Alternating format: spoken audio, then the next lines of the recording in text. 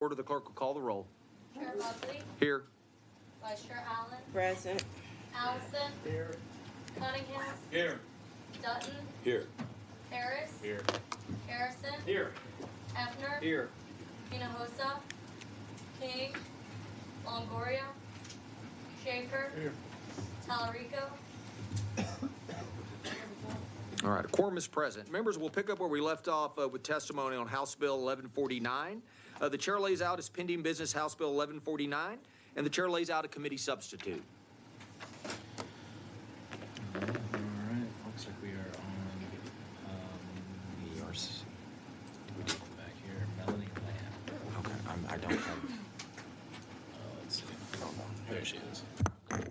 Whoa. It just fell apart. Hang on. Okay, chair calls Melanie Lamb. Melanie Lamb. Okay, we're going to show Melanie Lamb representing herself, on behalf of herself, registered for the bill. Did you recess or got into? Yeah, I can show you that you're here. We're already back in. Yeah. Let our record show that Chairman King is on the dais. Okay, we've done these. Cindy Castilla. Okay. Chair calls Cindy Castilla.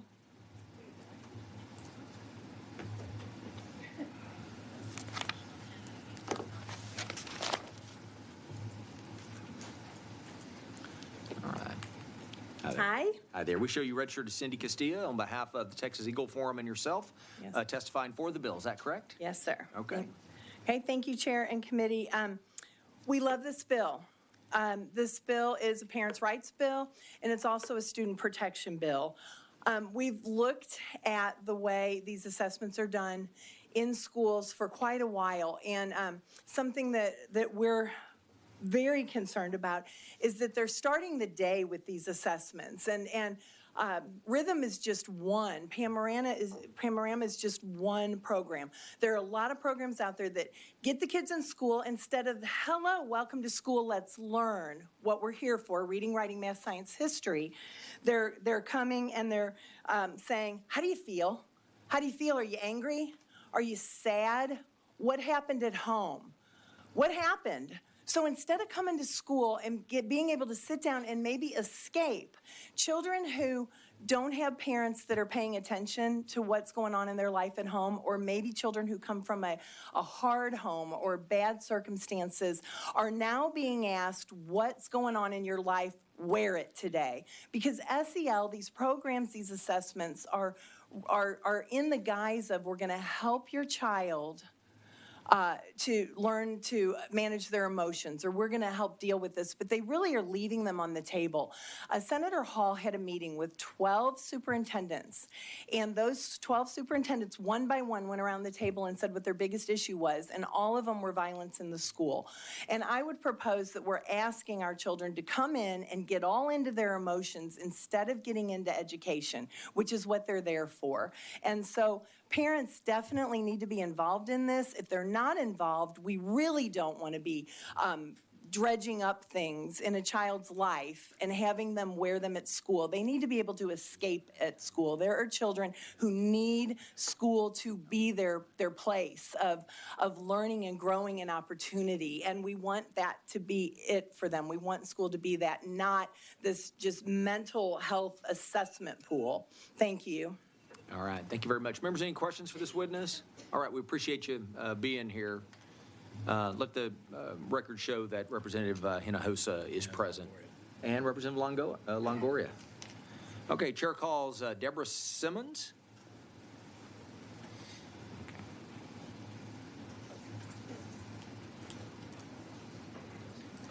All right, we show you registered as Deborah Simmons on behalf of yourself, and you'll be testifying for the bill. Is that correct? That's correct. Okay. My name is Deborah Simmons, and I am for this bill. I just wanted to share my personal experience. I ended up with a school who shared my students' data and information with a third party. And so I ended up doing an open records request. I got the contract. The contract says things like that the school had to declare them a legitimate educational purpose. And then from there, the school was responsible for any FERPA violations. So basically, the contract or the vendor has this contract with the school district, and they're collecting all the data. They have complete access to my child. They had all of the information that the district had uploaded, and there's no checks and balances to this stuff. And so I learned about the National Student Clearinghouse. I learned about where the data goes, and I was shocked. Nobody could answer any questions about it.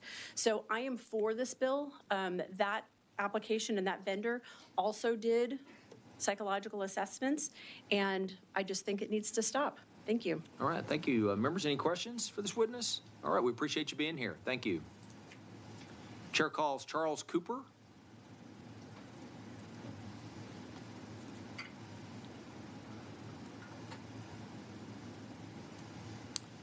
We'll have Terry Chumchall, Jamie Bristol, Rebecca Rigney, and Maureen Ball after that. We show you registered as Charles Cooper on behalf of yourself. Be testifying for the bill. Is that correct? Yes, sir. Okay. Thank you, and I appreciate you considering the importance of parental rights and urge you to always, no matter what, keep parental rights at the forefront of your decision-making process. There is no other choice but for any survey to be opt-in, but most importantly, ones that collect the data defined in this bill. Public schools pride themselves on collaboratively working with parents, and that is the right answer.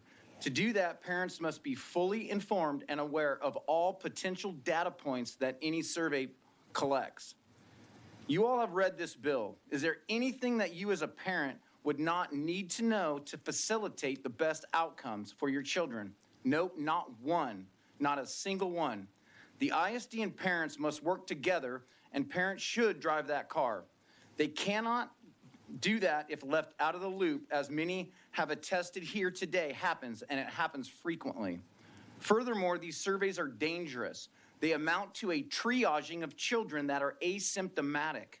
The sheer amount of data that is collected provides opportunity to drive what amounts to nothing more than an algorithmic response and could be nefariously used to lead to predetermined outcomes.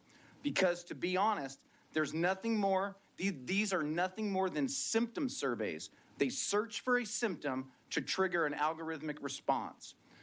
There are substantial resources available for children that are suffering from ailments apart from these surveys, but searching for symptoms is terrible, and that's exactly what these do.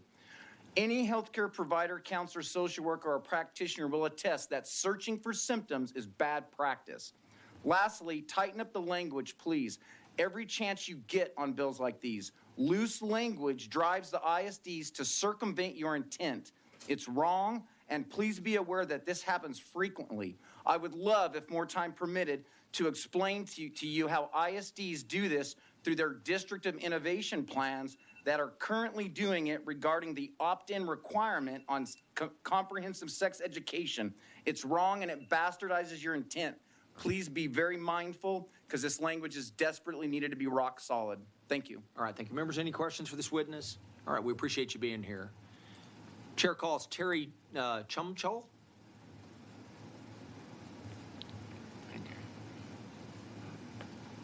Hey, we show you registered as Terry Chumchall? Chumchall, yes, that's Chumchall? correct. Yep. On behalf of yourself? Yes. And you'll be testifying for the bill, is that correct? Yes. Okay. Yes, thank you. Yes, I am for this bill. So a little bit about me, I'm a registered nurse and I work in home health. So when I go out to see an adult patient, I actually have to have them sign a consent form before I can even take their blood pressure. So if I have to have a consent form signed by an adult to take their blood pressure, that I believe that I should have to sign a consent form for anyone to do any type of psychological evaluation on my children. And that's it. All right, So- thank you. Thank you, members. Any questions for this witness? All right, we appreciate you being here. Chair calls Jamie Bristol.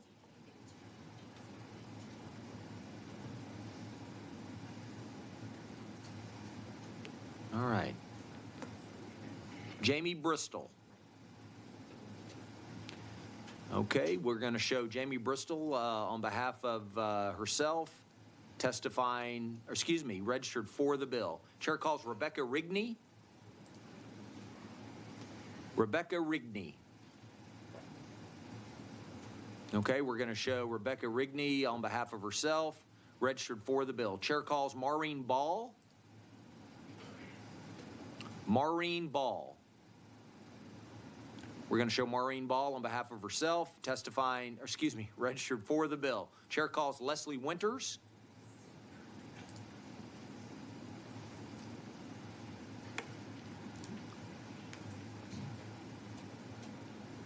We show you registered as Leslie Winters on behalf of yourself and be testifying for the bill. Is that correct? Correct. Okay. Hi, Leslie Winters, for House Bill 1149.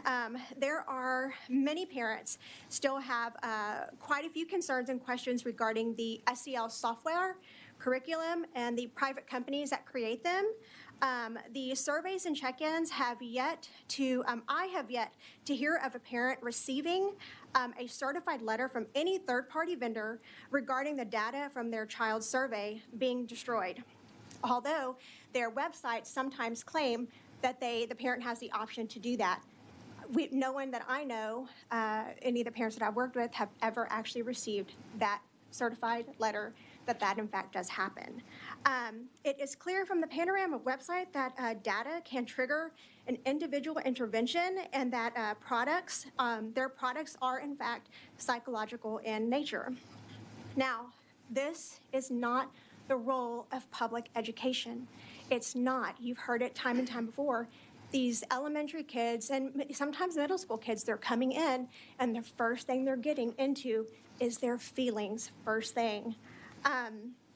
And so being that can trigger interventions such as level tier 1 support, what does that mean? What will cause that? These are some of the questions that we as parents have. Panorama also on their website shows that immediate dashboards are created on these students. Parents don't get this. This is another bit of information that parents don't get. When they're getting into this social awareness and the comprehensive, emotional support, this is something that parents need to be dealing with, not the school district. And this is just more of these third-party vendors. It's their way of subverting parents from raising their children on their own academic focus, on their own morals and values. And that's what we need to focus back on, is giving that back to the parents, not what the state or what any government entity or private company thinks families should be, their children should have government traits and things like that. So thank you for your time. You're welcome. Members, any questions for this witness? All right, we appreciate you being here. Okay. Chair calls Brandy Berkman. Brandy Berkman. We're going to show Brandy Berkman on behalf of herself, registered for the bill. Chair calls Melissa Rowell. Melissa Rowell. We're going to show Melissa Rowell on behalf of herself, registered for the bill. The chair calls Jack Finger.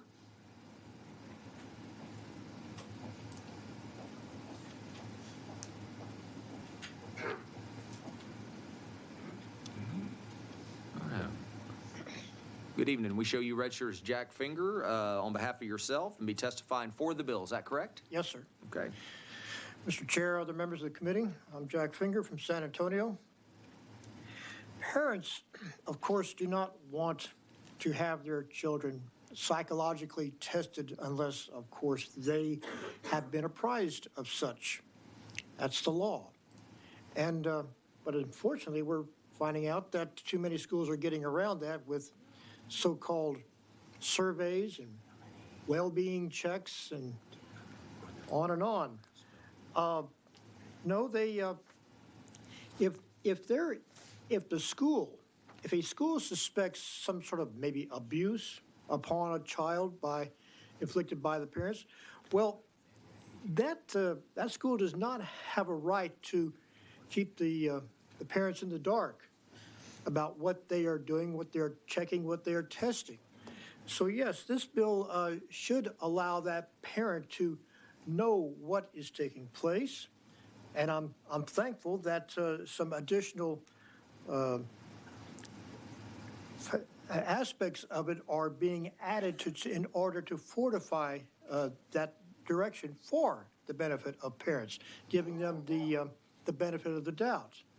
So yes, I thank you, and I do hope that you folks will be passing this, yes. All right, thank you. Members, any questions for this witness? All right, we appreciate you being here. Is there anyone else who wishes to testify on, for, or against House Bill 1149? If not, the chair recognizes Representative Swanson to close on the bill. Oh, I'm sorry. I'll be here a while. Where is? Thank you, Mr. Chairman, members. We had a long day on the floor, but the nice part was I got to visit with a lot of you about this bill, and I really appreciate it. Many of you became joint authors and co-authors, and others had little concerns, and we spent time trying to tweak the upcoming committee sub to address all those, so I really appreciate it. So I want to take some time quickly to directly address some of the comments and concerns that were brought up during this hearing.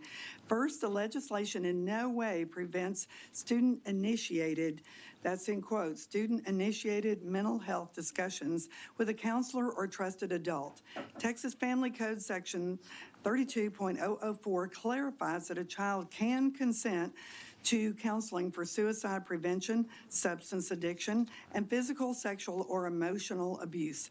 At the same time, as mentioned earlier in the layout, the new committee sub will clarify that a general check-in regarding the well-being of the child is still permitted. Second, a representative from the ACLU mentioned this bill would prevent schools from immediately acting during a mental health emergency, such as a panic attack. However, the authority to act in these mental health situations can already be addressed and discussed in a student's existing federal 504 plan. Section 504 of the Rehabilitation Act of 1973 is a parent-district partnership to address a student's barriers to learning. The federal 504 plan was originally for students with disabilities. However, current law states that anxiety, depression, or other severe mental health ailments qualify a student for the plan. The 504 plan includes provisions for obtaining parental consent ahead of time in order to administer emergency immediate treatment should the need arise.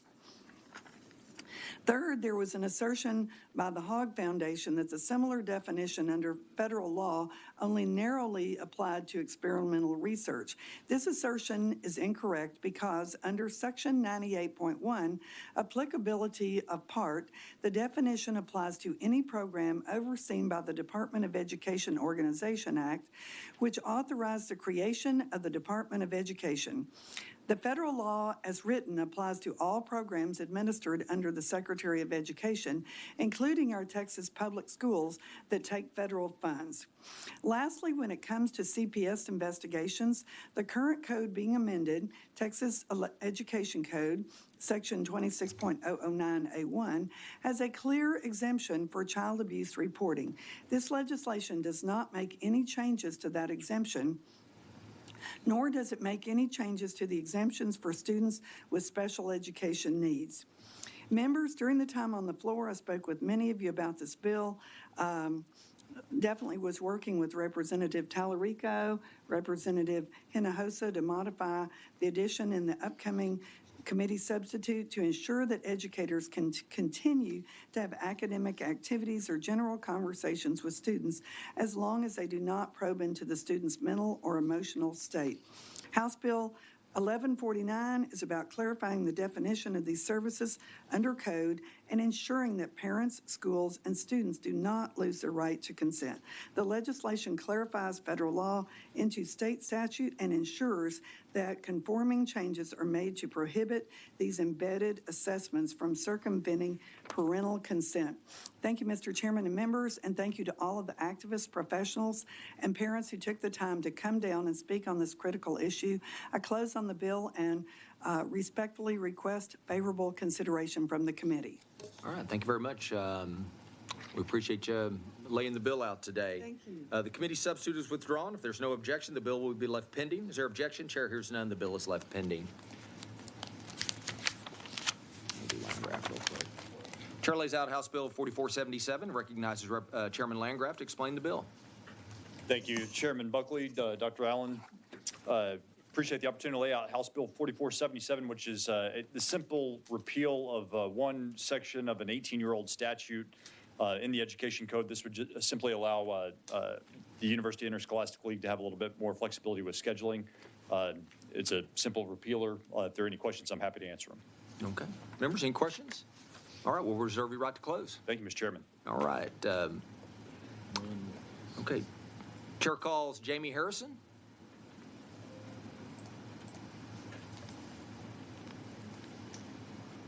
And Jamie, we show you registered as Jamie Harrison on behalf of UIL, and you're testifying on the bill. Is that correct? Correct. Okay. I'm mainly here to answer any questions from the members. He laid the bill out very, very well. This was a law that was passed when one grade level tested in 3 subject areas, reading, writing, and math. Okay. As you know, now all grade levels test in all subject areas, and so testing takes up a lot more geography on the calendar. So it would give schools a great deal more flexibility in completing postseason competitions. Okay. All right. Members, any questions for this witness? All right. We appreciate you being here. Thank you. Is anyone else who wishes to testify on, for, or against House Bill 4477? If not, Chair recognizes Chairman Landgraf to close on the bill. Thank you, Mr. Chairman. I close. All right, there's no objection. The bill will be left pending. Is there objection? Chair hears none. The bill is left pending. Thank you. Chair lays out.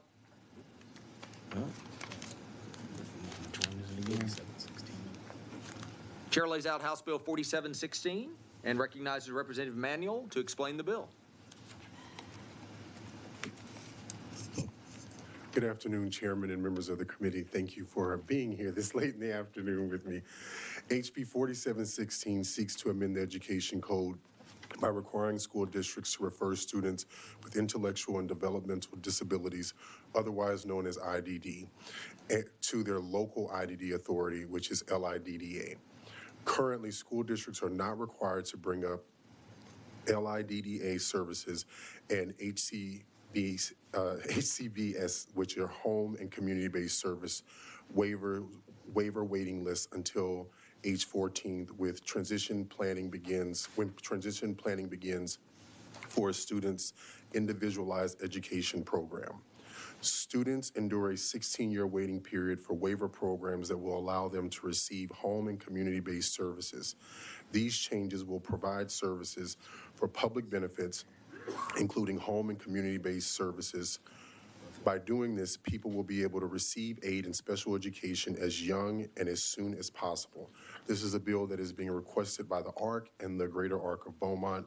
And in closing, Chairman Buckley and members, HB 4716 will address the process that IDD students undergo, which has a potential to make or break their future, which is crucial for those in between the ages of 18 to 22. Subject to your questions, I reserve the right to close, and I do know that we have a resource witness from the ARC if there are any in-depth questions that I can't answer. All right. Thank you very much. Are there any questions for Representative Manuel? If there are no questions, we'll proceed to testimony. Chair calls Ashley Ford.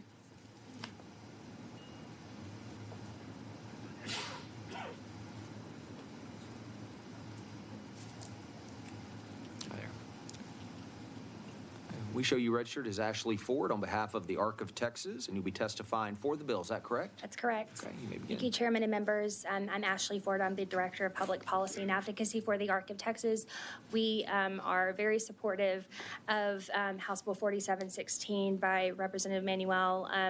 As the Director of Policy and Advocacy for the ARC, I typically get a lot of phone calls from families on a daily basis who are shocked to find out that they have never heard about a local IDD authority before our phone call. And unfortunately, families are finding out about the existence of local IDD authorities and the public services and benefits that they can get in contact with if they are referred to a local IDD authority way too late. And so this bill is not requiring anybody receive services or benefits. It's just requiring that we have a greater awareness among public school children who have an intellectual or developmental disability.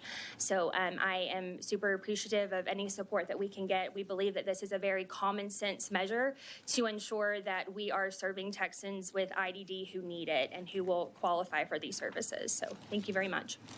All right, members, any questions for this witness? All right, we appreciate you being here. Appreciate you. Chair calls Carrie Handley.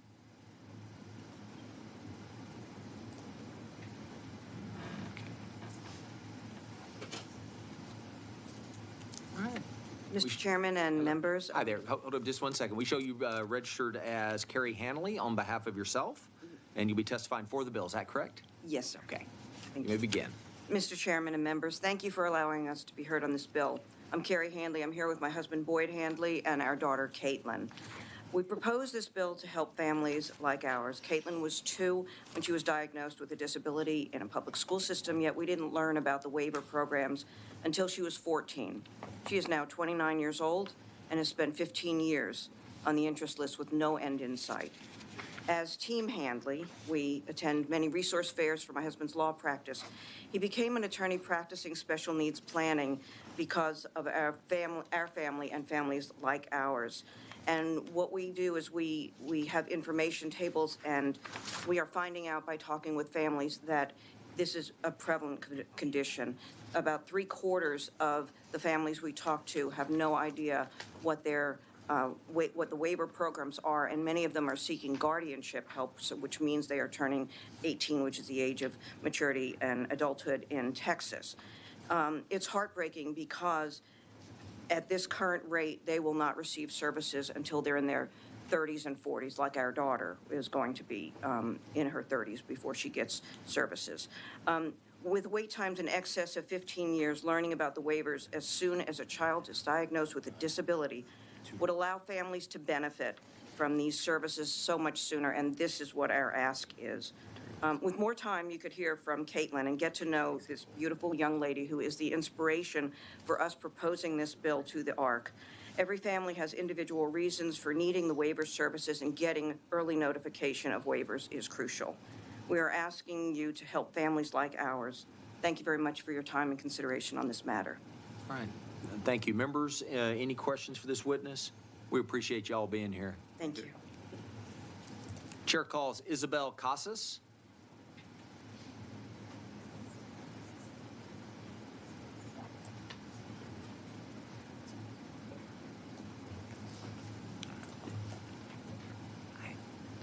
We show you registered as Isabel Casas on behalf of the Texas Council of Community Centers, and you'll be testifying for the bill. Is that correct? Yes, Chair. All right. Good evening, Chair Buckley, Vice Chair Allen, and members. My name is Isabel Casas, and I am the Government Relations Director of IDD Services for the Texas Council of Community Centers. As the association that represents the state's 39 local IDD authorities serving all 254 counties in Texas, we support HB 4716 as a means to ensure families of children with IDD are connected as early as possible to information about IDD services.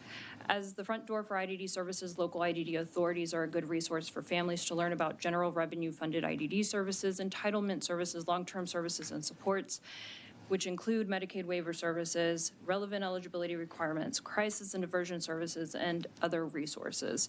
Additionally, local IDD authorities will ensure families interested in Medicaid waiver services for their children are added to the waiting list, or otherwise known as the interest list. As you know, waiver services are available on a first-come, first-served basis, and individuals and their families may wait more than 15 years to access these services. Local IDD authorities are responsible for the intake, determination, enrollment activities, and other functions that are delegated by the state. These functions require highly educated, experienced staff, as well as licensed professionals for certain assessments and providing expert assistance. Implementation of HB 4716 is expected to result in more referrals to the local IDD authorities. With workforce shortages and long waits for access to comprehensive community services, the Texas Council urges you not only to support this bill, but to also support appropriating additional funds in the final budget for increases to safety net services that are provided by the local IDD authorities, and also to support the local authority workforce investment, the House included in the committee sub for HB 1. Thank you for your time today and for sticking it out. I would appreciate your favorable consideration of HB 4716. All right. Thank you very much. Members, any questions for this witness? All right, we appreciate you for being here. My pleasure. Thank you. Is that it? Okay. Is there anyone else who wishes to testify on, for, or against House Bill 4716? If not, the chair recognizes Representative Manuel to close on the bill. Thank you so much, Mr. Chairman and members. And in short, one thing I wish they had been able to say, Caitlin actually is someone who's holding down 5 jobs, and she works 6 days a week, and a very amazing person. And I really hope that we can get your favorable consideration to help all of our Texans be the best that they can be. And thank you so much, and I close. Thank you, Representative. If there's no objection, the bill will be left pending. If there's objection, Chair hears none, the bill is left pending. No sub. Yeah.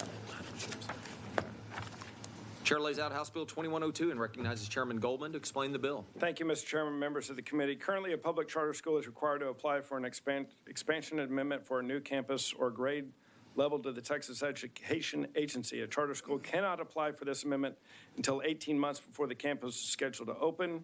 This creates time and planning constraints for both the charter school and the surrounding impacted school districts. House Bill 2102 addresses these concerns by expanding the application and notification to 36 months in advance. I'm happy to answer any questions. Okay. All right, members, any questions for Chairman Goldman? No questions. We'll move to testimony. Chair calls Mary Lowe. Chair calls Mary Lowe. Okay, we're going to show Mary Lowe on behalf of families engaged in herself, registered against the bill. Chair calls Bryce Adams.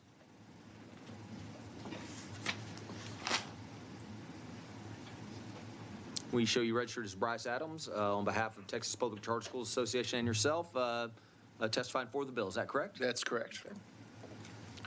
Good evening, Chairman Buckley and members. This is a simple piece of legislation. All it does is allow more advance notice to school districts before a public charter school applies for and opens a new campus. We often hear from ISDs and ISD groups that they'd appreciate more time, more notice before a public charter school is established, that it would potentially change their own plans for buildings and bonds. We know that it's become a source of friction. It's one we can address. Under current law, a public charter school cannot apply for an expansion amendment to add a grade level or a new campus, which includes notifying local districts, until 18 months before the campus is anticipated to open. This bill would allow public charter schools to apply and notify local districts up to 36 months in advance. We think that that would be a win-win. ISDs would have more advance notice when public charter schools are expanding, and public charter schools would have more time to plan, design, build, and implement programming before new campuses or grades open. So when ISDs and public charter schools have more time to plan, the planning and decisions are more likely to be efficient, effective, and good for kids. All right, member. Yes, Representative Hinojosa. Thank you. You cite as a reason for this bill a desire on the part of ISDs to have more notice about when a charter school is moving in. One of the challenges that our ISDs face is that the notice is so broad. It doesn't let the ISDs know. It could just say within the city of Austin or even larger area, right? So it would be really helpful, and I think an opportunity for a win-win, really, if we could figure out how to give more specific notice about where a charter school will be located so that an ISD can properly prepare. And so I'd love to talk to you further about that. Sure, we do hear that complaint, that concern. All right, thank you. All right, members, any more questions? All right, we thank you for being here. Thank you.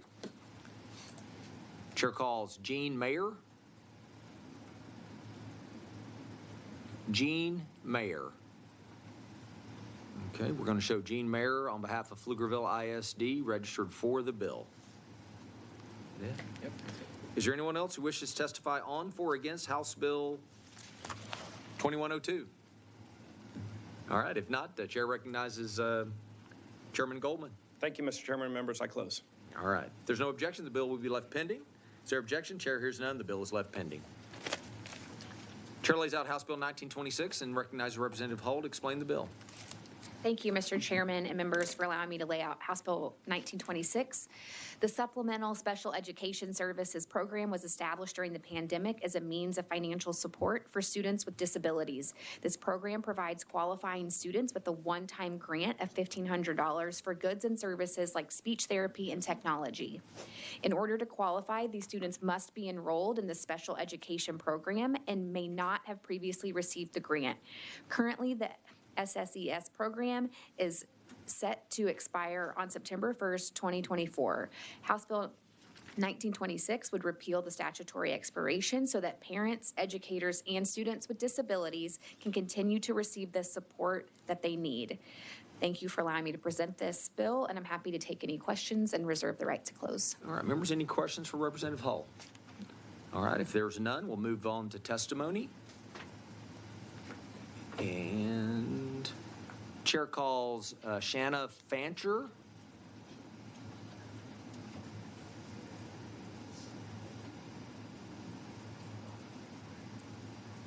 All right, we show you registered as Shanna Fancher on behalf of the Texas Council of Administrators of Special Education and yourself, and you'll be testifying for the bill. Is that correct? That is correct. Okay. Thank you so much for your time. I am proud to be here. My name is Dr. Shanna Fancher, and I'm the Executive Director of Special Services for Marble Falls ISD and a board member of TCASE. We are in favor of removing the expiration of the SSES program. However, we would like to recommend the removal of the requirements related to ARD meetings and like for the program to prioritize low-income families. This program has been a great benefit to many families in my district and to members of my own family. However, requiring the ARD committee to provide the information in the ARD meetings confuses the role of the district in the administration of the program, resulting in conflict if the application is denied or if the funds are not available. In addition, there's a tremendous amount of information that's shared in ARD meetings, and this program can get lost in the presentation. We would suggest the information be shared by the district outside of the ARD meeting in the form of website postings, emails, flyers, etc. This would clarify that the program is outside of the provision of free and appropriate public education. Finally, we would recommend that low-income families be prioritized within the program, as these supplemental services and supports would not otherwise be available. Thank you. All right, members, any questions for this witness? All right, we appreciate you being here. Chair calls Linda Arbuckle.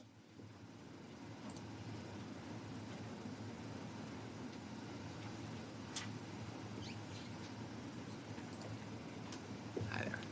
We show you registered as Linda Arbuckle on behalf of yourself, testifying against the bill. Is that correct? Yes. All right. Again. And again, yes, my name is Linda Arbuckle. I've owned a home in rural Burleson County for 30 years, and I'm happy to pay my ISD taxes, as it's important for each child to have the resources to learn in order to be their future better self. And today I want to speak against HB 1926, the Supplemental Special Education Services Program, a permanent voucher program. And when I was in first grade, I needed speech therapy to help enunciate my S's. Miss Sue, our school social worker, helped me. Again, in second grade, I went to Miss Sue to get help to enunciate my THs. And then in third grade, my teacher, Mrs. Ferguson, saw I was withdrawn in class and sent me to Miss Sue. Due to the trusting relationship Miss Sue and I had built, I was comfortable confiding to Miss Sue that my parents were getting a divorce.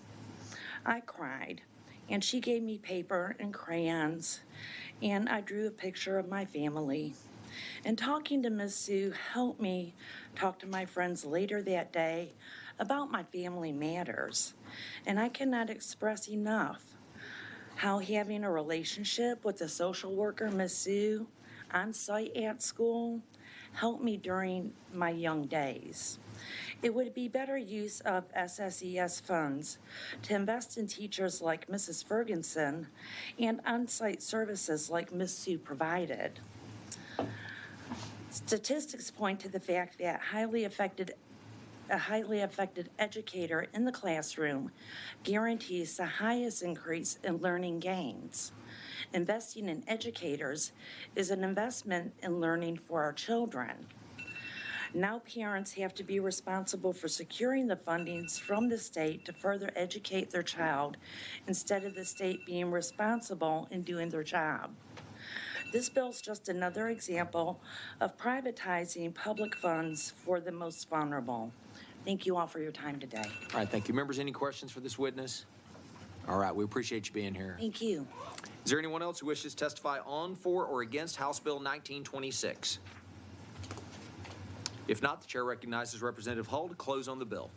Thank you, Mr. Chair and members, for letting me lay this bill out. I believe this bill will continue our efforts of supporting students with disabilities. I ask for your favorable consideration, and if okay with everyone, request it go to local and consent. Okay. And I close. If there's no objection, the bill will be left pending. Is there objection? Chair has none. The bill is left pending. Chair lays out House Bill 3908 and recognizes Chairman Wilson to explain the bill. Thank you, Mr. Chairman, members. The script says good morning, but I think we're past that. Committee substitute to House Bill 3908, also referred to as Tucker's Act, arose when mothers whose children had passed from fentanyl poisoning came to us asking for action. Stephanie Turner, Tucker's mom, was instrumental to this effort, and you will hear from her today as well as Cameron's mom. This bill ensures that students are presented with science and hard evidence on the dangers of fentanyl poisoning throughout the school year. Each school district in Texas will provide annual research-based instruction for grades 6 through 12 on mental health, health education on substance abuse, suicide prevention, and the prevention of abuse and addiction to fentanyl, as well as how to navigate the vital resources provided by local schools and communities. Conferring with the Texas Education Agency and working hand in hand with Texas mothers, we found that including a fentanyl poisoning awareness week as part of the ongoing instruction would give an opportunity for schools, districts to help students understand the human cost of fentanyl poisoning. Among other options, when putting together their awareness week, school districts may open the door for survivors, mothers of children who lost children to fentanyl, and other personal testimonies to be heard and realized by the students, all giving a real face, a name to this deadly threat. Fentanyl is a poison that is killing our children at an alarming rate, as you know.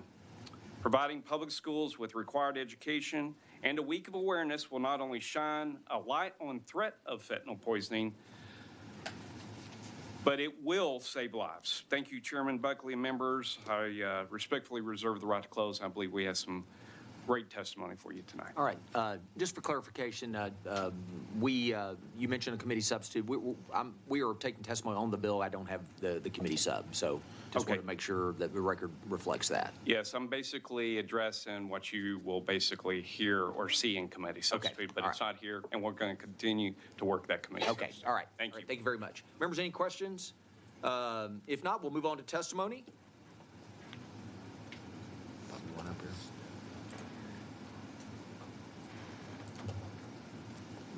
Chair calls Stephanie Turner.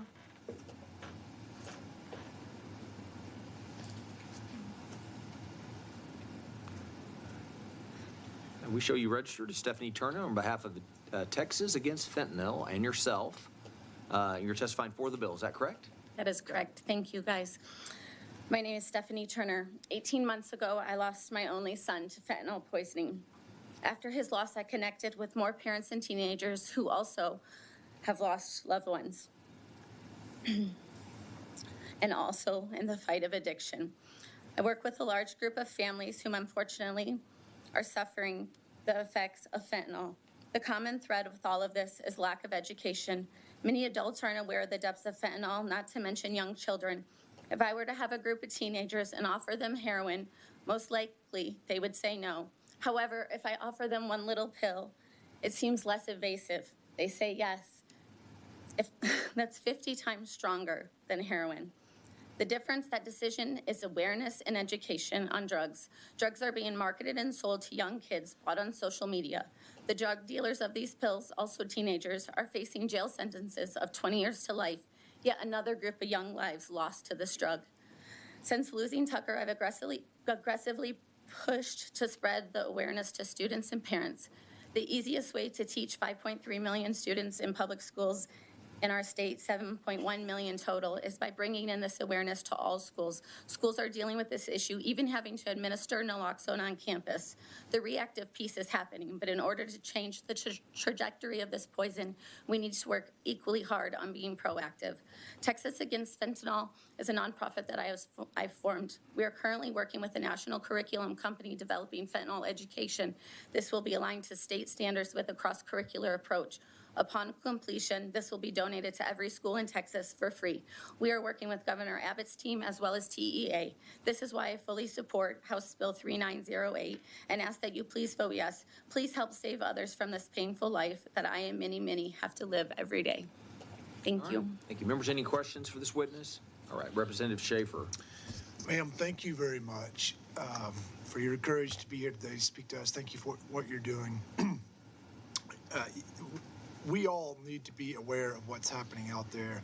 Even as I, as a legislator, in the last few months, have had to gain a deeper understanding of the fentanyl problem. And there's a number of bills this session that are going to be addressing that. Even the medication that's there to be an antagonist and try to save people. But unfortunately, the cartels are changing the mixtures, and they're even now starting to mix something that's a veterinarian. Xylazine. Yeah, Rompum. Yeah, it's a tranquilizer for animals. Mm-hmm. And it's not effective with and that. the anti-naloxone or whatever is not effective against that. Mm-hmm. And so one pill can kill. And to me, these are homicides. Some people say overdose. I don't like to use that word overdose, because if someone's putting poison into something that someone's going to ingest, that's a homicide. And we know where it's coming from, and we know who's sending it across our border. Mm-hmm. And when I came to the legislature, this was not happening at this scale. Yeah. But we have already lost more people than Pearl Harbor or 9/11 or the totality of the Vietnam War. Altogether, yes. We're losing tens of thousands of Americans each year. We're losing thousands of Texans each year. And I know somebody in my network that died from it. And I'm certain if this continues, everybody's going to. And so thank you, ma'am. Very sorry for your loss, but we do appreciate you being here. If I may add, I speak to schools and I go in and I talk and I have assemblies and talk to people. And within the schools, what I found is when I would approach my school board and ask for education. So I'm a grieving mother, I show up and I'm mad and I say, help us. And all of the angel families within our network are doing the same. We show up to our schools and we say, please help. There's kids using, kids are scared. Other kids are scared. They know their peers are using and dying. And that's a scary place to be for students. They don't have the awareness or knowledge or understanding of it. And the takeaway is schools, I believe, do care about our kids, but they don't have the resources either. And so I was like, okay, how can we get this done? How can we make it so schools can bring this in? Because they're kind of like, what do we do? They don't really know. And that's where we need to provide that for them to bring it in. So it can be a knowledge-based thing. If we know that when fentanyl binds to the receptors in our brain, they can't breathe. We know how heavily addicted it is. We know it can be added to different things. This is stuff that kids aren't aware of now. And parents don't have the knowledge to educate them either. The first time my son was offered a pill, he was told it was a Xanax. He came home and told me about it. He didn't tell me it was a fentanyl pill. He told me it was a Xanax. We talked about not taking prescription medications. Had I known at that time what was happening, he would be here today. Members, thank you guys. Any more questions? We really appreciate you being here. Thank you. Thank you so much. Chair calls Becky Stewart.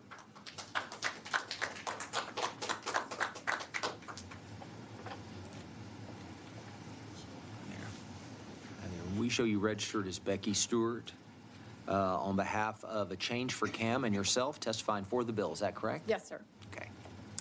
On March 20th of 2021, I lost my 19-year-old son, Cameron, to fentanyl poisoning. I have turned my pain into passion and founded my nonprofit, A Change for Cam, to raise awareness among students, parents, and communities on the dangers of fentanyl. Countless times I have been met with opposition when trying to get a presentation scheduled with schools. Why is this? Why are the school districts not having the same urgency as grieving parents in getting the word out to their precious students? Grieving parents should not be taking on the added burden of trying to save lives by knocking on doors of school districts. The districts should be lining us up to find out how they can protect the children in their care. It seems the reactive approach is taking precedence, and in this case, that precedence is the death of a student. Where's the proactive approach to help saving lives of these precious children? Students, parents, and teachers are seeing the urgency and requesting presentations outside the confines of districts by asking us to present at PTA meetings, Young Men's Service League chapters, churches, state organizations, among others.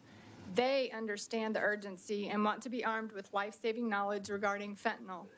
In an article in 4 Points News stemming from a PTA presentation, Steve Clark, principal of 4 Points Middle School, said, "This can happen to any kid at any time. We cannot ignore the problem. Just because we do not see it in our face does not mean it's not happening in our own community.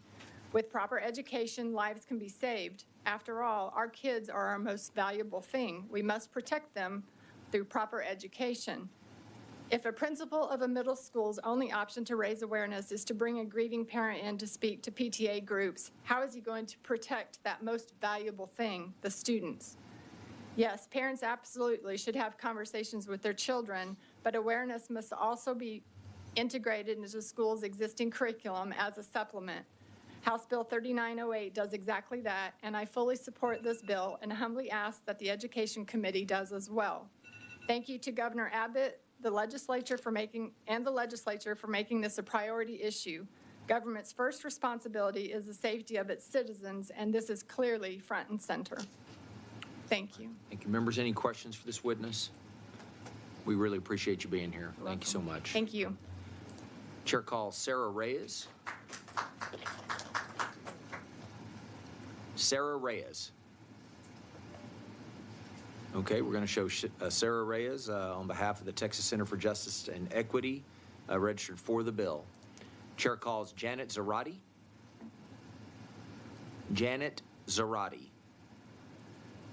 Okay, we're going to show Janet Zarate on behalf of herself, registered for the bill. Chair calls Aileen Blakowski. Aileen Blakowski. We're going to show Aileen Blakowski on behalf of herself, registered on the bill. Chair calls Perla Munoz Hopkins. Perla Munoz Hopkins. We're going to show Perla Munoz Hopkins on behalf of Moms for America and herself. Ooh. Okay. On behalf of Moms for America and herself, registered for the bill. Chair calls Fran Rhodes. Fran Rhodes. We're going to show Fran Rhodes on behalf of the True Texas Project and herself, registered against the bill. Chair calls Leslie Winters. Leslie Winters. We're going to show Leslie Winters on behalf of herself, registered on the bill. Chair calls Tisha Crow. Tisha Crow. Okay.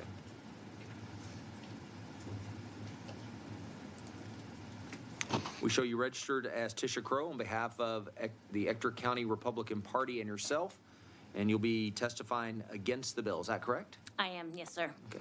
Thank you, Chairman. Thank you, members, for being here. I want to talk about two different parts of this bill that I'm opposed to. Let me read a bit to you, and I'm sure you've read it, but just to refresh. The instruction required by this section must include 1, recognition of signs of symptoms of mental illness health issues. 2, suicide prevention. The first one I want to point out is, do we really want 15 and 16-year-old children to read about bipolar disorder, schizophrenia, and other disorders, and then start to imagine that those are the things they have? How many times have we gone on one of the medical sites and said, oh my gosh, do I have cancer?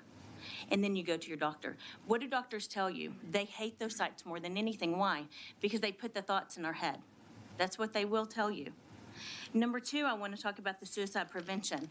I want to talk to you about a 13-year-old child, a 6th grader or 7th grader, who they are now responsible for learning how to prevent suicide. It says suicide prevention.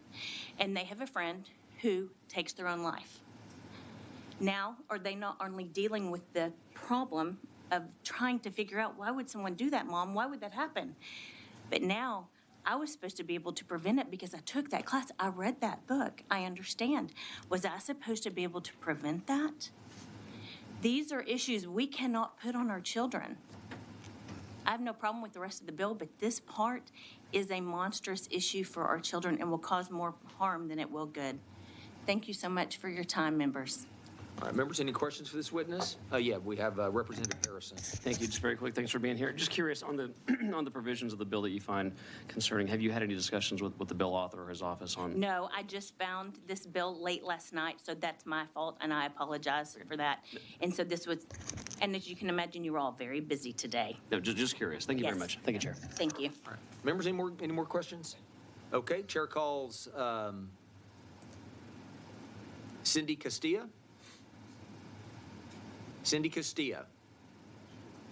Okay, we'll show Cindy Castilla on behalf of the Texas Eagle Forum and herself, registered against the bill. Chair calls Paula Hilliard. Paula Hilliard.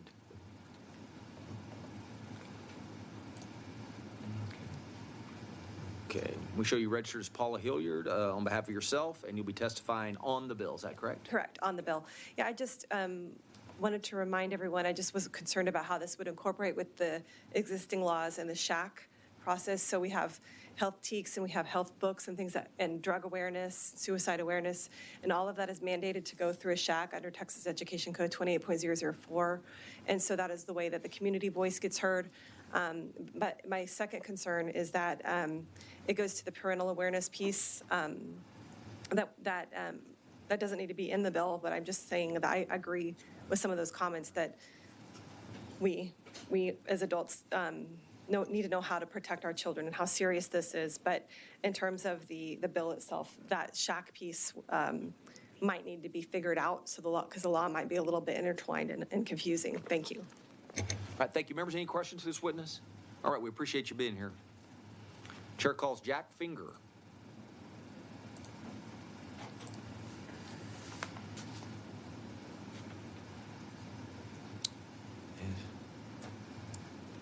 Okay, we show you registered as Jack Finger on behalf of yourself, testifying against the bill. Is that correct? Yes, sir. Okay, you may begin. Mr. Chair, other members of the committee, I'm Jack Finger from San Antonio. Yes, there's no doubt that fentanyl is a dangerous illicit drug. We're not arguing that. And yes, we do know that we must protect our children against these dangerous illicit drugs. However, there's a way to go about these things. If you've read it, you look at it, and you're asking that teaching on this stuff happens as early as sixth grade, meaning 11, 12 years old, receiving this information. My goodness, do we have to take away every single bit of innocence in their lives so that they're afraid to go out the door in the morning? No, I'm sorry. It also mentions the idea of suicide and mental health excursions here. Yes, there are counseling sessions that are available for individuals at schools and so forth with a parental approval. But my goodness, do we have to foist upon kids something as well, just unnecessary? Really, yes, really unnecessary, instead of letting the parents be the ones who tell them what at an age appropriate, at the appropriate age for their own children, they know when they can handle this information and at what point they cannot. No, take a closer look at this. This needs a major adjustment here. You don't force it on kids this early, please. Thank you. All right, members, any questions for this witness? All right, we appreciate you being here. Okay. Is there anyone else who wishes to testify on, for, or against House Bill 3908? If not, the chair recognizes Chairman Wilson to close on the bill.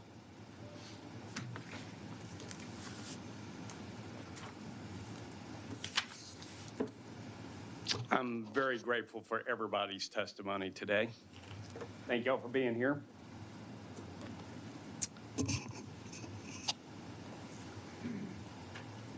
I'm going to put my colonel's hat on for a sec with you.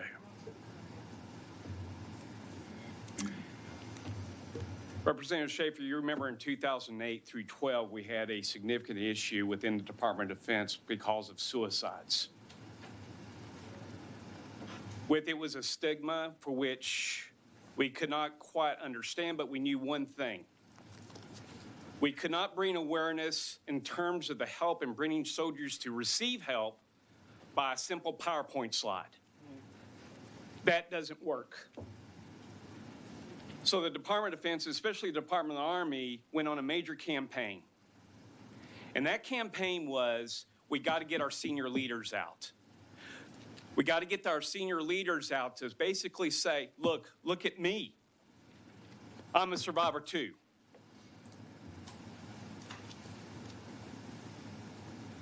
Now, there's a stigma in the military. And pardon me as I diverge for a minute, because this is very important here and why this bill is what it is.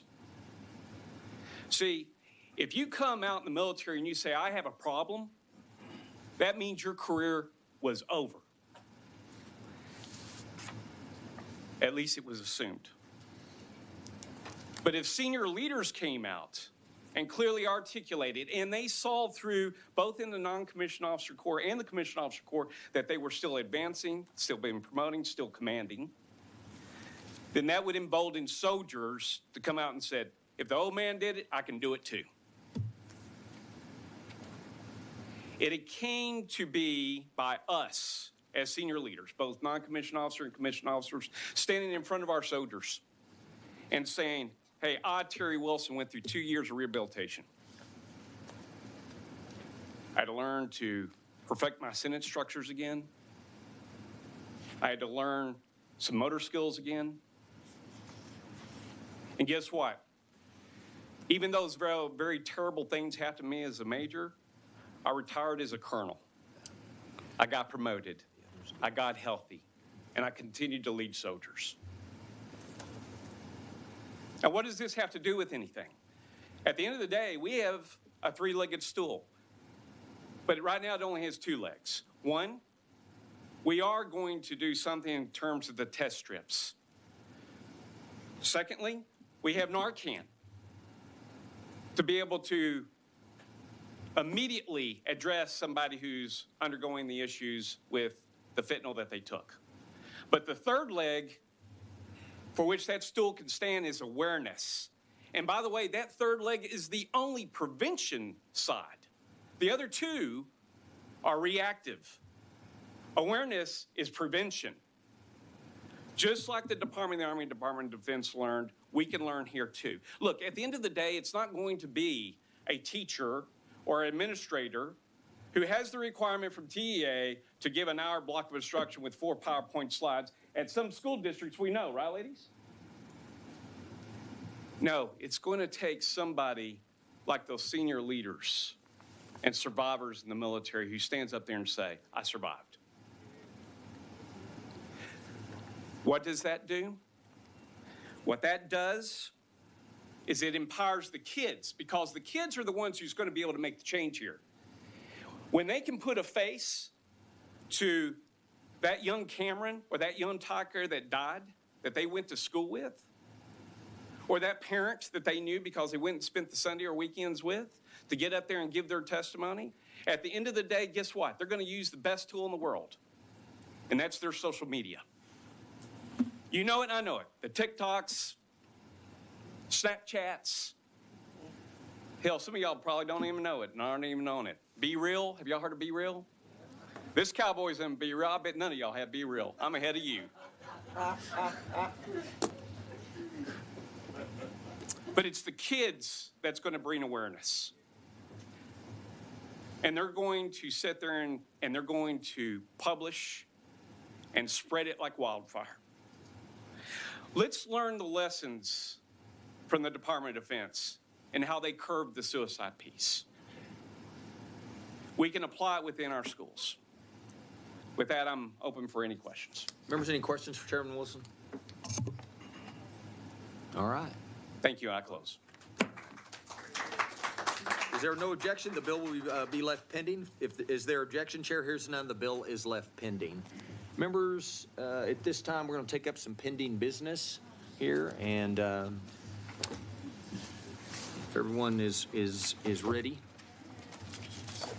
Okay.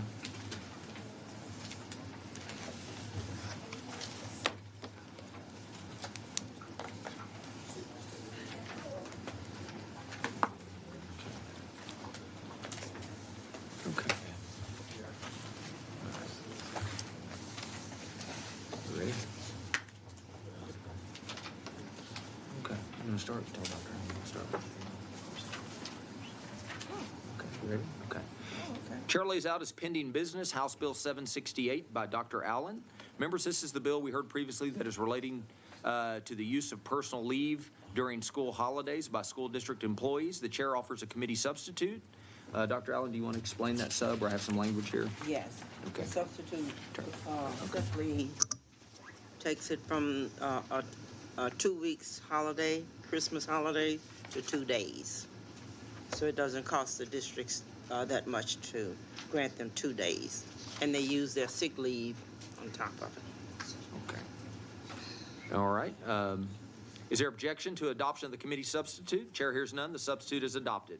The chair moves that House Bill 768 as substituted be reported favorably to the full House with a recommendation that it do pass and be printed. The clerk will call the roll. Chair Buckley? Aye. Vice Chair Allen? Aye. Allison? Cunningham? Aye. Dutton? Harris? Aye. Harrison? Aye. Hefner? Aye. Hinojosa? King? Aye. Longoria? Aye. Schaefer? Aye. Talarico? 10, and 1 absent. What? 3. Missed it. 10, okay. There being 10 ayes and 3 absent, the motion prevails.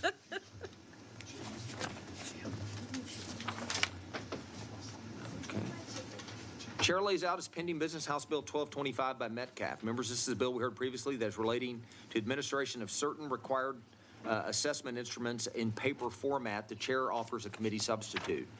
Members, the bill as filed did not have a time frame for request or location that the request must be made to. The committee substitute requires that the request be made December 1st of the school year to the school district.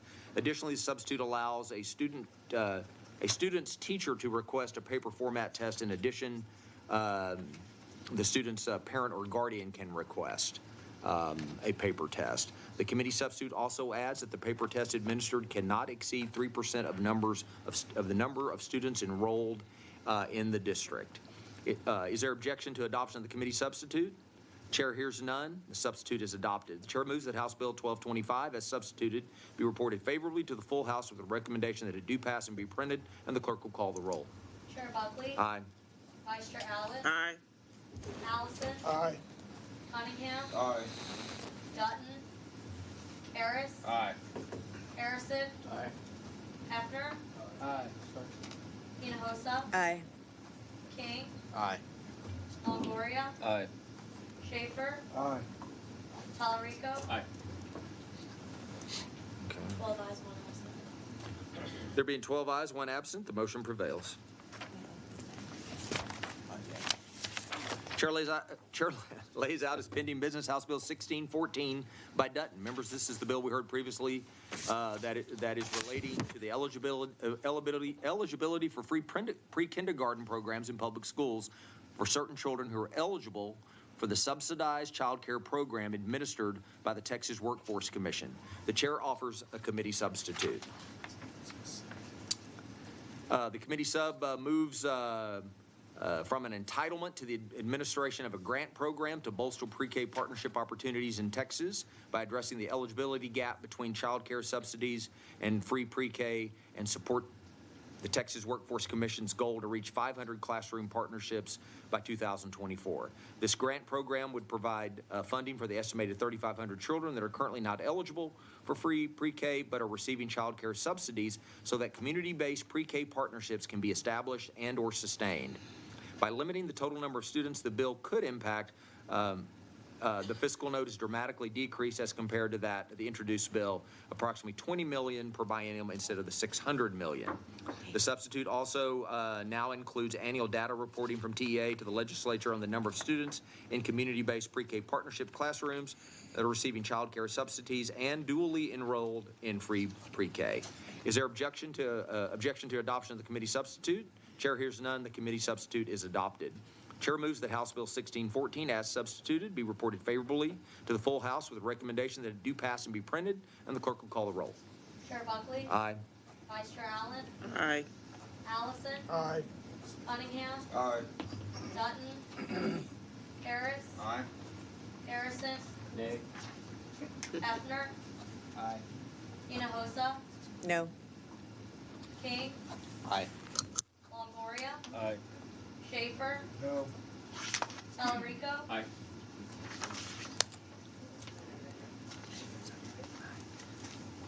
Nine. 9 ayes, 3 nays, 1 absent. There being 9 ayes, 3 nays, and 1 absent, the motion prevails.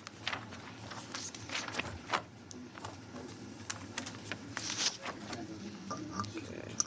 The chair lays out as pending business House Bill 2164 by Guerra. Members, this is the bill we heard previously that relating to the monitoring of public school bilingual education and special language programs by the Texas Education Agency. The chair offers a committee substitute. Members, the committee substitute is the bill that we heard in committee. Is there objection to adoption of the committee substitute? Chair hears none. The substitute is adopted. The chair moves that House Bill 2164 as substituted be reported favorably to the full House with a recommendation that it do pass and be printed, and the clerk will call the roll. Chair Buckley? Aye. Vice Chair Allen? Aye. Allison? Aye. Cunningham? Aye. Dutton? Harris? Aye.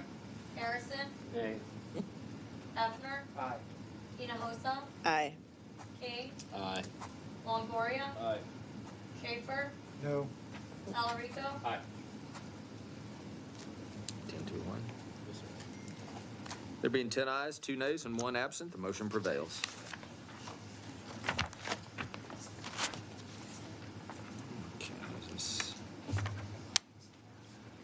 Okay. Chair lays out as pending business House Bill 2923 by Dutton. Members, this is the bill we heard previously that is relating to the operation of free pre-kindergarten programs by certain school districts and to the early education allotment under the Foundation School Program. The chair offers a committee substitute. Members, the committee substitute retains the language in the bill as introduced and adds the following. Commissioner authority to waive the partnership requirements if there are no eligible community-based child care providers located in a school district. Legislative intent for the commissioner to broadly apply the provisions of the bill to encourage public-private partnerships and a cap on enrollment in public-private pre-K partnerships of 2,000 students in average daily attendance for the 2024-25 school year, rising incrementally to 10,000 students by the 2027-28 school year and beyond. The enrollment cap sets a reasonable expectation for the growth of the program and provides the legislature and agency an assurance of the fiscal impact to the state. The cap does not impose upon the entitlement of a student eligible for pre-K under the Foundation School Program. It only limits the number of students in a partnership instructional setting. Is there objection to the adoption of the committee substitute? Chair hears none. The substitute is adopted. The chair moves that House Bill 2923 as substituted be reported favorably to the full House with a recommendation that it do pass and be printed, and the clerk will call the roll. Chair Buckley? Aye. Vice Chair Allen? Nay. Allison? Aye. Cunningham? Aye. Dutton? Aye. Harris? Aye. Yes. Harrison? Nay. Hefner? Aye. Hinojosa? No. King? Aye. Longoria? Aye. Schaefer? Talarico? Aye. Yes. There being 10 ayes, 3 nays, the motion prevails. Okay, the language here. Okay.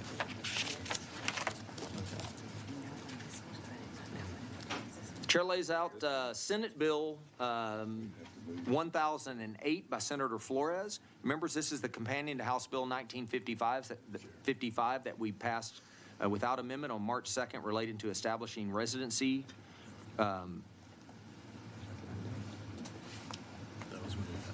Okay, relating to, This is a companion to HB 1955 that we passed without amendment on March 2nd relating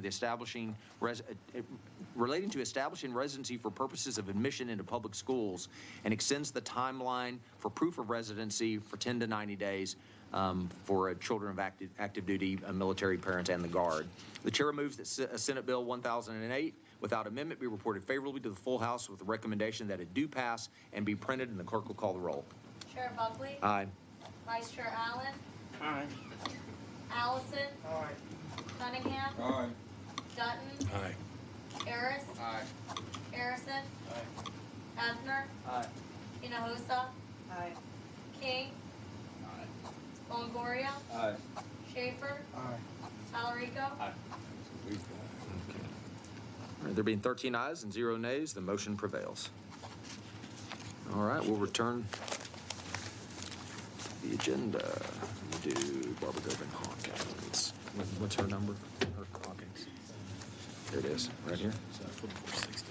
All right, Chair lays out House Bill 4460 and recognizes Representative Gervin Hawkins to explain the bill.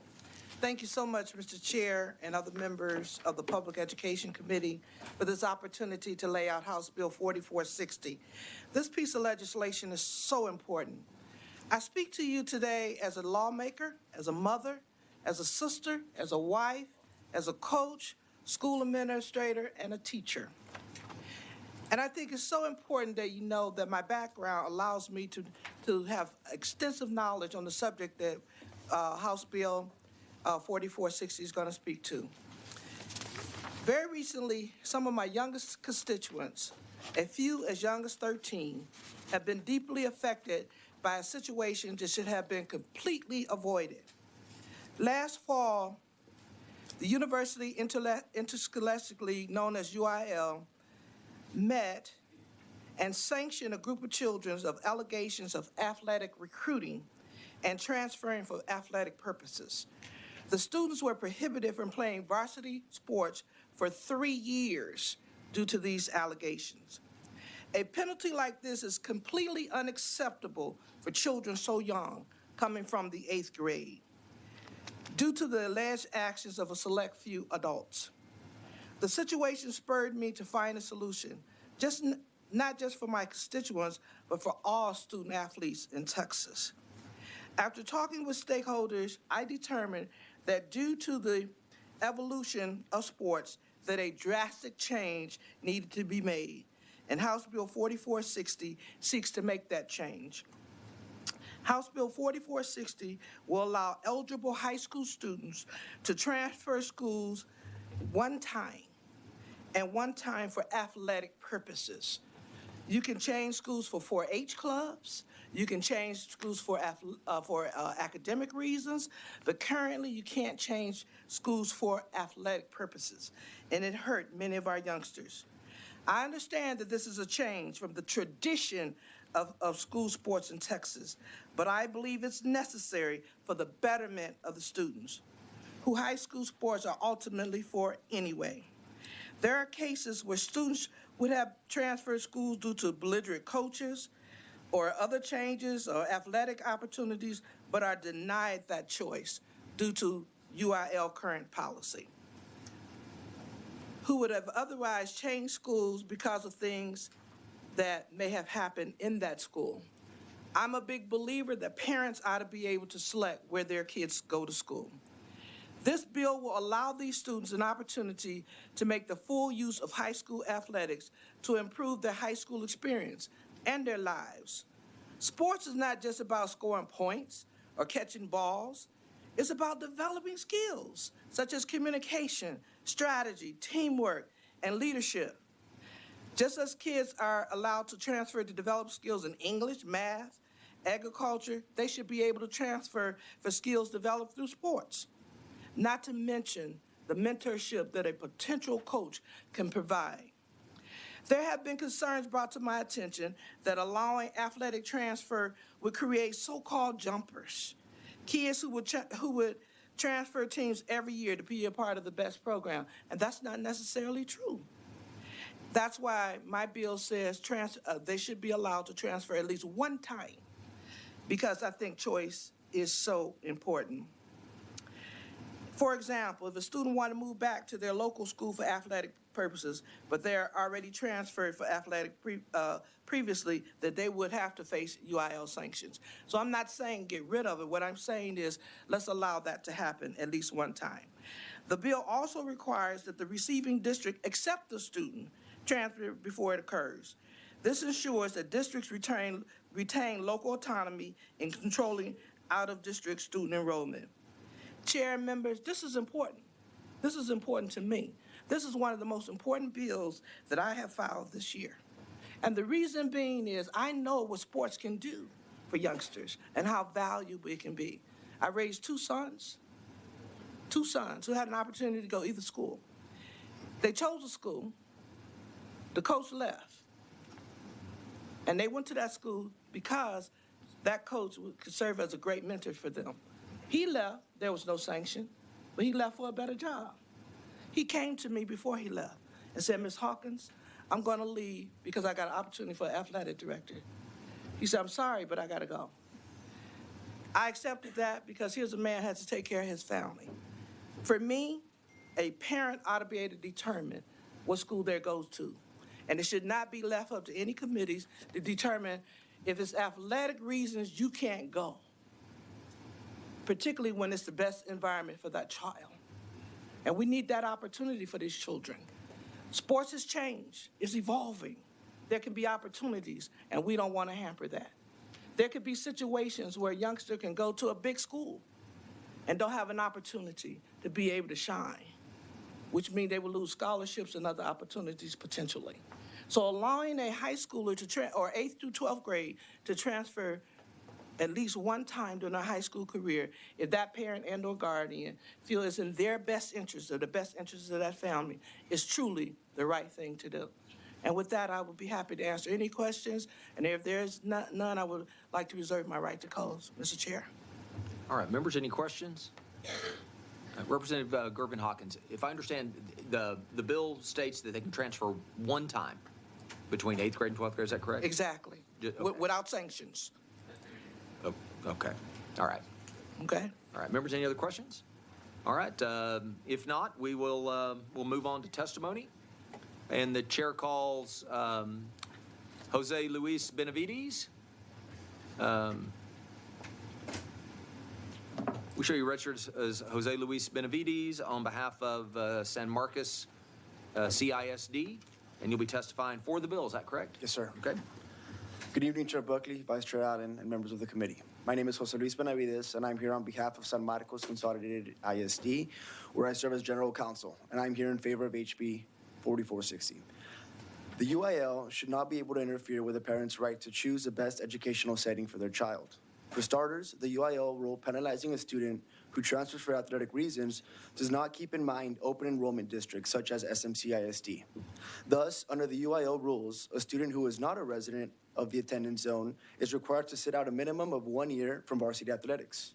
Unfortunately, in my client's case, 11 incoming freshmen whose parents wanted nothing more than for their kids to stay out of trouble and grow together both academically and athletically were brutally sanctioned with a 3-year suspension. Further, there are often multiple reasons why a family may decide to enroll their child in another district. While the UIL may argue that they analyze various factors, they failed to consider an incoming 9th grade student who followed his older brother to SMC ISD after he transferred due to racial animus from his previous school. Unfortunately, because of the student's ties with other students who purportedly transferred for athletic purposes, this 14-year-old student was told he may not participate in varsity athletics for 3 years. Clearly, the UIL's totality of the circumstances approach when considering student transfers is flawed. So why not allow parents to decide which school their child will attend? Sure, coaches and the UIL may argue that the relaxed restrictions will lead to students flocking to these super teams, but the same may be said for players in these powerhouse schools not getting enough playing time and decide to move to smaller districts to showcase their talents. In fact, other states are ahead of the ball. In 2016, Florida passed a law that allows a student to enroll in any public school in the state that has not reached capacity and is immediately eligible to join an existing team without penalty. Lastly, the system lends itself to bias where a student transfers for reasons irrespective of athletic purposes, but their coach is fixated on keeping the student athlete on their team at all costs. After all, the local district executive committee, charged with determining whether student transfers for athletic purposes is made up of the very same athletic directors and principals who are losing these students. Thank you all for your time, and I ask for your favorable consideration of HB 4460. Thank you. Members, any questions for this witness? All right. We appreciate you being here. Chair calls John Welsh. Okay. We show you registered as John Welsh on behalf of the San Marcos CISD and testifying for the bill. Is that correct? Yes, sir. Okay. All right, my name's John Walsh, and I'm here in favor of House Bill 4460. I've been a teacher, coach, and administrator involved with the UIL for 29 years. The UIL has systems in place that work if and only if superintendents, principals, and athletic directors ethically follow the UIL Constitution and Texas Open Meeting Act. The UIL directors did a great job today of inviting ADs and directors to oppose the bill. Those folks do their job well. They're not the problem. But the current UIL system has let students down and attacked their innocence. When DECs comprised of principals and athletic directors do not follow the Constitution, UIL Constitution, and deliberately break TOMA laws to attack families and their students, what is in place to protect these students? I'll make notice the UIL directors did not invite those principals and athletic directors. When the UIL directors and SEC are aware of the actions of these adults and do nothing to remedy the vile act administered to these families and students, what is in place to protect these students? Bills like House Bill 4460 will protect students when adults do not follow the same rule book the students are held accountable to, the UIL Constitution. When the DEC, made up of school administrators, decides to go rogue and not follow the UIL Constitution and break TOMA, someone or something has to be in place to protect students. That someone is the SEC, and that someone is the UIL athletic directors. Who governs these individuals? I have yet to find the entity that holds the UIL athletic directors and SEC accountable. What policies are in place to protect students when they don't hold adults accountable and fail students? During our SEC hearing, we were told by an SEC committee member they govern themselves, they answer to no one. For the first time in the history of UIL, 14, 15-year-old students have been banned from varsity athletics for 3 years at their current school where they are thriving academically. These students didn't break any rules of the UIL Constitution. Their parents chose to place them in an open enrollment school district to be, in their opinion, a better academic environment. That's parents' choice, not the student's choice. House Bill 4460 or any other bill may come before you must be passed to protect students from adults. In closing, if you are undecided on your vote, I beg of you to invite me to your office for 30 minutes. I'll share a heartbreaking series of events that has led me here today. I'll continue to fuel my passion for any bill that protects students. House Bill 4460 protects students when adults in power do not. Thank you. Members, any questions for this witness? All right, we appreciate you being here. Chair calls Jamie Harrison.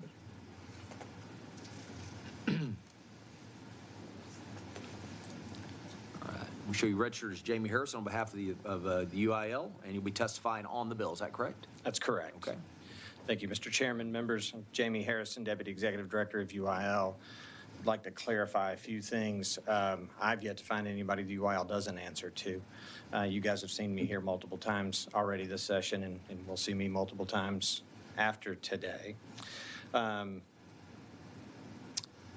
The rule about that prohibits a student from changing schools for athletic purposes does not prohibit a student from changing schools. A student can do that.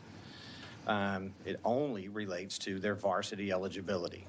For several decades, the rule has allowed a sanction of 1 to 3 years of suspension from varsity athletics eligibility for a student who has changed schools for athletic reasons. For that same number of decades, the penalty has never been more than a year until this year, which speaks to the nature of that case. It's never been used until this year. Last year, the UIL processed 14,071 previous athletic participation forms. That's a form that any student new to a UIL school has to complete to go through the eligibility process. Out of that 14,071 students who changed schools, who were found varsity ineligible for changing schools for athletic reasons at the district executive committee level, that's the local committee, and appealed to the state executive committee, 43, not 4,300, 43 out of 14,071 were ineligible for one calendar year. So 99.7% of the students who changed schools were eligible. So this is not a overly cumbersome eligibility process. It's not an eligibility process that is not working. We believe very strongly that we have the strongest high school athletics in the country. We believe that support for those athletics is based on some of these keystone eligibility rules. And I'm happy to answer any questions about those eligibility rules. All right, real quick. So if I understand correctly, you can correct me if I'm wrong, a student athlete can transfer and have full varsity eligibility as long as they haven't participated in varsity sports at the school they're leaving? Even if they have, they can transfer schools and be fully varsity eligible. It's just whether or not they change schools for athletics. I can assure you that is accurate. Okay, so you could be a varsity football player at one school and transfer to another one, and as long as the transfer is not deemed to be for athletic purposes, they're still able to participate. Correct. How many of those? Do you know how many of those that you do approve?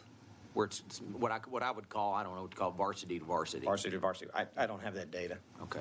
So that's not data we collect. Well, I know there was 14,071 total. How many of those were varsity to varsity? Okay. There are quite a few, but I don't have an exact number. All right. Representative Schaefer. How do you prove a case? It's done in a committee hearing, much like this, in a local district executive committee. That is made up of one voting member from each high school in a UIL district, and that can vary on who serves in that role, typically depending on size of school. Conference 4A and below, typically, that's going to be the school superintendents. 5A and 6A, where you have multiple high school ISDs, the superintendent will typically delegate that to high school principals or athletic directors. Is it a hearing where the student can speak on his or her behalf? Yes. Can they be represented by an attorney? Yes. Parent. Or a parent? Yes. And can the student or the student's representative question someone who's made an allegation against them? There's no cross-examination. It's not like a court of law, but they can absolutely be represented. So can you give me an example what type of evidence is brought to one of these hearings? Again, it varies on the cases, but you'll see social media posts. You'll hear witness testimony. Previous school will speak to, the whole process is triggered usually by the previous athletic participation form. There's one section on there that has 6 questions that the sending school completes. If all of those are checked no, there's not even a hearing that's required. They can have a hearing, but it's not required. If one of those questions, number 6, is marked yes, which is, in your opinion, is the student changing schools for athletic reasons, then that triggers a hearing. So the sending school who completed that form will be there to submit testimony on why. That could be conversations with parents, emails from parents, any number of things. So the people who vote may be representatives from schools where if it's a good player, they want that player to be ineligible. The sending school is not supposed to vote. But the sending school is not supposed to vote, but can they vote? No, they are not. Okay, but let's say you got 5 schools.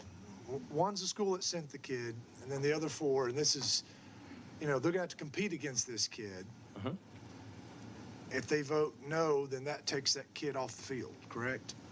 I mean, do they have an interest? Or if you have 5 schools, the sending school, receiving school are not supposed to vote. Not supposed to. The other 3... The other 3 do vote, and if there's concerns about that, that's appealable to our state executive committee, which has members who aren't in any way affiliated with the case. But they're not exactly disinterested in the respect that, let's say this is a star quarterback, and if we vote to disqualify him, then we don't have to compete against him, right? That is possible, but in the scenario you just described, he's leaving one school from within that district and going to another school within that district. Right. Our rule allows him to return to the first school and be eligible immediately. So he could go back to the school he came from. Yes, the students that Coach Walsh was referring to had the opportunity to go back to the school or schools. They had actually choices of schools to attend. So in all cases, if a student, is it a finding of guilty? How do you describe the finding? Find that the student changed schools for athletic reasons. Okay, if you came for athletic reasons, there's going to be a sanction, and you have to sit out a year, maybe as much as 3 years. If that's the finding, then the student can either accept that sanction or could return to the sending school and continue his athletic career. Or appeal that decision Or to the appeal. Ohio State Executive. Those are the three options. Yes, sir. Okay. All right, thank you. Representative Harrison. Oh, I'm sorry.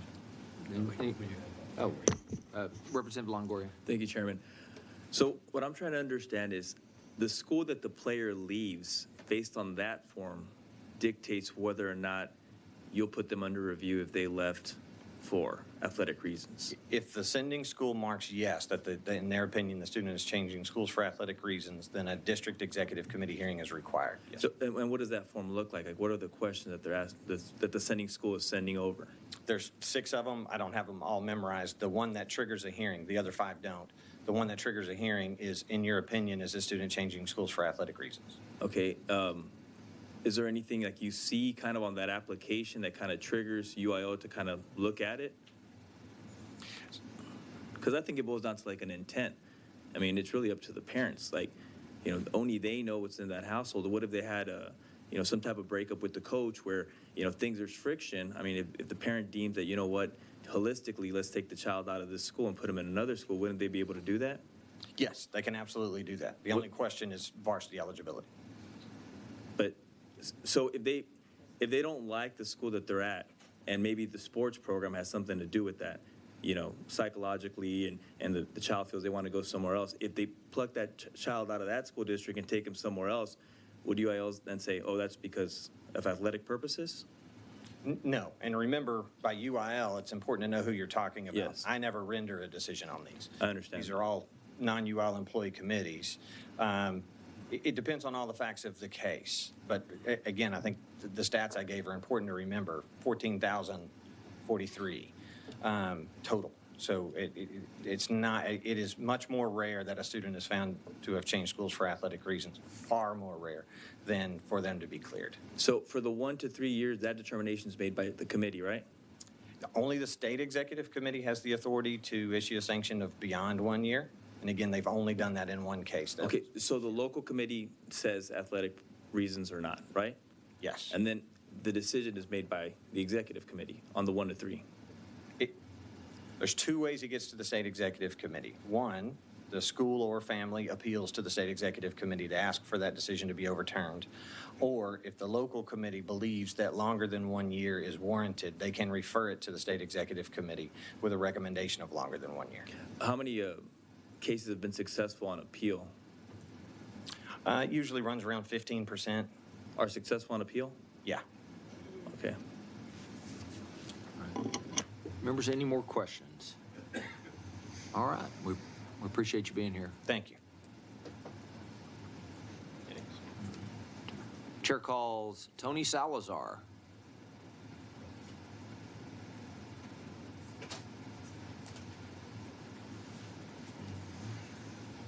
All right, we show you registered as Tony Salazar on behalf of yourself, testifying against the bill. Is that correct? You got it, yes, sir. Okay. Good evening, Chairman, thank you. Board committee members, thank you for having me today. Thank you for allowing me a few words today. My name is Tony Salazar. I'm the Assistant Athletic Director and Head Football Coach at Austin Westlake High School.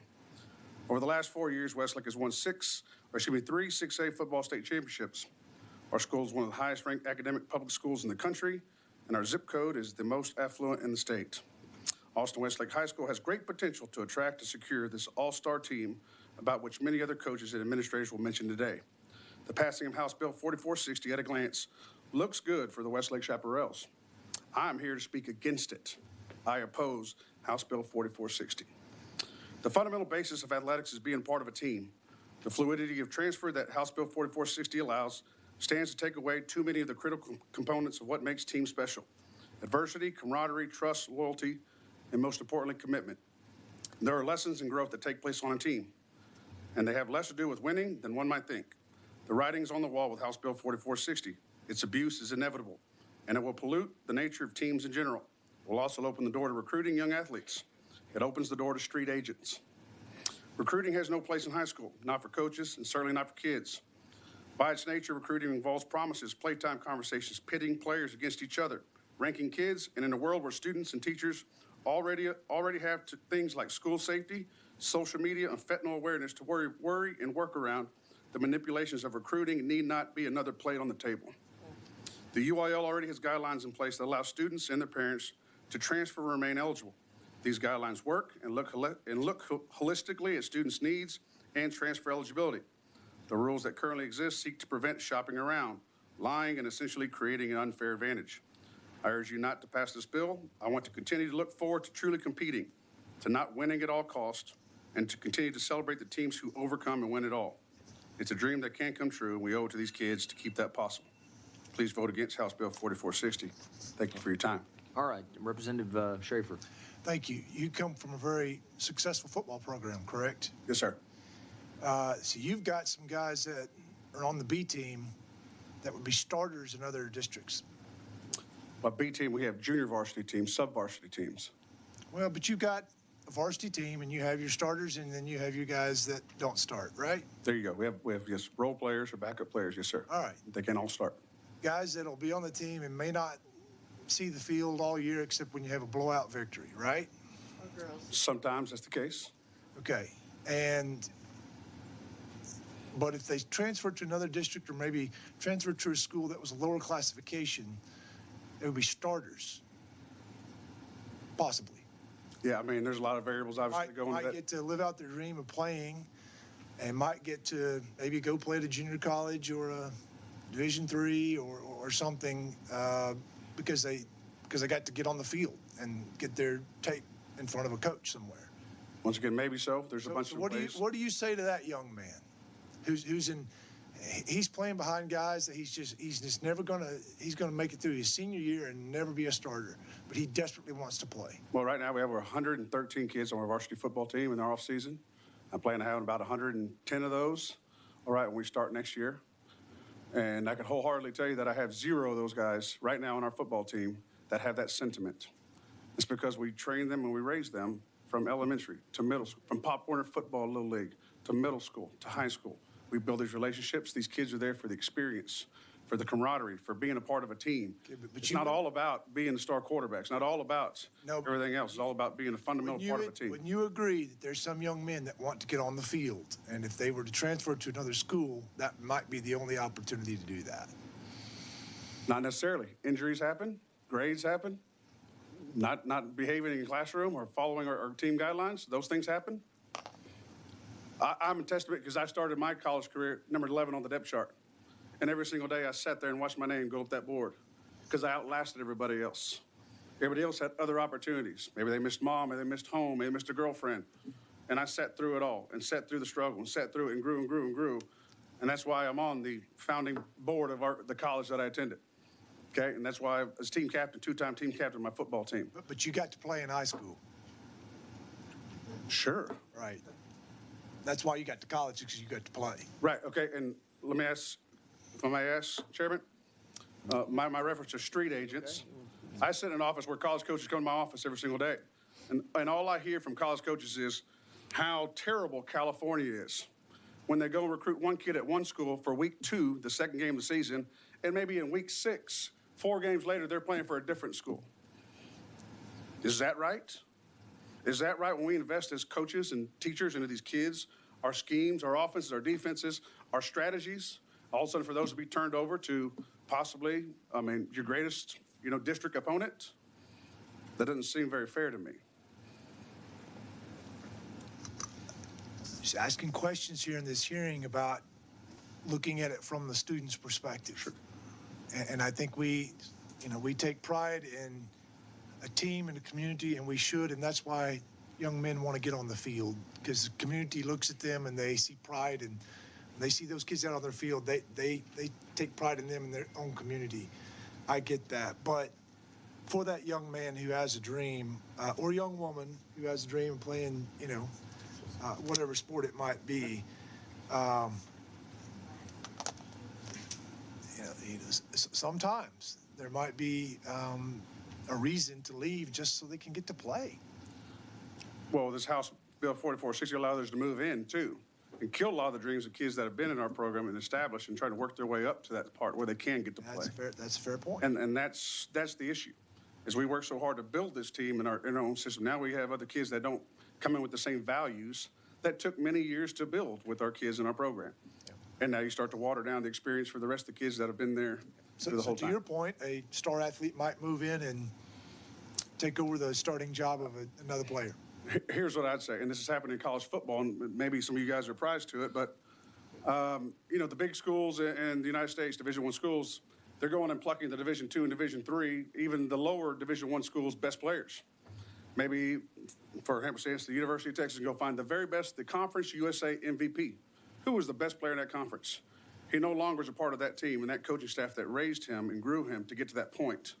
Now, all of a sudden, that kid is poached by a bigger school, all right, to go play for them. It's the same thing that's going to happen at the high school level. And that's fine, I mean, for Westlake, but it's not fine for those little schools that maybe have 2 or 3 good players, and those 2 or 3 players are going to be gone. How is that fair for the rest of their team when they're left behind? All right, members, and any more, Representative Harrison. Thank you, Chair. Thank you, Coach, for being here. I'm just trying to get a little bit more clarity on the nature of your objection to this bill. Currently in Texas state statutes, we do allow a family to move a student from one district to another under certain circumstances. Right. So very similar. It's just a question of intent. It seems like the delta between current law and the proposed law, as I understand it. Do you oppose the current state statutes that allow a family to transfer from one ISD to a different ISD? The current ones right now? Yeah. No, I think they work. If you move your whole family to another school district, because that's where your family needs to be. No, not like your family like uproot and move. Like under current state law, it is permissible for a child to transfer from one ISD to another without the family geographically relocating. Am I in favor of that? Are you okay with that provision in current Texas law? I guess I have to be if it's law. Well, no, I'm actually trying to understand the nature of your objection, because current law, right now, a family, if they feel that the student's needs are not being met in their ISD where they are geographically zoned, we do allow them to transfer to another ISD where they are not geographically zoned under certain conditions. I'm trying to understand, do those provisions that are currently extant in Texas law, do those provisions bother you, or are you fine with those types of transfers, which are the exact same, but for the intent being the primary reason for the move? I think that's fair to say, yes, that I'm in favor. I'm okay with those as they currently state. So you're okay with parents moving their student from one ISD to another ISD for whatever reason the parents feel like, but you are not okay with parents moving a student from one ISD to another ISD if the purpose is primarily athletics, or at least spoken out loud that it's primarily athletics? Correct. If the intent is for athletic purposes, there has to be a line drawn somewhere. Okay. Speaking of lines being drawn, I mean, we don't have buffer zones between ISDs geographically, right? You can have a family on one side of a street that is zoned to one ISD, and the family on the exact opposite side of the street is zoned to a different ISD, right? Right. So your concerns about difference in culture, communities, values, there's no possible way for them to be different if it's literally just one family on one side of the street and a family on the other side of the street. You would object if a child on one side of the street zoned to ISD A wants to play with all of his buddies literally across the street in ISD B, going over to play with the kids that are zoned to a different school but literally live 12 feet door to door from each other. Once again, these are all kind of hypothetical situations. But we have to build law trying to contemplate a broad range of hypotheticals, because once the statute is passed, it goes from hypothetical to reality. It's the nature of the beast when you're contemplating prospective or potential laws. Okay. Do you have an objection to a child on one side of a street wanting to play ball with his buddies who are on the opposite side of the street? Yeah, I'd say the first time you have the choice to choose where you want to play, then go to that school. If that's where you want to be, then that should be the choice you made to begin with. And obviously, if there's issues with that. So there is a window of time in which you would be okay with a child transferring? Well, it's like it currently is now. Where they enroll is where they're going to play. So where that child across the street enrolled or moved into that house, they knew what school district that house was in. Those parents pretty much assigned their child to go to that school district, right, by moving into that house. So if they didn't make that choice when the kid goes in first grade, when the child going into third grade, fourth grade, sixth grade, maybe factors have changed, you would object to that child playing ball with his kids that live, his buddies, his friends that live just across the street, 12 feet away? Well, we're mainly talking about obviously high school. I just want to know, athletics. would you object to that? I would have, at that age, I would not object because they're not in high school. So if there were modifications to allow these transfers for primarily athletic purposes within certain grades, you'd be okay with the bill? No. All right. Thank you, Chair. Members, any more questions? All right, we appreciate you being here. Thank you. Chair calls Jenny Richardson. All right. We show you registered as Jenny Richardson on behalf of yourself, and you'll be testifying against the bill. Is that correct? Correct. Okay. I'm a public school teacher and coach and have been for 22 years, and I'm in opposition of HB 4460. This bill will undoubtedly open the door for recruiting as coaches, third parties, paid trainers, AAU, club, travel, Little League coaches, forming all-star teams and trying to get them to transfer to specific high schools. Booster clubs could also be involved. You will see a demolish of the community-raised high school programs, and they will be replaced with Little League all-star high school teams. You will also see students transferring the first time they become upset with the coach. Since the parent residency rule would not be a factor, you would see possibly an impulsive and unfortunate decisions made by student athletes and their family without thinking about everything that is involved. Unfortunately, the richer schools probably would get richer and the poorer would get poorer. It's a saying. We could see this in athletics as well. It is certain that you will see groups of students leaving low SES schools to attend school with better facilities. The all-star team concept will become very real. This could severely damage athletic programs that have limited resources. The schools with the biggest booster clubs, budgets, means will inevitably win. Kids will transfer for the bigger, better deal as opposed to learning how to improve their current situation. Logistics alone. The NCAA transfer portal, we have over 20,000 people, students entered in the transfer portal right now. That's a rise in 2021 of 17,000. Similar numbers for the high school programs could represent an administrative nightmare for coaches, counselors, and trainers. Checking incoming grades, graduation plans, no pass, no play programs, total credits, age, new medical concerns for receiving athletic trainers, and budget concerns for a large influx of student athletes, to name the few. I'm in opposition. It will create all-star teams that will dominate. Therefore, schools with less resources will never have a fighting chance. All right, members, any questions for this witness? All right, we appreciate you being here. Thank you. Chair calls Joe Martin.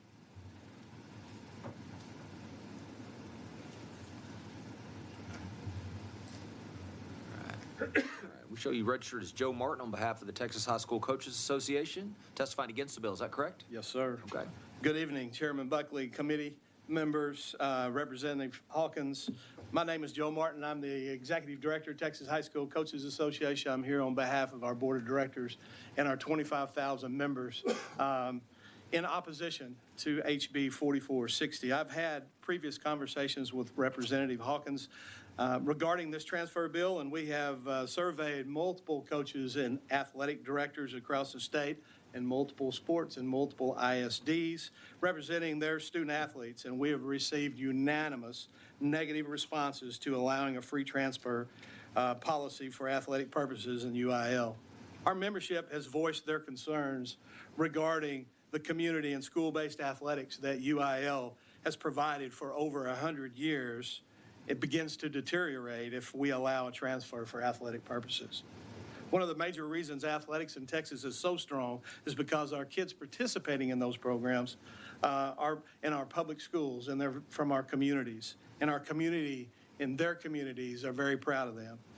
Look at our state championships. The attendance is special. It's obvious that our communities support our state championships in these programs. We do not want to be like California or Florida, where their school programs lack support from their communities because their athletes are not directly connected to the school community. Other concerns that we have is schools creating all-star teams by groups of student athletes from a school or a travel team deciding to transfer to a school together. This bill opens the door for third-party influencers, the personal trainer, the parent, the street agent, to shop students around across the state and within ISDs. The bill also opens the doors for coaches to begin to recruit kids into their program. Our urban ISDs will be targeted, and their best athletes will be targeted to go. The rich get richer, the poor get poorer. Those programs that have more resources are going to be able to recruit kids. So UIL currently has a policy allowing athletes to change schools for athletic purposes, allowing athletes to change schools and be eligible to participate in varsity athletics if they go through the process correctly. The majority of our 25,000 members are opposed to HB 4460, and we ask you to vote no. Thank you. Okay. Members, any questions? All right, we appreciate you being here. Thank you. Chair calls Sylvia Salinas.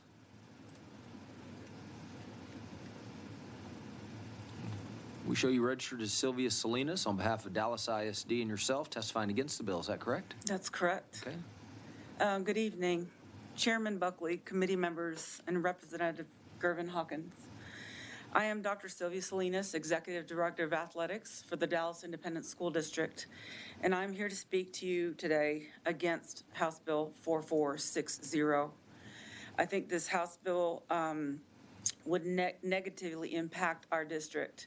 As it is, we're trying to keep kids and increase enrollment, maintain our enrollment and increase it. And it would cause students to be transferring to outside our district, and we want to keep our students and kids. It is already challenging, again, to keep our enrollment as it is and or try to increase.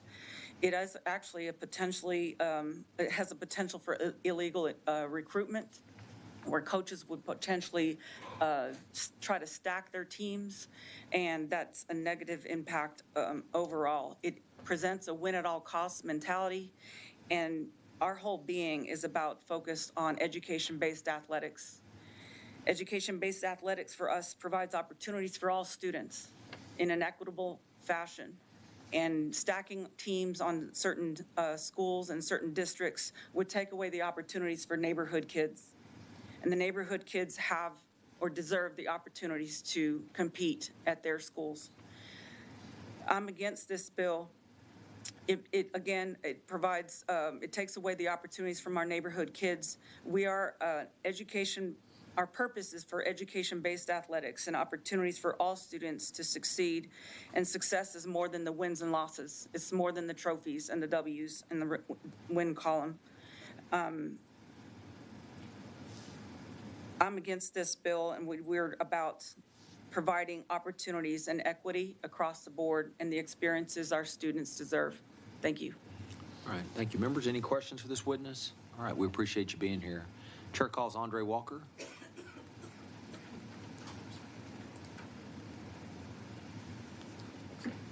All right, we're going to show Andre Walker on behalf of the THSADA, I'm guessing Texas High School Athletic Directors Association, if I said that correct. Is that not right? He's not here? Okay. Andre Walker on behalf of THSADA registered against the bill. Chair calls Kendall Miller.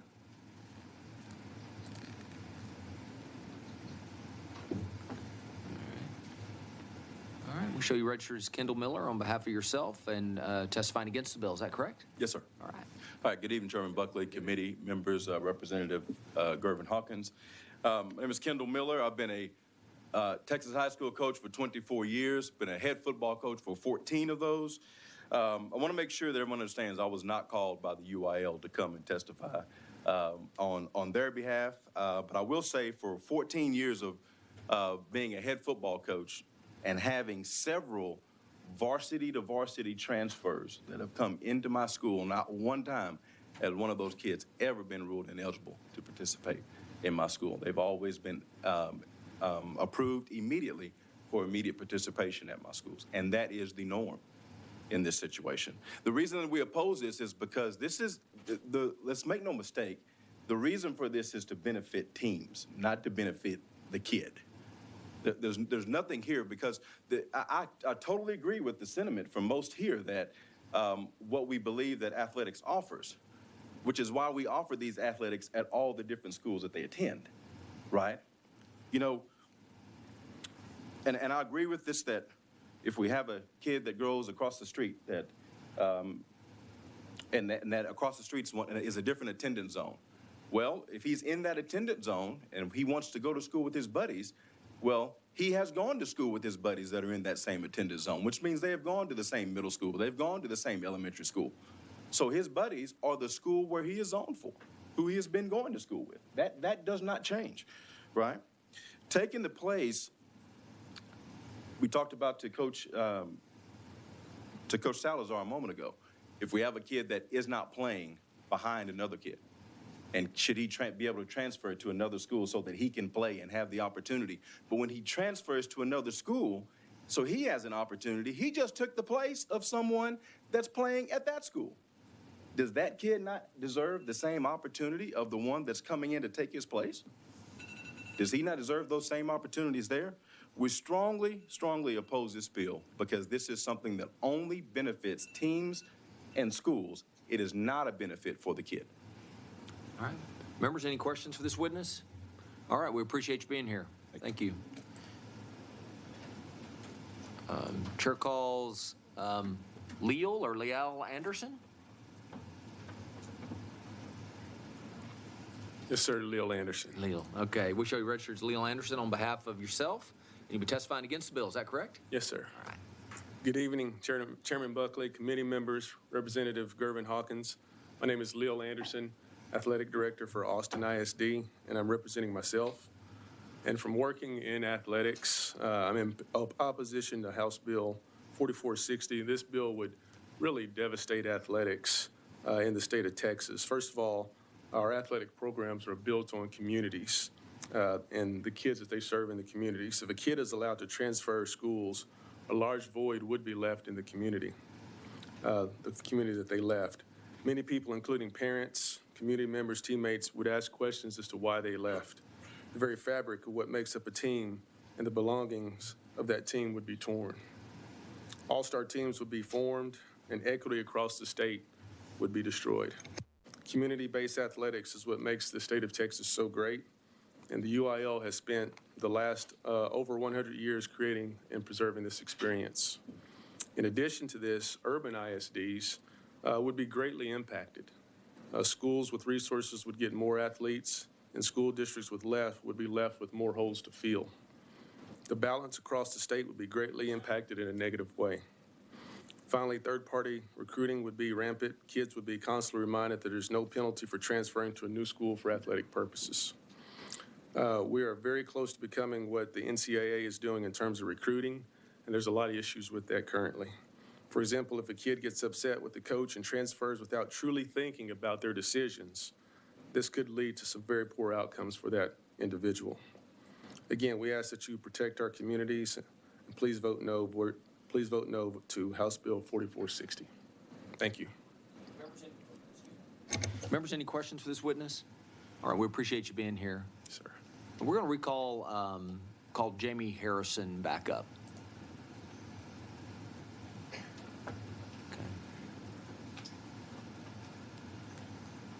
Okay, we show you registered as Jamie Harrison on behalf of UIL testifying on the bill. Yes, sir. Is that correct? Okay, all right. Representative Schaefer. Thank you. UIL has academic competitions. Correct. Can a student transfer that participates in academic competitions, can they transfer for academic purposes to go compete at another school? We do not have a rule for transferring schools for academic competition reasons. So if you were involved in debate or band or any of the other non-athletic UIL competitive activities, you can transfer between schools? Yes, sir. Okay. To be honest, for our membership, that just hasn't been an issue. We haven't seen that impact the competitive balance. Does that happen? Competitions. I'm sure it does. I've not heard of it, but I'm confident it has at some point. Thank you. Representative Harrison has a question. Thank you. Welcome back. Thank you, Chair. Same question I asked the previous witness. Are you okay with the current laws that allow for parents to transfer their student for non-academic reasons? Absolutely. Our eligibility rules are pretty complex, where we even have scenarios where a student can attend one school and compete at another. Okay. So we absolutely support that. And I just want to make sure I'm reading this right. It shows that you are testifying on the bill. Yes, sir. Neutrally. Yes, sir. What provisions in the bill are you okay with? I don't get to be okay or not okay with provisions. I could just be. But you're not opposed, you're not testifying in opposition to the bill? No, sir. What provisions of the bill are you okay with? I'm not speaking for any of them either. Okay. For or against. Are there any provisions of the bill that you do not oppose? I'm here on the bill. That's the only answer I can give you. Thank you. Thank you, Chair. I think, to be clear, you're here as a resource witness. Yes, sir. In a sense, to give us the information of how it works, what the process is. So you talked about the small number of 14,000, I guess, requests to transfer in the prior participation forms, or whatever they're called. So again, I'm just trying to understand. So is the punishment in the cases referenced, or the case referenced, is that much more punishment than typical? It's the only time it's been applied. Yeah. Okay. Ever. All right. Just because I'm not aware of the case. We haven't had any others, and it's an issue that we've gotten more and more feedback from our members about, because people figure rules out. Right? The rule was never intended to be a loophole. The 1-year suspension was never intended to be a loophole. But what we have found, hearing from member schools repeatedly over the past 5, 6, 7 years, is some people are using it as a loophole. Don't go recruit a junior because he'll sit out a senior year. You need to go get a freshman. Not going to be on varsity anyway. Sit out his year, and then you have him for the next 3 years. Okay. So so you can have a student that's never participated at the varsity level, correct? And I thought, okay, so that requires the same oversight that if a current varsity player that has varsity experience wants to go to another school. Is that correct? It's the same process. Okay. Which again speaks to why the overwhelming more than 99% are approved as eligible. Okay. And so at that point, the determination, there's 6 questions, one of which, does this appear to be, or is, and who fills out the form? The sending school. The sending school. That would be, okay, so they have the player, and the parents say, we want to go to this school, and they fill out, and then they sort of make that determination of that this looks to be like the reason is because of an athletic reason. Yes, sir. And then that triggers a hearing. Okay, and then that's the local hearing, the DEC. Yes, sir. And then they decide whether or not. And one of the things you mentioned, or someone mentioned, and I don't want to put words in your mouth, but they said that you said typically the sending and receiving schools don't vote. Did they vote this time? By rule, they're not allowed to vote. In this particular case, there were some rule violations in the manner in which the local hearing was conducted. But as how does that happen? It's a human process, so there's going to be some human error. But when there is a violation of the Open Meetings Act, as you know, the remedy is, it happens here, right? I've seen it happen in legislative hearings. The remedy is have another open hearing, do it in compliance with the Open Meetings Act, which is what happened in this case with the State Executive Committee hearing. They did get a new hearing that was conducted. So it started from scratch, if you will, at the state level. Yes, sir. It is a de novo hearing at the state level. Okay. The information from the... And all the voting there was proper? Yes, sir. Okay. All right. Representative Schaefer. The sending school fills out the form, and if they check one of the boxes, they believe it was for athletic purposes, then it automatically triggers a hearing, correct? Yes, sir. When they fill that out, is that a document that's sworn to? Is there any standard that they must meet in order to be able to check yes? There is the possibility of sanctions for falsifying a document. It's not a notarized form. But could it be as little as the sending schools, their coach's opinion? He's got a gut feeling, and he checks yes because he wants there to be a hearing. Is there any Like in criminal law, we have to have, probable cause or something like that. Is there some kind of standard that has to be met, that there's some evidence that this has happened before a school can just check yes and start this process? So to start the process, no. In the process, yes. So our hearings have a civil standard. So more likely than not, preponderance of evidence. It's not a criminal standard beyond a shadow of a doubt or beyond a reasonable doubt. Sorry, I'm not an attorney, but it is a civil standard. It's just More likely than provenance not. of the evidence, so which it's just barely one way or the other, okay? And if the person appeals, the student appeals that decision, how long does that appeal take? Anywhere from a week to 3 weeks. Okay, but it's not going to drag out for months or anything like that. Now, there are some cases, for example, if the student only participates in baseball and it's August, that one might be delayed a little more because we want all the cross-country runners and volleyball players and football players that are in season. Those go first, right? So that students are have the opportunity to miss less time. Okay. We do have, the State Executive Committee under the Open Meetings Act has a statewide posting requirement. So it has to have a 7-day posting requirement. So it has to be at least a week. And is there a deadline to file this form, which is the sending school? I mean, what's the timeline? So the kid enrolls for the new school year. When does that form show up? Could you rip a kid out of the middle of a season is what I'm asking? Or is there some timelines that protect the student?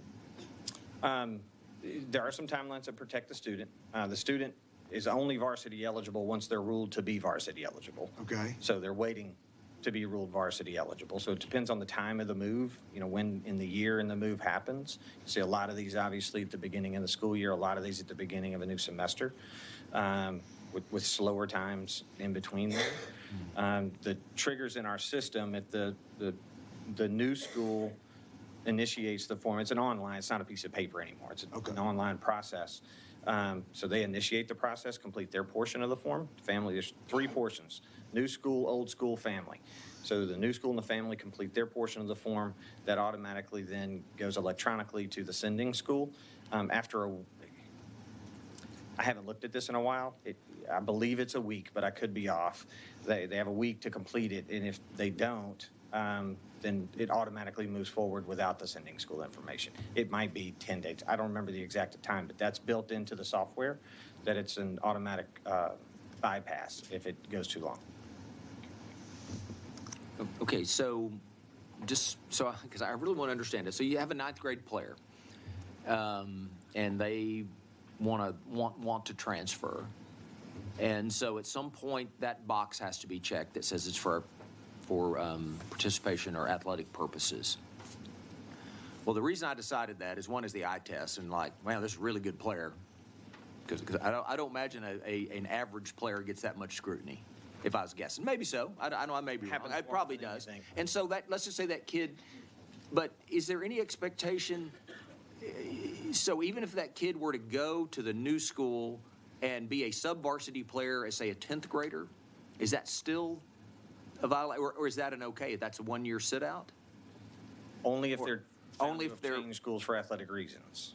And in the case you described, that's going to be pretty rare. So basically, if it's deemed that it is for athletic reasons, that kid could receive,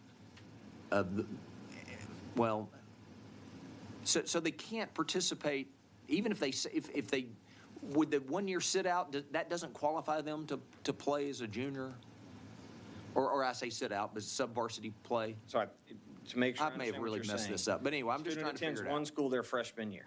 Okay. And then over the summer decides to go to a different school. If they are found to have changed schools for athletic reasons, they can play. They just can't play on varsity their sophomore year. Okay. They then become eligible their junior and they're varsity eligible their junior and senior year. Okay. And again, it's always been 1 year until this one case, and it's the totality of this case. You had 13 students competing on a nationally traveling non-school youth football team, tackle football team, who all enrolled at the same school as freshmen. 2 of them had been going to that school, so those they didn't change schools.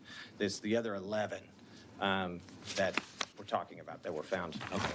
All right. Thank you very much. Yeah, Representative Schaefer. I'm sorry.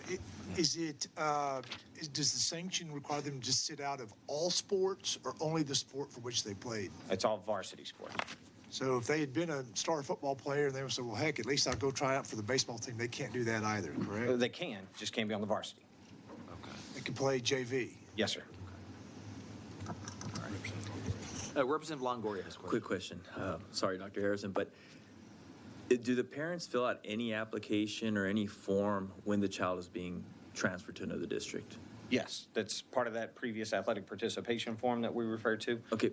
There's a section that the family completes. Well, but what does that have to do with the entire process? I mean, what if they say, well, they're moving for whatever hardship or whatever purposes they're moving? Does that have any significance at all? With the Yes, that would, if number 6 from the sending school section was checked, yes, that would be a part of the hearing. Well, let's just say the parents' form conflicted with the school. So there's no narrative questions that are asked of the family. There's no narrative questions that are asked of anybody. The questions that are asked of the family are about, residence, where they move from, where they move to. Did the siblings come with you? Do you have siblings in another school district or at another school? Questions like that. Do you think if there was a narrative portion to be beneficial to the UIL? And we can add it, and sometimes we do have people attach it. That's allowed. But so you guys promulgate the forms, right? UIL does? The school districts do. I mean, it's a UIL form, but again, we don't. So there's no standard form that the parent would fill out that UIL says this is kind of the standard on? Yes, there's one standard UIL form. With no narrative, right? No narrative, but they can, there is an opportunity to make attachments to it.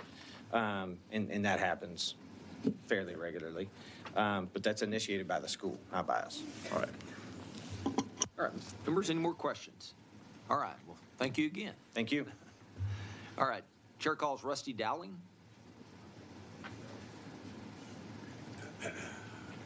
Okay. All right, we show you registered as Rusty Dowling on behalf of the Texas High School Athletic Directors Association, testifying against the bill. Is that correct? Against the bill, that's Yes, correct. sir. Yes. Yes. Chair Buckley, members of the committee, Representative Hawkins. My name is Rusty Dowling. I'm the Executive Director of the Texas High School Athletic Directors Association and our 2,000 members. Our association is in partnership with THSCA to speak against HB 4460 and the difficulties it'll cause with student athletes, coaches, and athletic administrators. I want to share a couple of points. Now, much of what I was going to say and speak to you about has already been said several times over, so I'll be very brief. I was an athletic director in 2 large school districts in the state of Texas and also a head football coach. So I am and a DEC chair. So I'm very familiar with, from years ago, filling out PAPF forms, working with transfers, et cetera, very much involved with that. One of the things I would like to bring up is this isn't going to just be about a student transferring for athletic participation only. This is going to be about a group. You're going to see groups of student athletes moving. That's what's going to end up happening. These kids get together in club, they get together in AAU, they get together on 7-on-7, and those discussions take place all the time. Why don't we go play at this school together? We'd be really good if we went and played in that school together. I remember I was an athletic director for many years in Katy ISD, and we even heard it way back then, and that was quite a few years ago. And it wasn't a possibility. The parent residency rule does not allow that to happen. So they can't move in groups. They can if everybody moves. The other thing I'd like to bring up is the insertion of the third party, the recruiter, if you will. If there are no guidelines involved, if a student athlete can move for athletic purposes, you can bet there's going to be a third party involved that's going to be facilitating that move to the school. That is going to happen, and that's going to happen a lot. And with that third party involved, there's probably going to be some compensation of some sorts involved in that as well. Because that third party individual is going to help facilitate that move to a school or schools.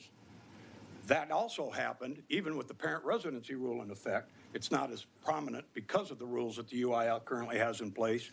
But the expectation is that third party, that's going to happen.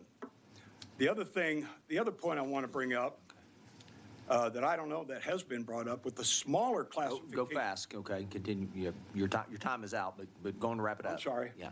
I didn't hear the ding. Yeah. I can go ahead and finish? Yeah, just quickly. I'll wrap it up. Yeah. I'll wrap it up. With the smaller classification schools, 2 or 3 multiple sport athletes transferring can devastate an athletic department because they play 2 or 3 different sports, particularly at the 1A, 3A, even the 4A level. HB 4460 states you can move for athletic purposes, but that can affect 3 sports at the smaller schools. One athlete's playing 3 sports at the smaller schools. So somebody that's upset with the football coach transfers, that might affect track and baseball in the spring. He's no longer there. Okay. So I know my time is up. I'll conclude my remarks. All right, members, any questions for this witness? All right, we appreciate you being here. Thank you. Chair calls Jason Dean.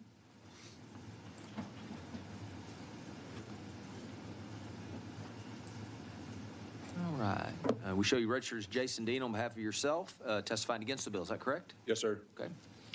Chairman Buckley, council, thank you guys for allowing me a chance. I had a lot of remarks here I was going to read to you guys, but I'm not even going to open that up.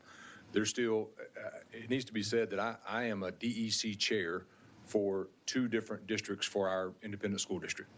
I see a ton, dozens of these PAPF forms every single week. I'm responsible for sending that out to our DEC committee within our district. Every time that I send that out, that goes out through email, and I ask for any objections from our other DEC members. There are several things on that PAPF form that I call red flags. And on that PAPF form, if there are red flags, I notify the DEC to draw their attention to it. Guys, there are 3 red flags on this form that you want to pay attention to. Those red flags could be, is there anybody still living at the residence that kid is moving from? Did mom or dad stay at the current residence and didn't move with the kid? Did the kid even move houses? Does the kid live in the ISD that he's moving to? There are all kinds of red flags, and the parent is the one that fills that out. Is the kid transferring to a school that he played on with any club members of his team? That also is a red flag. So there are several red flags on that PAPF form that identify this PAPF form needs paid special attention to. We need to look at this one, okay? With those red flags, then the DEC goes back and looks, does this particular PAPF form need special attention? So I understand you guys have no idea what a PAPF form even is, but there are indicators on that PAPF form that this particular PAPF form needs special attention. All right, members, any questions for this witness? All right, Representative Harrison. Thank you, Chair. Thank you, Coach. Coach, is there any requirement right now that coaches live within the geographic boundaries of the ISD? No, sir. Should we consider prohibiting coaches from switching from one ISD to another ISD without moving? No. We should not consider that? No, sir. Thank you very much, Coach. Thanks, Chair. All right, members, any more questions? All right, thanks for being here. Bet. Chair calls Barry Hainish. Barry Hainish.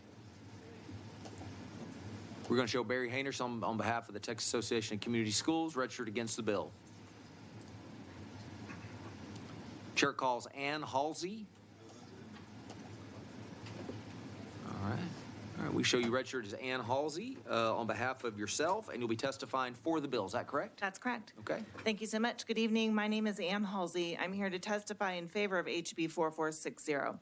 I'm serving my 3rd term as an at-large school board trustee in San Marcos, where my husband and I have 3 children enrolled in San Marcos CISD, a Title I district. Our oldest is a senior. She was recently named to the 2nd team all-district soccer team, and we expect she'll be named to the all-state academic team. She's ranked 4th in her class and president and vice president of the student body. My middle child is a freshman. He's taking a full course load of honors classes. He loves history, sings tenor in the choir. He lives for baseball and is currently the starting shortstop of the JV team, and I missed his game tonight to be here for 13 hours. Our youngest is in 7th grade. He's in band and choir, plays all the sports, excels in the classroom, and given his negotiating and rhetorical skills, he'll likely be one of your colleagues in a few years, so look out. Our children all started kindergarten in San Marcos, and I imagine they'll all graduate from there too. I tell you this not to brag about my kids, but because I'm grateful that my family found in San Marcos an academic environment that successfully educates the whole child and that strives for excellence in all endeavors. While I'm immensely grateful for the circumstances in which my kids are learning, I can envision things having worked out differently for my family, as they do for some. I tell you this because not every school is the perfect school for every student, and there is not a single educational scenario that is the best choice for every family. I tell you this because it was soccer and baseball and football and cross country and choir and theater that kept my kids going when the pandemic hit. I tell you this because it's imperative for the sake of our students that the UIL be held accountable for the same standards of fairness and transparency as our schools. What I cannot imagine is how horrible it would be to feel that my children's best interests would be better served by moving them to another school district, only to then have them punished for doing so by preventing them from participating in the athletic programs that they love for the duration of their high school careers. Kids change schools for hundreds of reasons, and it should be up to parents to make and oversee those decisions. We should not be punishing kids for moving to a district that better meets their needs.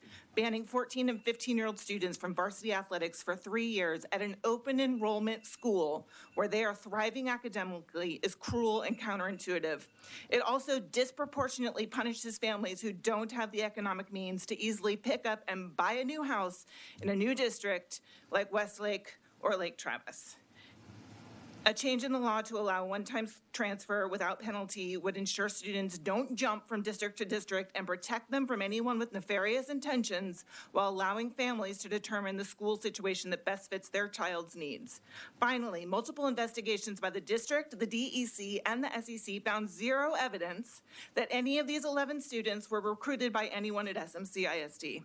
A change in the law will protect students from the rogue actions of unelected bureaucrats who act with impunity and without oversight or accountability. Please do what is right by our kids, protect parents' rights, and prohibit the UIL from penalizing students who transfer once to open enrollment districts, so long as both the students, parents, and the receiving district jointly approve the transfer. Thank you. All right, members, any questions for this witness? All right, we appreciate you being here. Chair calls Erica Duke.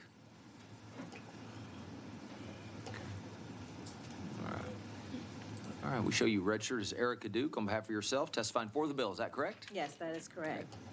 My name is Erica Duke, and I'm here today in favor of House Bill 4460. As a single parent of 3 young student athletes and a parent who is also taking advantage of school of choice, this bill is important. Unfair and sometimes even harsh rulings are given to some student athletes who are only trying to better themselves. Why should kids that grow up in disadvantaged circumstances not be afforded a better education and the ability to do what they love, to play sports without restrictions? Most decisions that are made are by the parents with an end goal to only see their children thrive in college. The children are the only ones that end up paying the price.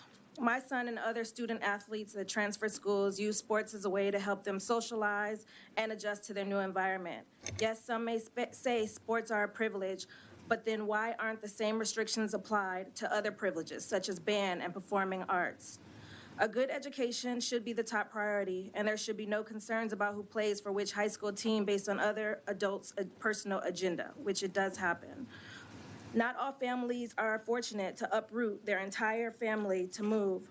So again, as I'm sitting here today, I'm just basically saying that this bill will give families the freedom to choose the schools that best suit them and not have to worry about the restrictions that, again, unfairly punish these student athletes.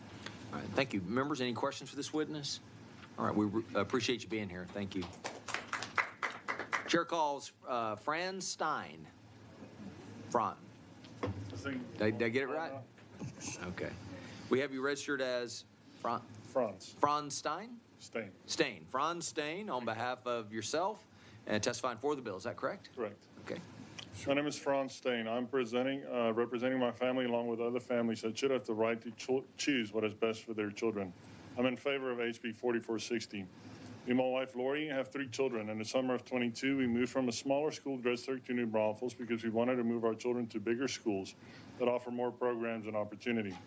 In addition, we wanted our son, 15, and our daughter, 12, to attend different school districts because we did not want our daughter to fall in the shadow of her older brother. This decision should be ours to make. We purchased a home right in the middle of the 2 school districts. My daughter will attend a zone school district, and my son an open enrollment campus, San Marcos.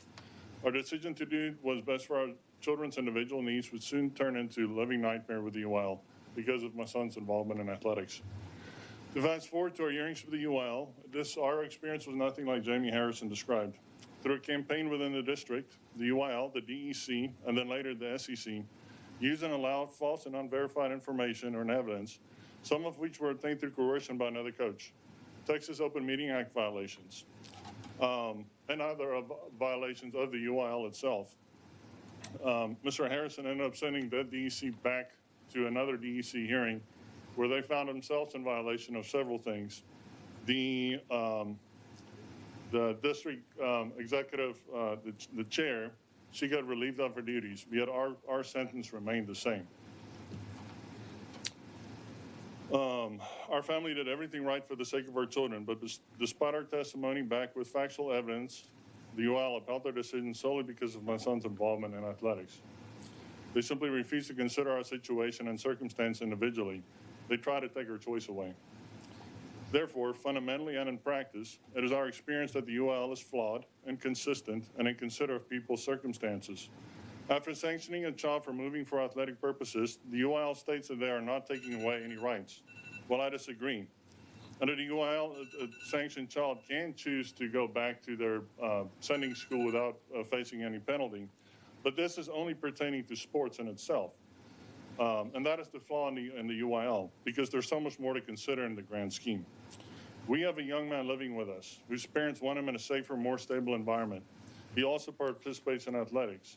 The school he is zoned to has had several reports of handguns found in students' backpacks over the last several months, one as recent as last Monday. For this family, how is it fair, right, or just for them to choose between their child's safety versus the child's right and an opportunity to compete in athletics? The child should have the rights to both without sacrifice or punishment imposed by the UIL. House Bill 4460 will help children stuck in situations like this tremendously.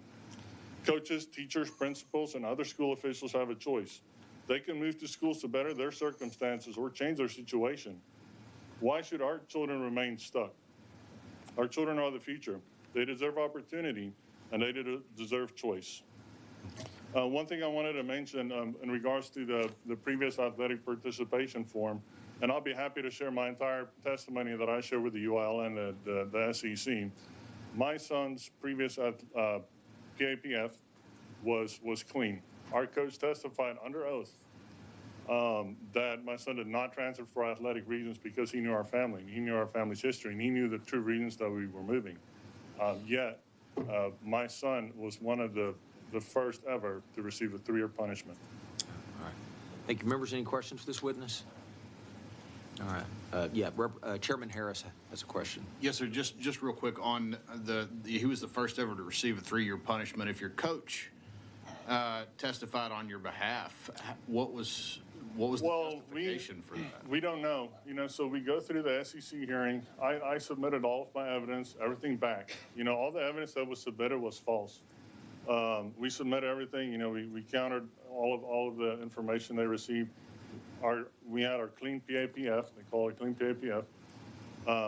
Our coach testified under oath that we did not move for athletic reasons. We still received a sentence. I to this day don't know on what basis those findings were made for my child. I was still not given an exact reason. And that's by UIL? By UIL, by the SEC. Okay. Maybe we'll have some more questions for the resource witness on that later. But I appreciate your testimony. If you'll indulge me for just a minute because we're all tired. I'm going to ask the question that everybody in this room wants to know. That's exactly how tall are you? Oh, yeah. Well, because it's late, I'll give you a brain teaser. I'm 5'26". 7'2". All right, thank you. For the record, it never entered my mind, Chairman Harris. All right. Obviously, no more questions. Chair calls Buckstain. All right. We show you registered as Buckstain on behalf of yourself, and you're testifying for the bill. Is that correct? Yes, sir. All right. Good evening. I'm here in favor of HB. Pull the microphone down. There you go. All right. We won't be able to hear you. I'm in favor of HB 4460. I'm very happy with my school. My parents allowed me to have a voice in where I wanted to attend high school. They did a lot of research and even spoke with Dr. Cardona before we made a final decision as a family. We discussed what would be best for my little brother and sister. My older cousin attends my high school, and his dad is also a vice principal there. It made me feel comfortable knowing I would be at a school where I knew people had friends, and I look forward to being part of something bigger. I'm dedicated to my goals, and I have a lot of family and friends here that are like-minded in their goals too. We hold each other accountable, look out for each other, and help each other more so than I ever experienced at my old school. I don't understand why the UIL has taken away my ability to both be happy at my new school and also try to push myself to excel in varsity sports. We only get 4 years in high school, and 3 of those years have been taken away from us by the UIL. I make all A's and understand the value of academics in my life, but also want to have experience of competing and push myself at the varsity level, as do a lot of other student athletes who I feel have been punished unfairly by the UIL. Please consider this bill so we may have a voice and choice in our future. All right, thank you. Members, any questions for this witness? All right, Buck, well done. Thank you. Thanks for being here. Chair calls Terry Stennett.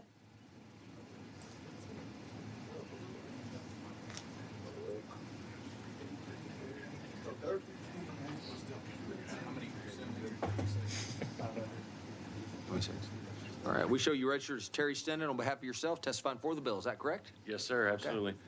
Good night, everybody. I'm testifying in favor of the House Bill 4460. My family has had to live through the biased decisions of the UIL, who refuse to look at the provable facts in our case. This has opened my eyes to these flaws that I really didn't know existed until now. The current system is designed to protect the best interest of the coaches at the school the student is transferring from. Problem with this is that, plus the coach in the school, the problem is that this puts the utmost confidence in these coaches being ethical, fair, trustworthy, unbiased, and seeking the best interest of the student athlete.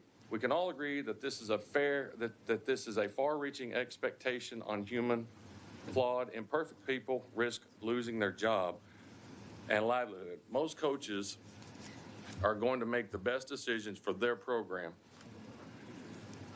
instead of the hardships created when parents switch jobs and have new obstacles with getting their children to and from school and practices. Bus transportation was not an option in our case and will not always be available for other parents. Coaches are not thinking of the increased time, money to take your child to and from a school that's 25 minutes away, as in our case. As a parent, you are now considering the school less than a mile away that is within walking distance to the school in the town you live in and pay taxes in and have not moved out of. Another eye-opener for me in this process is, did you know that currently in the state of Texas, you can have undocumented cases, or documented cases of racism where your child is subject to constant racial taunts, put-downs, generalizations, physical intimidations, with the coaches, principals, and the teachers knowing about this, never discouraging, but allowing these events to take form over and over with new perpetrators. The coach can then write on the student PAPF that they are moving for athletic reasons, and that is as good as gold. The student then has the option to return to that same school or not play varsity sports for up to 3 years in our case. I can say for a fact that this has happened.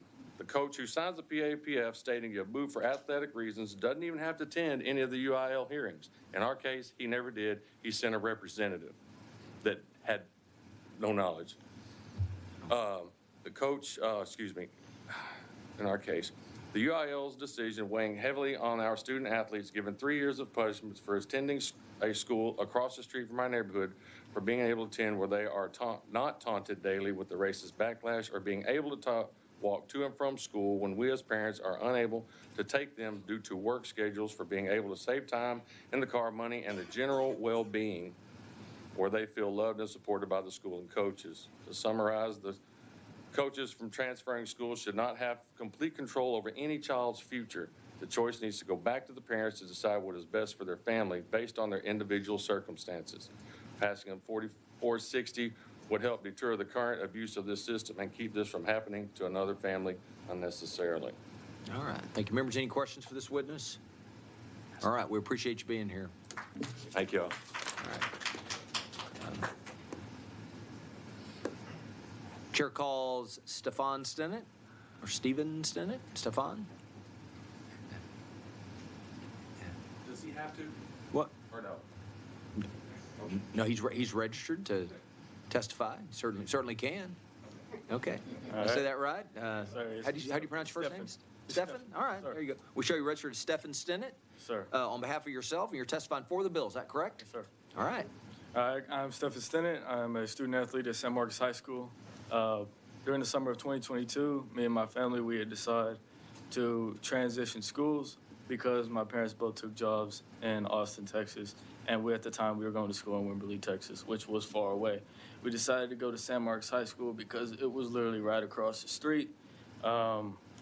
We had people there that, were our friends that knew us, and so we felt like this was the best move, not just for us as kids, but for the family in general.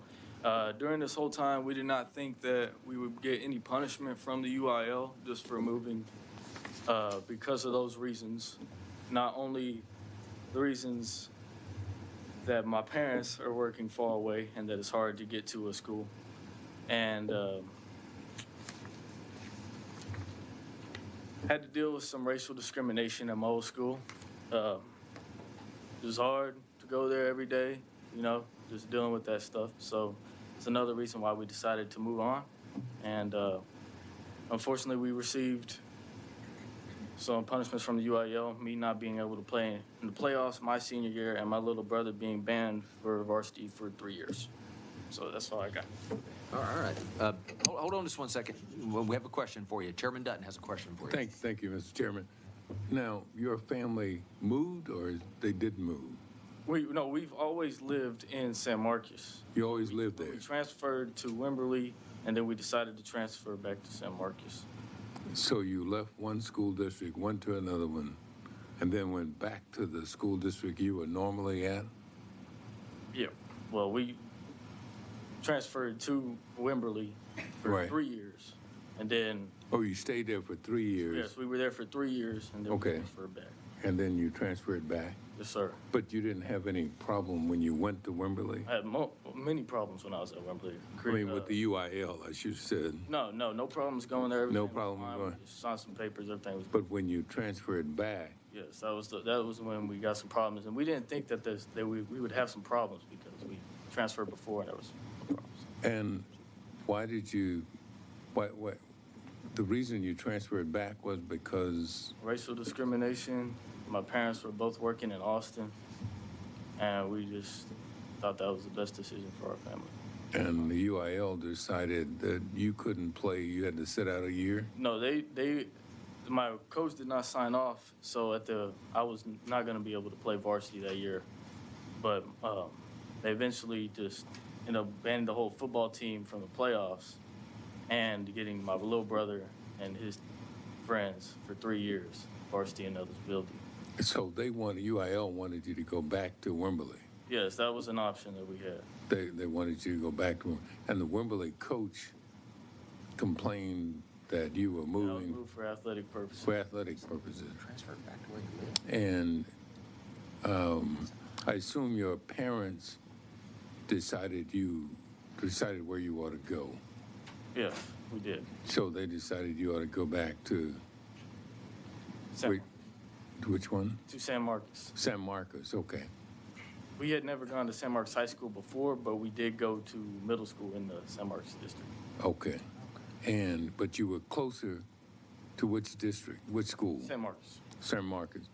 But they didn't like San Marcos because there were several things going on in San Marcos that didn't agree with you? Like, I think you've mentioned racial discrimination. That was at Wimberley. That was at Wimberley. Why we've decided to come back to school. Oh, that's why you decided to go back. Well, but you were closer to San Marcos originally, right? Yes. But why did you decide to go to Wimberley? Because at that time, when it was in 8th grade, I believe that transfer over there, that's what we believed was a good move. Okay, you thought that was better. We thought better suited for you and your brother. And for me and my brother. Okay. Turns All out. right. Okay. All right. Thank you. Thank you. Stefan, hold on. You're a great witness. Sorry about that. Sorry about it. Yeah. Who's next? Okay. You've done really, really good job. Right. So you live in San Marcos. You originally transferred to Wimberley. And so when you came back home, you're literally coming back to your home, to the district where your home is located. Yes, our home campus. Well done, thank you. Okay. Now I get it. All right. Appreciate it. All right. Okay. All right, chair calls Brittany Dominique. Problem, they should have had a problem with employing women. Yeah, I was totally That confused. makes sense. Yeah, that's what I was. Did I get that right? Yes, All right, we show you registered as Brittany Dominique on behalf of yourself, testifying for the bill. Is that correct? that is correct. Okay. I am here today in favor of House Bill 4460.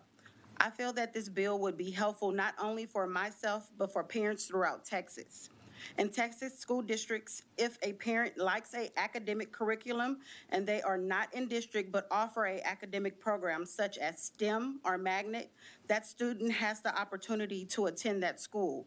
If you can play an instrument, go to UIL competition, win and transfer to another school without any type of penalties. However, if you play any sports in the state of Texas and you transfer to another school in grades 9 through 12, you have to complete a PAPF form with UIL.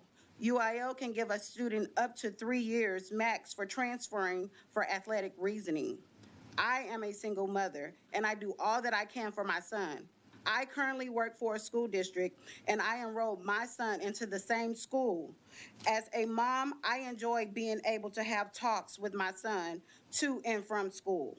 Those are our moments. Due to me choosing to enroll my son, who is an athlete, into the district where I am, UIL gave my son the max penalty of 3 years as a sophomore. He doesn't even have 3 years in high school. Just think about all the mothers and fathers who are out there trying to provide and make a way who are also being penalized. There's also a case where a young man whose mother passed away and he had to live with dad. Well, the parents weren't in the same household, and UIL denied and gave the young man a year. He was also an athlete. There are many different cases and situations that House Bill 4460 could be beneficial for that still have yet to be heard besides what we are out here going through. And I just feel that if House Bill 4464 is passed, it will be beneficial for so many different people. Thank you. All right, thank you. Members, any questions for this witness? All right, we appreciate you coming. Chair calls William Perkins. Okay.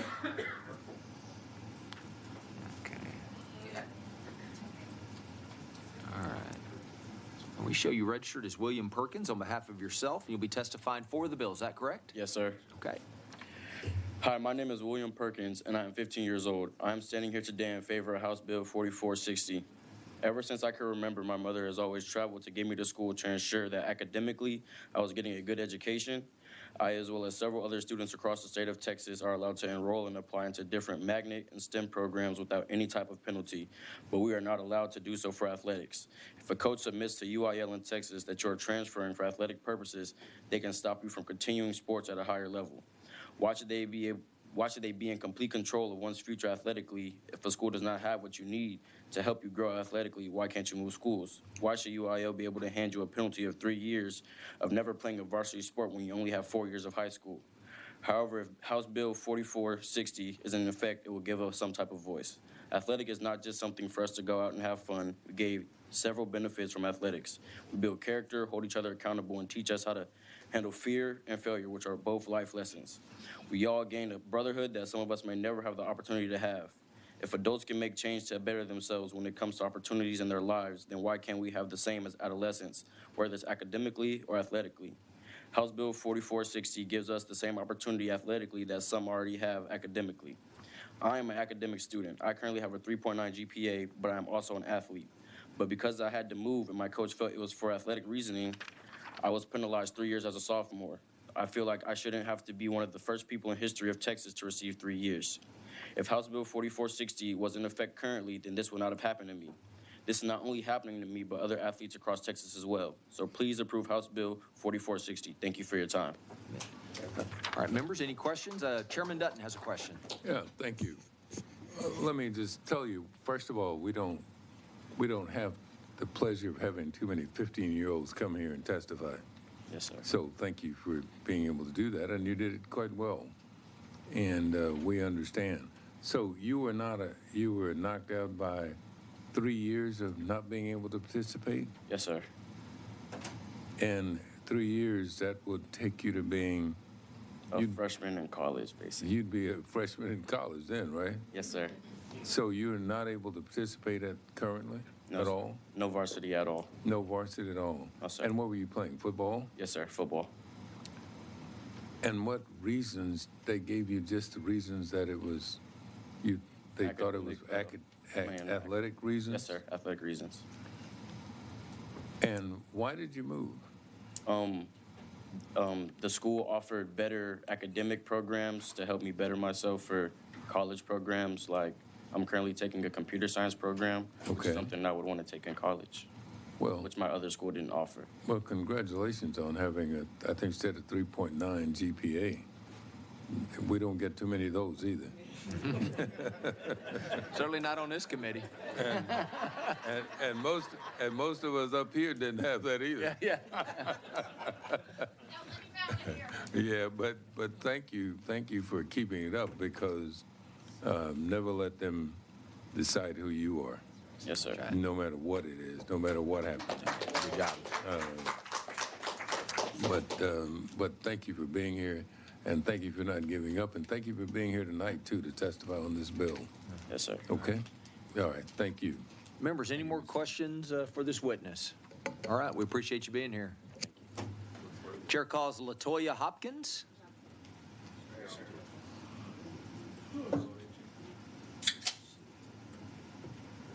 All right, she's gone. Okay. We're going to show LaToya Hopkins on behalf of herself, registered for the bill. Chair calls Charles Cooper. Charles Cooper. We're going to show Charles Cooper on behalf of himself, registered against the bill. Is there anyone else who wishes to testify on, for, or against House Bill 4460? If not, the chair recognizes Representative Gervin Hawkins to close on the bill.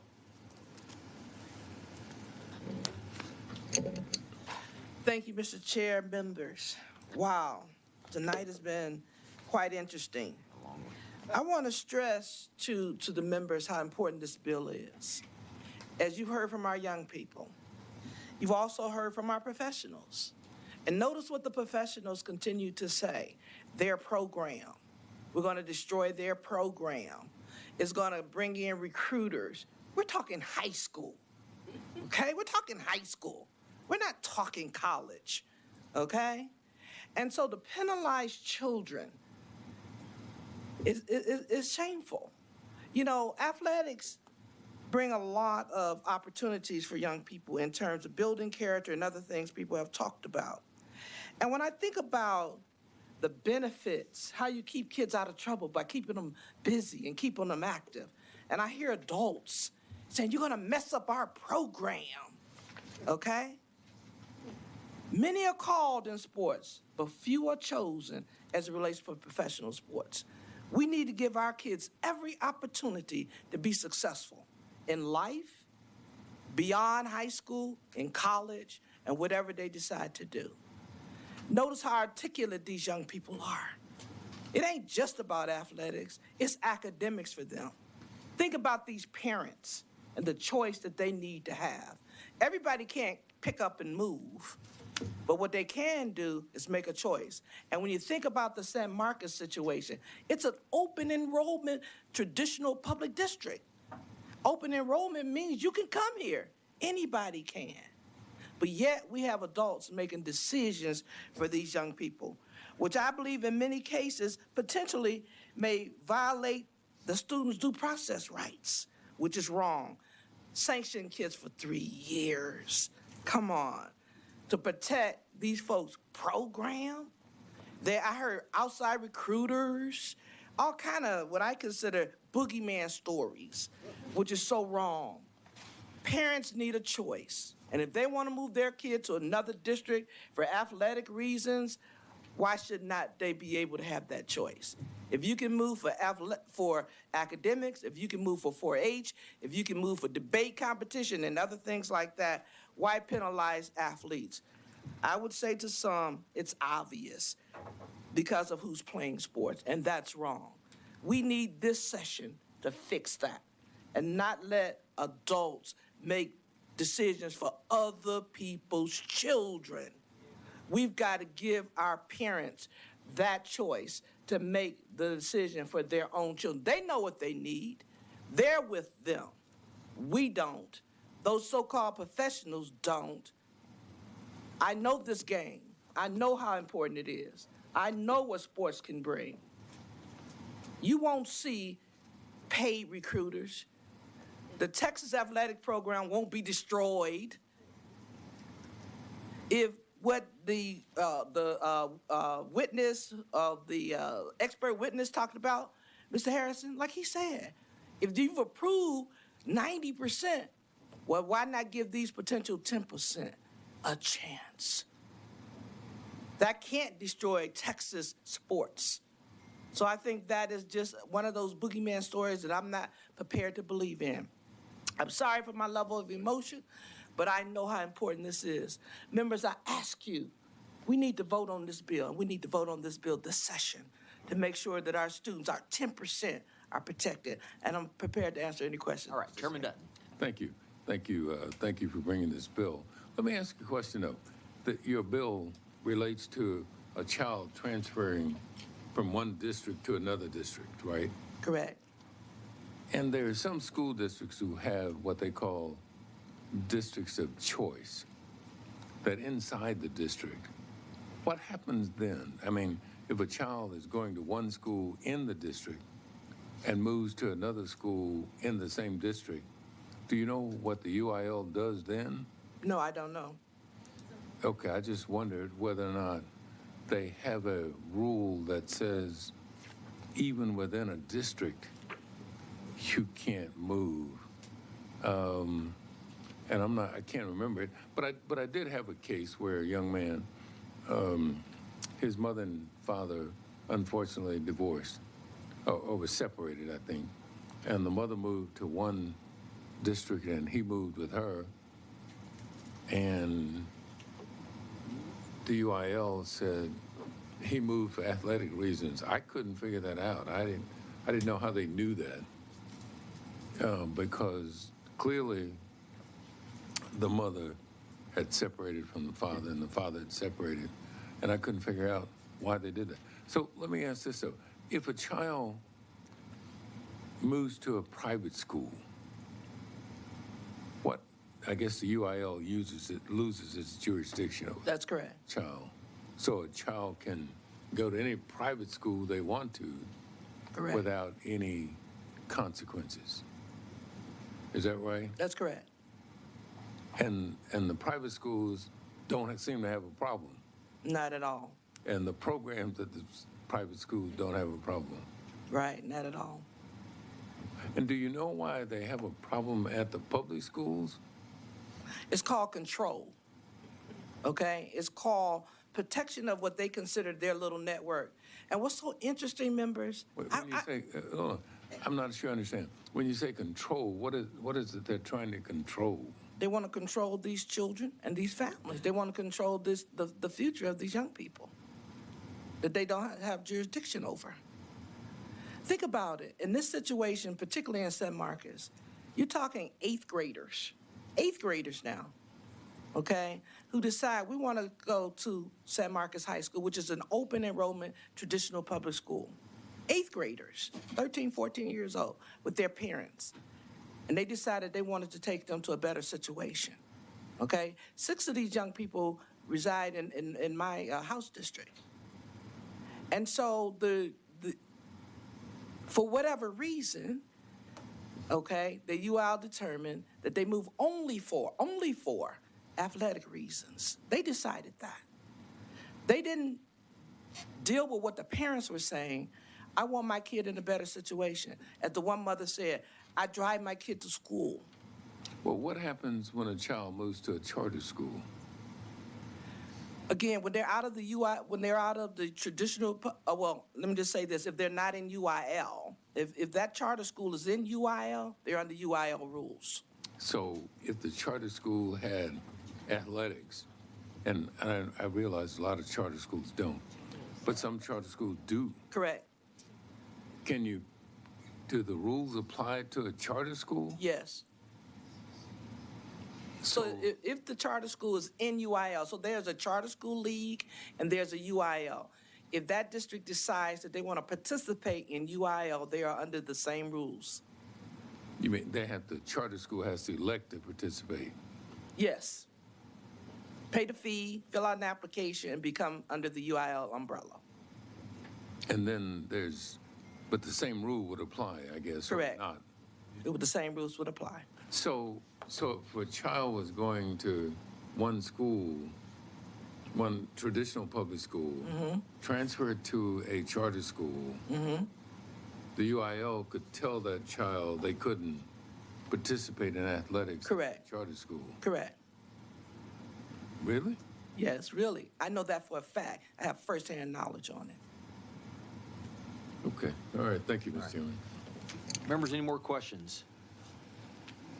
All right. I just want to say in final words, this, Mr. Chair, I did reach out to the Coastal Association, the Athletic Directors Association, because as we all want to do what's right for the situation.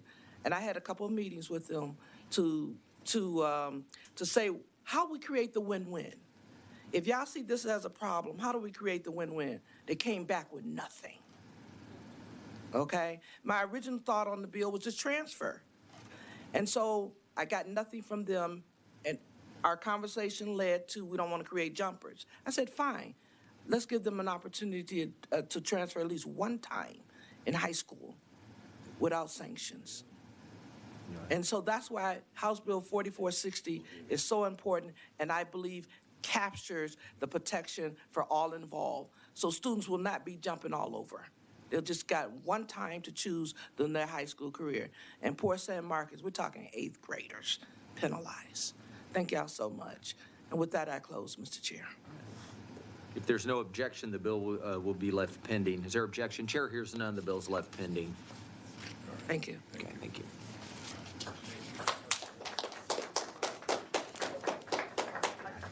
Chair lays out House Bill 3303 and recognizes Representative Guerra to explain the bill. Chair offers a committee substitute. Thank you, Chairman. Members.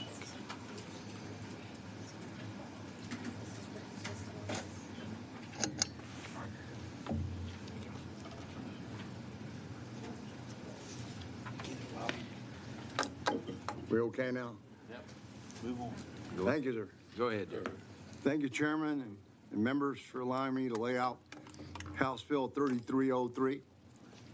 I would like to give some background and context of this legislation. During the 87th session, the legislature passed SB 560, which directed the Texas Education Agency, TEA, to develop a plan to improve and expand bilingual education across the state. House Bill 3303 is a direct result from the legislative recommendations of that plan. Currently, Texas serves more than 5.4 million students. 21% of those students are identified as emergent bilingual students, EB. Emergent bilingual students are those students who are learning English. 1 out of 5 students in Texas is an emergent bilingual student. Texas has a shortage of qualified bilingual educators to meet this massive demand for bilingual education. Texas does not have enough teachers in general, much less enough bilingual education teachers. This bill would create a pathway for more bilingual educators. It directs the State Board for Educators Certification, SBEC, to redesign bilingual education certification pathways to allow a teacher with a 7th through 12th grade certification to also earn a bilingual supplemental certification. Emergent bilingual students in the upper grades sometimes suffer in class because of a language barrier, not because they do not comprehend the content of their classes. This bill allows educators who are already certified to teach upper grades in English to earn a bilingual certification to teach those same grades in that same subject matter in Spanish. The introduced version of the bill created an entirely new bilingual education certification, but this was not the intent. The committee substitute reflects the intent of the legislation, which is to instead create a new pathway for educators in Texas to get a certified and to teach bilingual education. Currently, if you're certified to teach 7th through 12th grade math, you can't get certified to also teach 7th through 12th grade math and Spanish. This bill allows educators to earn a supplemental certificate to teach their area of expertise, but in another language. The fiscal note for this bill indicates no significant fiscal implication to the state. This bill is one tool in our tool belt to increase educational outcomes for Texas students. Members, I'm happy to answer any questions. Chairman, I reserve the right to close. All right, members, any questions for Representative Guerra? If there are no questions, we'll proceed with testimony. The chair calls Maddox Hilgers.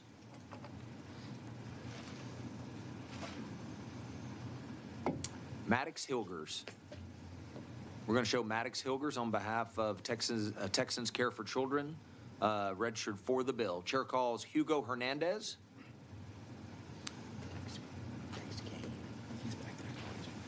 There we go. All right. Oh, come on. Sorry. We show you registered as Hugo Hernandez on behalf of the Texas Association for Bilingual Education and yourself testifying for the bill. Is that correct? That is correct. All right. Yes. Thank you. Dear members of the Public Education Committee, as the legislative chair for the Texas Association for Bilingual Education, I'm here to express our support for HB 3303, which will establish a teaching certificate for secondary educators teaching in a dual language immersion, one-way or two-way model. Furthermore, we will strongly encourage legislators also to consider the establishment of this bilingual certification to provide educators and school administrators with a higher level of staffing flexibility and career mobility. Texas has been focusing on the development of bilingualism and biliteracy in our schools for the past few years. In our state's dual language immersion programs have been instrumental in helping students develop strong language skills in both English and another language. However, in order for these programs to be successful, we must ensure that our teachers are highly qualified and trained in the unique pedagogical approaches necessary for dual language instruction. HB 3303 will establish a teaching certificate for secondary educators teaching in a dual language immersion one-way or two-way program model. This certificate will require specialized training and coursework in crucial areas such as second language acquisition, cross-linguistic connections, and cultural proficiency. By requiring teachers to have this certification, we can ensure that our students are receiving the highest quality instruction and support in these critical programs.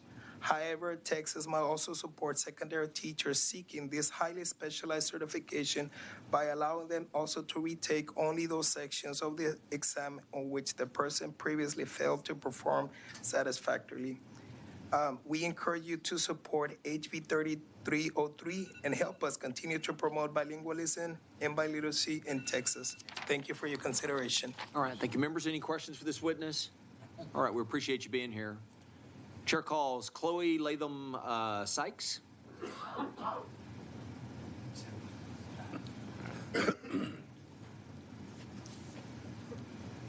right. We show you registered as Chloe Latham Sykes on behalf of Intercultural Development Research Association. You'll be testifying for the bill. Is that correct? Yes, sir. Thank you. Good evening, members. My name is Dr. Chloe Latham Sykes. I am testifying on behalf of IDRA as the Deputy Director of Policy and am for House Bill 3303, very happily so. And we thank Representative Guerra for bringing this bill and championing many bilingual education bills in this committee and legislature. This, as was laid out, this bill helps address the Texas teacher shortage, particularly in the acute shortage area of bilingual ESL education, and advances state goals to expand high-quality bilingual education through dual language models as articulated by House Bill 3 of 2019 and the resulting plan from Senate Bill 560, which was passed unanimously from the Senate committee and with broad bipartisan support last session. As Representative Guerra laid out, this is coming straight from the agency's legislative recommendations from that plan. There are, and so you'll see in that testimony, just a bit of data to illustrate the need for this secondary pathway for certified bilingual education teachers. Currently in statute, bilingual education is required through 6th grade, so that's why we have a lot of programs specifically in the elementary grades, also with the nature of language acquisition and early education. And you can see that we have a growing number of students in bilingual education and particularly dual language programs, about 36% in pre-K through 5th grade. But if you turn to page 2, you will see in grades 6 through 12, so covering middle and high school, there are only 4% of emergent bilingual students in dual language programs. That's combined one-way and two-way programs. Most are in English as a second language. A bilingual teacher certification that extends into those upper grades through middle, through high school is going to allow and facilitate that program expansion, help fulfill the Texas teacher workforce need around this critical area, and serve the needs of over 20% of our public school students in those higher grades. And as you can see, 38% of that 1.1 million emergent bilingual students are in those higher grades. So we have our full support for this and welcome any questions. Thank you. Thank you. Members, any questions for this witness? All right, we appreciate you being here. Thank you very much. Chair calls Sophia De Loreto Chuddy. Okay. How'd I do? Did I get it? That's okay. Oh, all right. Sophia? It's not my first time here, and you're not the first one to do it. So All right, that's Sophia De Loreto? De Loreto. De Loreto Chetty. De Loreto Chetty. On behalf of yourself. Yes. Testified for the bill, and I have you in the system twice. I have your permission to remove one of them. It says the same thing, just 2 times. Yeah, that's a mistake. I'm sorry. Okay, next time you come, I'll get it right. I promise. You and me. Yes, so my name is Sophia De Loreto Chetty. I am testifying on behalf of this bill. I am currently a elementary bilingual educator in Austin. I do not have the dual language certification. I came into this role as a teacher through some crazy happenstance. I found out that there was 600 open teaching positions in Austin 2 weeks before the start of the school year, and I went to the district to offer my help. I have degrees in Spanish language and Latin American studies and political science and what else, but I did not have that dual language certification, but the school that I wanted to work at had a need for this position. So the position that I'm actually in is technically an ESL teacher, so that I could be teaching in this classroom for bilingual students without needing that certification. And so my biggest thing about testifying on behalf of this bill is that we need to be lowering the barriers to getting dual language teachers into these schools. Like we heard before, 1 in 5 students in Texas is an emergent bilingual. The data suggests that emergent bilinguals are more successful in dual language programs than they are in ESL programs or in regular programs in schools. And it is my firm belief that dual language offers an opportunity for students that have demographics of people that have been harmed by the state policies in education to have some form of reparations by continuing to foster language education. And that's it. All right. Thank you. Members, any questions for this witness? All right. We appreciate you being here. Thank you. All right. Is there anyone else who wishes to testify on, for, or against House Bill 3303? If not, the chair recognizes Representative Guerra to close on the bill. Chairman, members, obviously, I grew up living on the family ranch, and I was around a lot of vaqueros, cowboys, and A lot of my family, of course, spoke Spanish, but my mother was an educator. And I was also very fortunate because my parents moved into town. We lived in a very nice part of town. And I was immersed in English, especially when we moved into town and in the schools that I went to. But I was very fortunate in many, many ways. I came from a very privileged family, and that helped me. But there were a lot of kids that didn't have that opportunity. What I have seen since then and realized is that as I've grown older, and when I grew up in town, and especially around my mother, being an educator, she had her master's, became a principal. You know, many doors were always opened up to me, but not a lot of those doors were opened up to some of the other kids that I knew.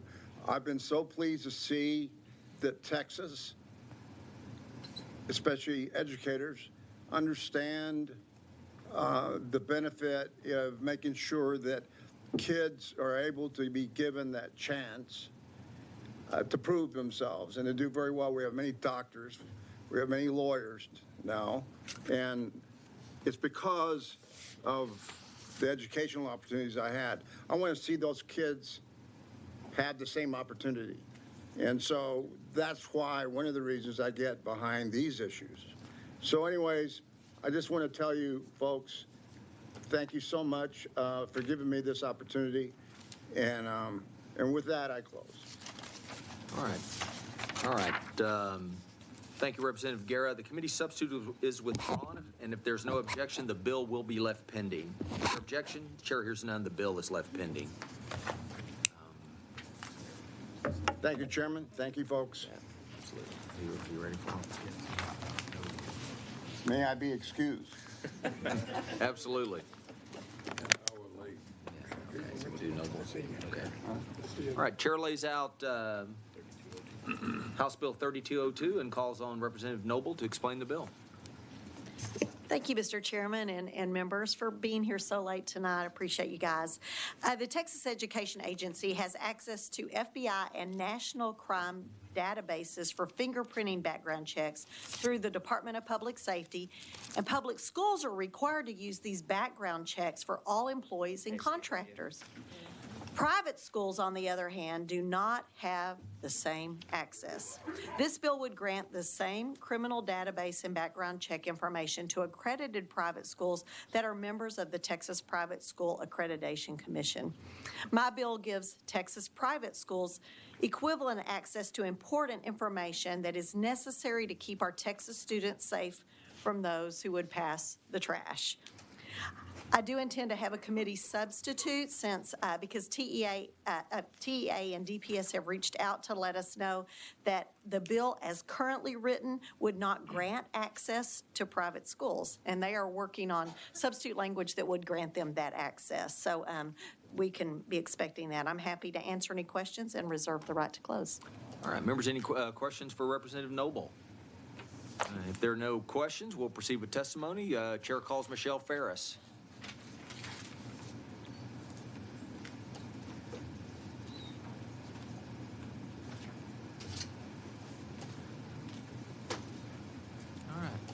All right, we show you registered as Michelle Ferris on behalf of the Texas Department of Public Safety, testifying on the bill. Is that correct? Yes, sir. Okay. I'm just here as a resource witness, so if you have any questions, I'll be happy to answer them. Okay. All right. Any questions, members? All right, thanks for being here. Chair calls Jennifer Allman. Okay. We show you registered as Jennifer Allman on behalf of the Texas Catholic Conference of Bishops, testifying for the bill. Is that correct? That is correct. Thank you very much, Chairman Buckley, and thank you all. My name is Jennifer Allman. I'm the Executive Director of a Texas Catholic Conference of Bishops, and we are in support of House Bill 3202. The Catholic Church takes very seriously our role in protecting children and putting an end to the evils of child abuse of any kind. That is why we take preventative and proactive measures to stop crimes against children before they happen. Our safe environment programs include regular background checks and educational programs to train clergy, staff, youth, and volunteers in how to recognize, report, and prevent predatory behavior among minors or toward minors. We do millions of background checks on adults in the Catholic Church every year and provide this safe environment training. It is also the responsibility of our government and the duty of our legislators to encourage proactive measures to stop bad actors and provide equal opportunity for all organizations, public and private, to access those background checks. We all want to hire and retain employees and volunteers who have the best interest of children as the highest priority. Private schools currently want greater access to the DPS fingerprint and background check system that public schools have access to through TEA, and that's the purpose of this bill. It gives private schools the option to fingerprint employees and submit the results to the DPS clearinghouse using TEA's existing systems. We would not be subject to TEA's determinations about employability, but HB 3, which was passed in the 86th session, allocated one full-time employee at TEA to provide support for the implementation of the Do Not Hire registry. Our private schools currently work very well with this staff member, and we would be utilizing the same position to provide customer support to private schools, and that will be both cost-effective and convenient for school administrators. We encourage your support of this bill.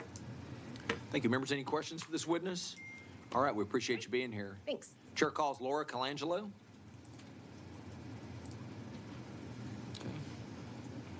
We show you registered as Laura Colangelo on behalf of the Texas Private Schools Association and yourself testifying for the bill. Is that correct? That is correct. Okay. Thank you, Mr. Chairman and committee. Laura Colangelo, Texas Private Schools Association. We are testifying for HB 3202. We thank Representative Noble for filing this bill. Without access to the DPS database, which public schools access through the TEA, the private school community pays for individual private search services costing up to $100 per background check in order to guarantee sufficient quality now. With access to the DPS database, private schools can at least start from the same place that public schools do in getting information about potential hires. Private schools may continue to pay for those other services as well, because this is a may, not a shall. But at least there will be one central place that houses the information that all types of schools need in order to make a responsible hire. This is an important step as we continue to improve the safety net for our vulnerable populations and make Texas a leader in keeping classrooms safe for children. All right. Members, any questions for this witness? All right, we appreciate you being here. Chair calls Aileen Blakowski. All right, we're going to show Aileen Blakowski. We're going to show Aileen Blakowski on behalf of herself, registered on the bill. Is there anyone else who wishes to testify on, for, or against House Bill 3202? If not, Chair recognizes Representative Noble to close on the bill. Thank you, Mr. Chairman. Let's protect all Texas school children from predators. I respectfully request passage, and I close. Okay. If there's no objection, the bill will be left pending. Is there objection? Chair hears none. The bill is left pending. Okay. Let's do Busey. All right. Okay. Chair lays out House Bill 2125 by Busey and recognizes Representative Busey to explain the bill. Thank you, Chairman Buckley. I have a committee substitute for House Bill 2125. Okay. Chair lays out a committee sub. Members, thank you for allowing me the privilege to lay out the committee substitute for House Bill 2125. This bill would require a person serving as a non-attorney, non-family member advocate, or a due process hearing officer in special education hearings to complete a special education law training course for serving in that role. Special education law is a unique subset of law that requires specific knowledge to ensure efficient and beneficial outcomes for students. If an individual is receiving payment for providing legal advice to families, it's beneficial for all parties if they go through some level of this training. Currently, no regulation exists for non-attorney advocates. In some instances, advocates provide advice contrary to current law, leading to increased costs for schools and ineffective services for family and children. This bill will help ensure that students and parents have access to a vetted and knowledgeable advocate when a dispute arises. After conversations with stakeholders, the committee substitute would address the following issues. It would require due process hearing officers as well as non-attorney advocates to complete the training course before being named an arbiter in a dispute. Additionally, the committee sub broadens exemptions from the training course for parents of the child in question to family members of the child to allow for other familial relations to stand in representation without going through this course. Lastly, the committee sub allows the Texas Education Agency to include a final exam on the training and add biennial trainings after each legislative session. We have heard additional concerns from stakeholders involved and are open to making clarifying changes in order to make this bill as effective as possible. I want to thank you all for hearing this bill. I'm happy to answer any questions. I know we have a few witnesses from my school districts that I've worked with on this idea, but I'd be happy to answer questions, especially after during close. All right. Members, any questions for Representative Busey? Thank you, Mr. Chairman. All right, if no questions, we'll move on to testimony. Chair calls Anna Smith.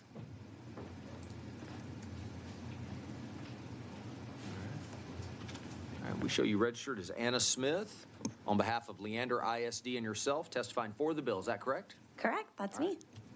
Good evening, Chair Buckley and House Public Education Committee members. My name is Anna Smith, and I serve as the Board Secretary for Leander ISD School Board. Today, I'm testifying on behalf of Leander ISD, and I'm in support of House Bill 2125.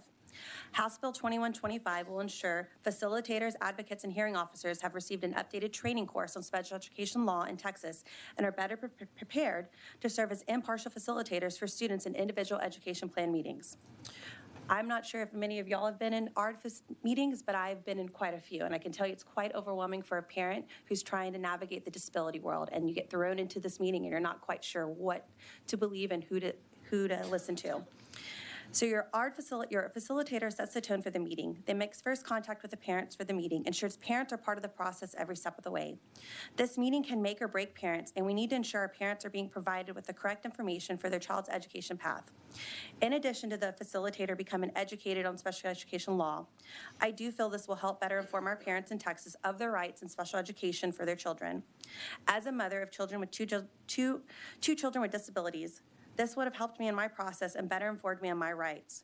We could, as a state, provide resources as a state in this bill to help parents and districts get to solutions quickly. I've heard some of the concerns about this bill.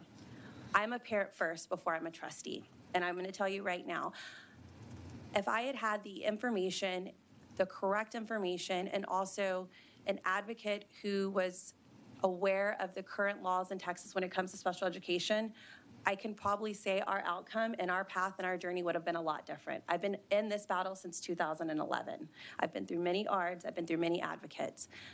I don't think what we're asking for is something that's wrong. What we're trying to do is protect parents and protect students' education path.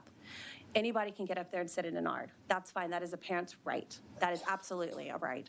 But where, as a parent and as a trustee, I've seen cases where people aren't quite familiar with the current law of special education in Texas. And I've seen students' education paths be going down the wrong path just for temporary until they are completely informed of what their actual rights are. And so what we're trying to do here is ensure parents and students are aware of their rights, and most importantly, students are able to get the services they need in Texas.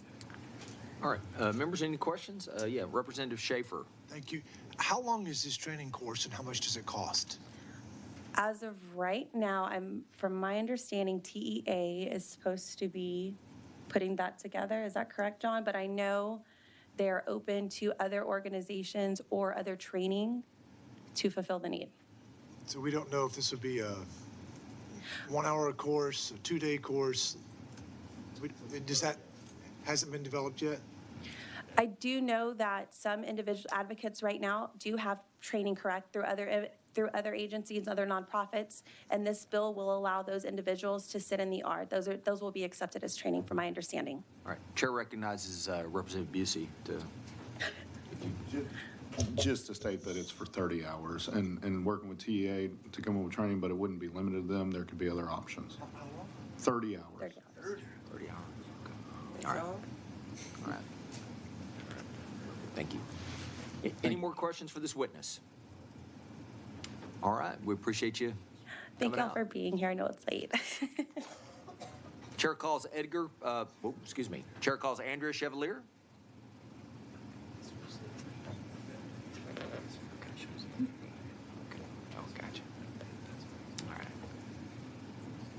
All right, we show you registered as Andrea Chevalier on behalf of Texas Council of Administrators of Special Education, testifying for the bill. Is that correct? That's correct. Thank you.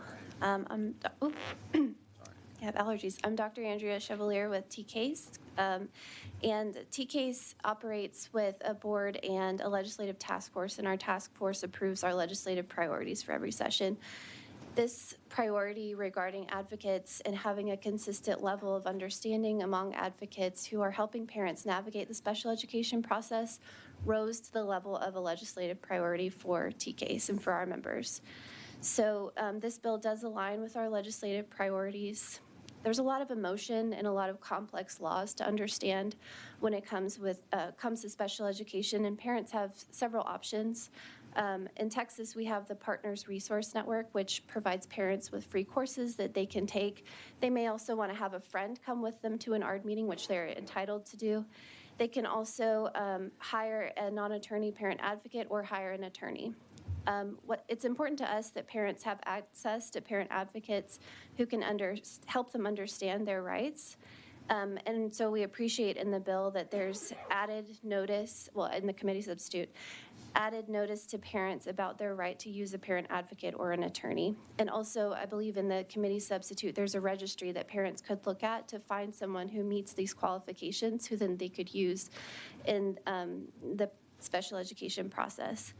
It's also important to us that if a non-attorney parent advocate can represent a parent in a due process hearing. So in a lot of ways, they're acting as an attorney, but they don't have any of the regulations or ethics agreements that go along with acting or being an attorney and being licensed in that way. So we believe that a SPED training course will help ensure that parents have access to quality individuals to help represent them. And we think that a lot of the resources are already in place. So as I mentioned, the Partners Resource Network partners with the Region 10 Regional Service Center, and they already have a lot of webinars and trainings already in place that I think could be repurposed for this bill, to fulfill this bill. All right, members, any questions? Representative Schaefer. Yes, ma'am. Thank you for testifying. You represent the Texas Council of Administrators of Special Education. Yes, sir. Okay. Does your organization provide this training? No, we do not. Who provides this type of training? Right now, parents can become trained through COPA, which is the Council of Parent Attorneys and Advocates, and it's a national organization. And COPA actually has a similar registry and list that parents can look up who's taken that training and kind of met those standards, which do include ethics, include special education law. I don't believe it would get specific into Texas law, which is above federal law and the Texas regulations, but there is some of that already in place. So you understand this bill would require people to have this training unless they were a family member or an attorney, basically, right? Correct. And so would we possibly be narrowing the pool of people who would be available to be in there? Potentially, yes. Under the committee substitute, if they had taken a similar training, so many of them already have taken the COPA training, that would count, so they wouldn't have to do anything Out in the additional. rural areas, do we possibly have some people that just have been around this a long time and pretty much know what's going on? And they may not be perfectly current, but they know quite a bit, and they haven't had the training. If they do know all of the content, then the training, I would think, would not be difficult for them to complete. 30 hours and however much cost, I guess, is the There is the bill does require there to be a no-cost or cost-assisted option as well for the training. Okay. Thank you for your questions. I appreciate that. Yeah, no, concern. we just don't want to I understand. have something good create an unintended consequence of actually cutting out some knowledgeable people from I understand. helping. Yes. Thank you. Dr. Chevalier, can you describe some of the, I guess, the drawbacks of a parent attending an ARD with maybe a well-intentioned advocate, but someone that's really not trained up to the point, and some of the consequences of that? So what we've heard from our members is that, I think just from a perception standpoint, having someone come with them is already could lead to the perception that there's going to be some kind of conflict that comes in that meeting. But I think that if someone does not understand the laws and the regulations, then they may be advocating for things that are not appropriate for that child, and then that leads to that disagreement in the ARD committee meeting. Is an advocate compensated? They can be, yes. And that's, think many of that's an them- agreement between the parent and the advocate? Yes, Are the advocates typically attached to maybe a law firm or something like that? they can be, yes. They don't have to be. Okay. All right. Members, any other questions? All right. Thanks for being here. Chair calls Edgar Pacheco.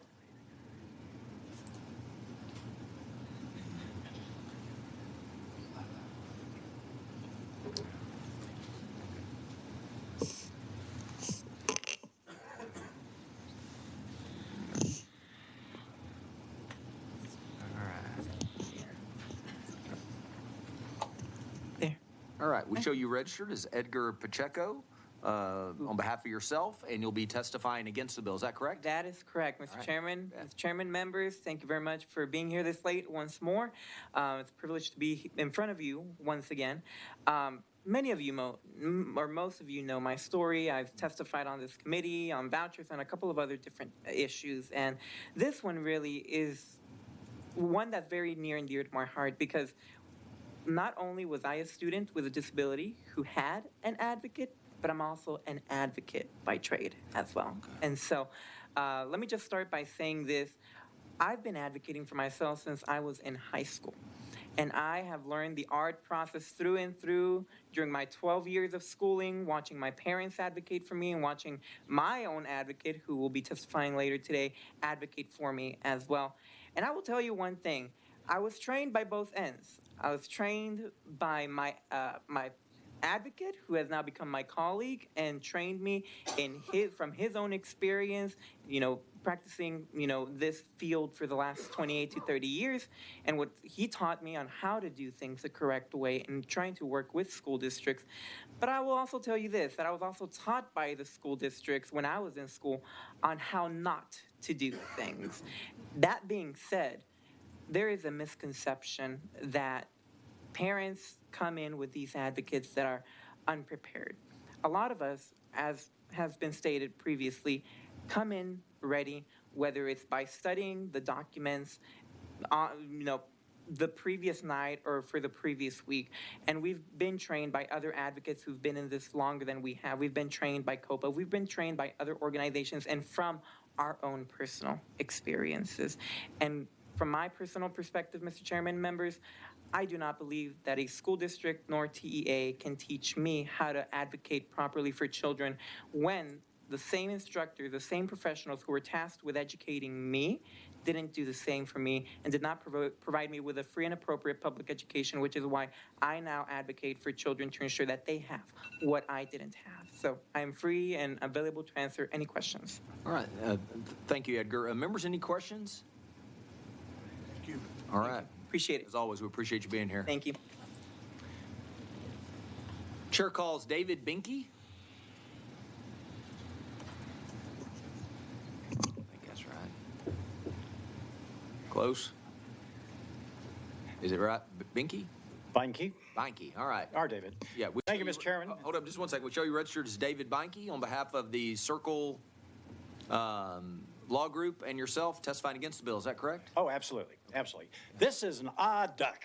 Okay, so in this bill, you're going to train hearing officers who are with SOA attorneys, with the State Office of Administrative Hearings. They're already ALJs. They're going to get the same training as me, or a parent non-attorney, or who's going to do the training? The Regional Service Center? Non-attorney advocates, non-attorney educators are going to train non-attorney parents to litigate. Due process is litigation, cross-examination, making motions. It's litigation skills. You're going to have a regional service center teach parents how to litigate? Really? Does that make sense? Did Busey's office reach out to SOA and the hearing officers and ask about that? Because the original bill said Texas Council for Developmental Disabilities. They ran from this like a hot potato. Now we have the Regional Service Center going to teach us how to litigate, and then we're going to come back. The same 30 hours is going to make us effective at an ARD or an IEP meeting, depending what you call it. But what of those people who go to ARDs, they don't call themselves non-attorney advocates? They're IEP coaches, they're advisors, they're consultants, they're a social worker, they're a psychologist that go in and help. They're an advocate under the definition, but what are they? What's an advocate when there's 15 different terms? And then what are the numbers? How many non-attorney advocates went to hearing? less than 7 last year? Less than 6 last year? 6. There's 600,000 special ed parents. Where's the boogeyman? Where's the problem? Where's the numbers on this bill? Oh, my clientele said this, my clientele said that. Okay, what's the numbers? How many complaints did you get? How many complaints did you get? So we have 7 non-attorneys in hearing last year, about 7 before. How many people can even do this? Most are in this room, maybe 10 or 15 of us. You're going to pass, there's already an advocate bill. It was passed 2013. Why are we reinventing the law? Because of what is this? It's an odd duck. It makes no sense at all. Thank you so much. Any questions? Members, any questions for this witness? I appreciate you being here.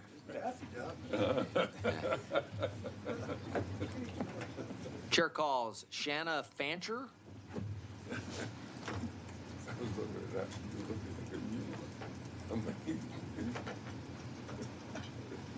Okay.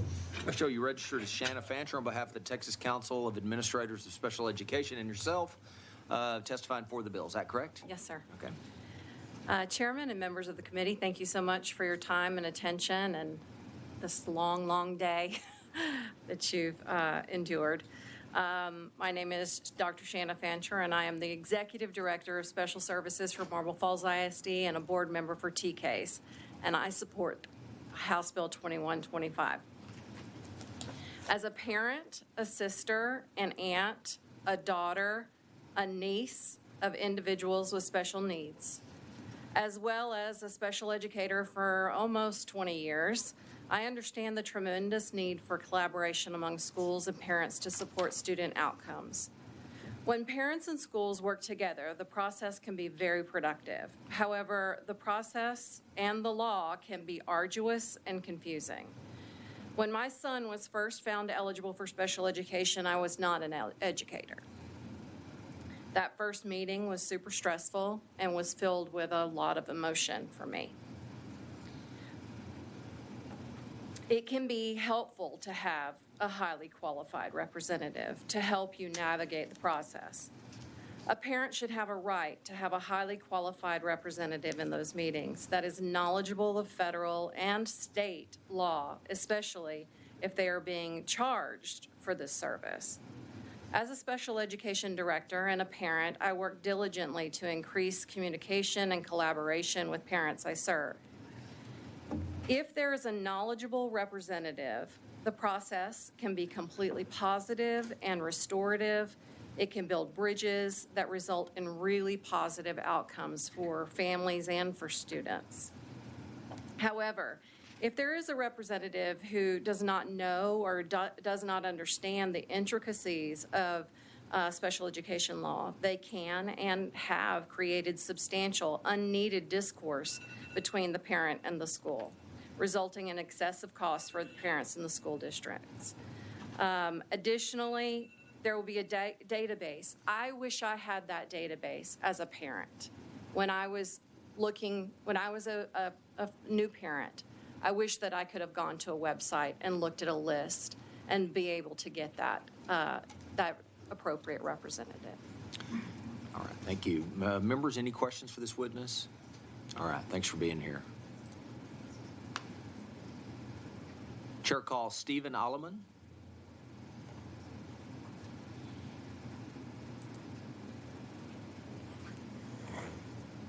We show you registered as Stephen Alleman on behalf of Disability Rights Texas, and you'll be testifying on the bill. Is that correct? That is correct. Good evening, members of the committee. I'm Stephen Alleman with Disability Rights Texas here on the legislation. To be very clear, the filed version versus the committee substitute of this legislation is very, very different. And we appreciate the spirit of the differences because we do need to collaborate in special education. It is a complex area.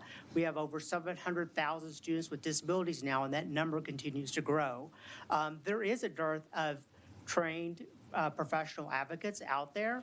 What we are concerned about with the positive movement of the committee substitute is still, though, trying to help parents have qualified advocates, but while at the same time not providing so much rigorous regulation that ends up deterring individuals to go into that field or to be able to serve parents effectively based upon their life experiences, based upon their past experiences as an educator, based upon their past experience maybe as an attorney in another state who's now here, retired.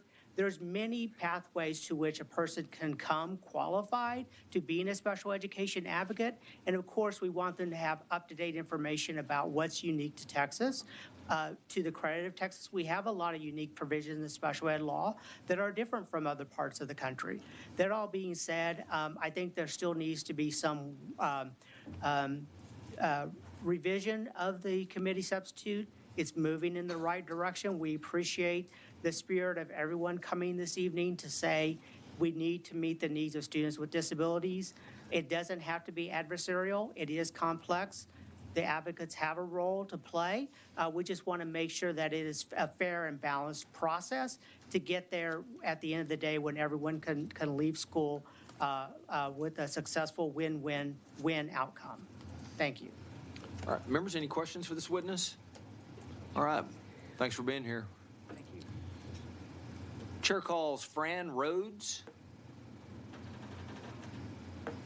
Fran Rhodes. Okay, we're going to show Fran Rhodes on behalf of the True Texas Project and herself, registered against the bill. Chair calls Daphne Corder.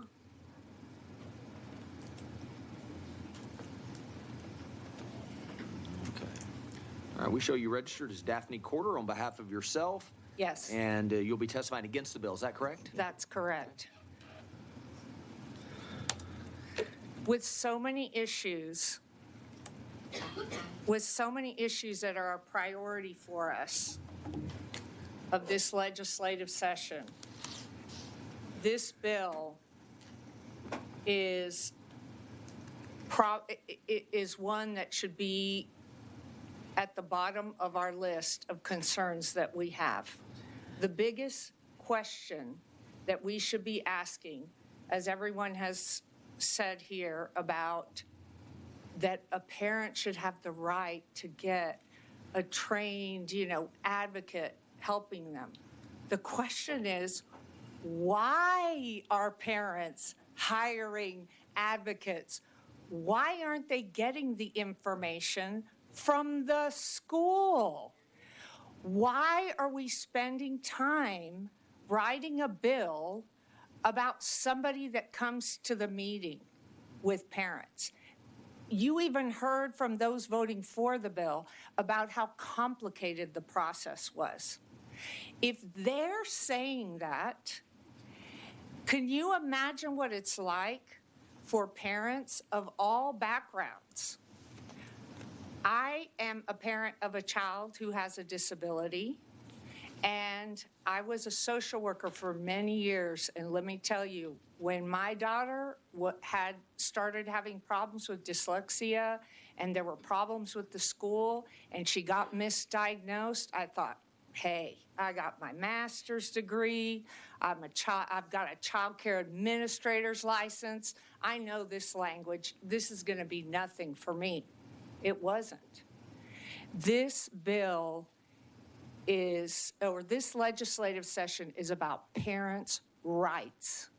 And this bill today is about one step to block it.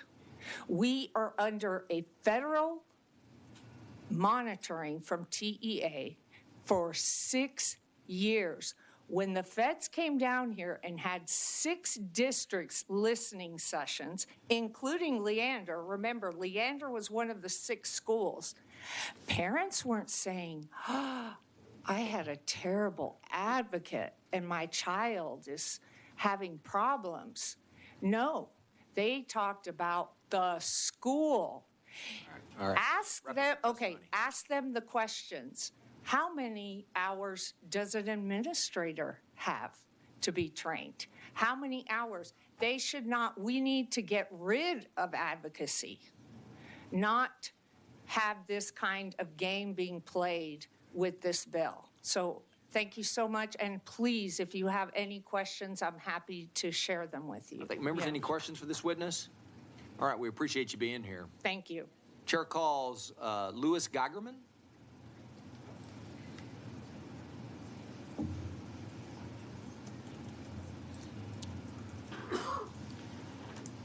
show you registered as Louis Geigerman, excuse me, on behalf of yourself, and you'll be testifying against the bill. Is that correct? That's correct, Mr. Chairman. Thank you. Sure. I want to refute a couple of things. Contrary to the author's assertion, stakeholders, particularly those like myself, who's been doing this for 28 years, and I was Mr. Pacheco's advocate when he was in high school, we were not consulted.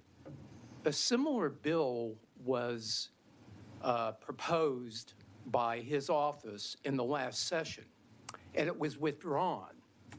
And at that time, his legislative director told me personally that I would be solicited and get my input as well as my colleagues. We were put on radio silence by the author's office, and we were never consulted. It seems like the stakeholders that were solicited were Leander and other school districts, and I have a real problem with that. There was also another point that was made by T-Case. By the way, I was trained by COPA. I was the first one to file a due process case when the law was changed in 2003. How do I know? I filed it at 12:02 when it became effective. And I've done lots of cases through that time, and I've done lots of studying, and I went through considerable training. But interesting, the T-Case person said a little while ago, well, the COPA is fine, but it doesn't deal with Texas state law that supersedes federal law. No, it doesn't. Federal law supersedes state law. Just a couple of more points. To echo Ms. Quarter's point, really, what I find is, I'll be done in a second. Okay. What I find is that the schools are not the ones that are trained. I see it every day. In fact, I was in a ARD meeting this afternoon while you all were on break, and they had the actual director of special education in that meeting. And by the way, she didn't know the rules, and that she had to get a question back and found out that she was wrong. Anyway, this law is going to hurt parents. There's 700,000 kids in this state, and they're not going to have representation, and it's the children that are going to be the ones that suffer. All right, thank you. Members, any questions for this witness? All right, thanks for being here. Okay. Is there anyone else who wishes to testify on, for, or against House Bill 2125? If not, the chair recognizes Representative Busey to close on the bill. Thank you, Mr. Chairman. I want to clear up a few things. One, Representative Schaefer, I appreciate your comment earlier about let's not let something bad have unintentional consequences. I want to continue to work with you. I'd love your input on that. What we're trying to do, in spite of what you may have just heard, is a parents' rights bill.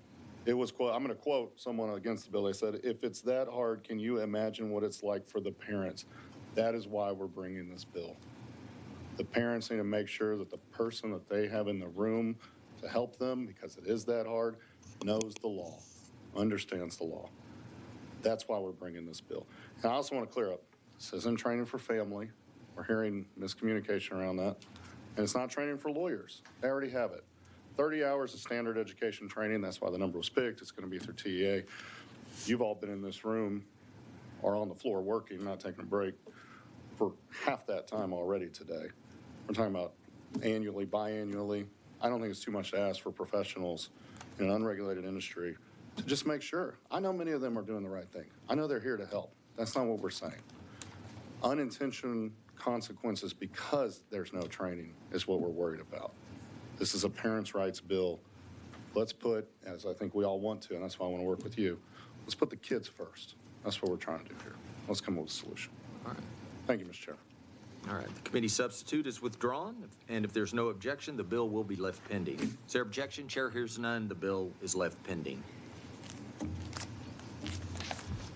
Chair lays out House Bill 4342 and recognizes Representative Plesa to explain the bill.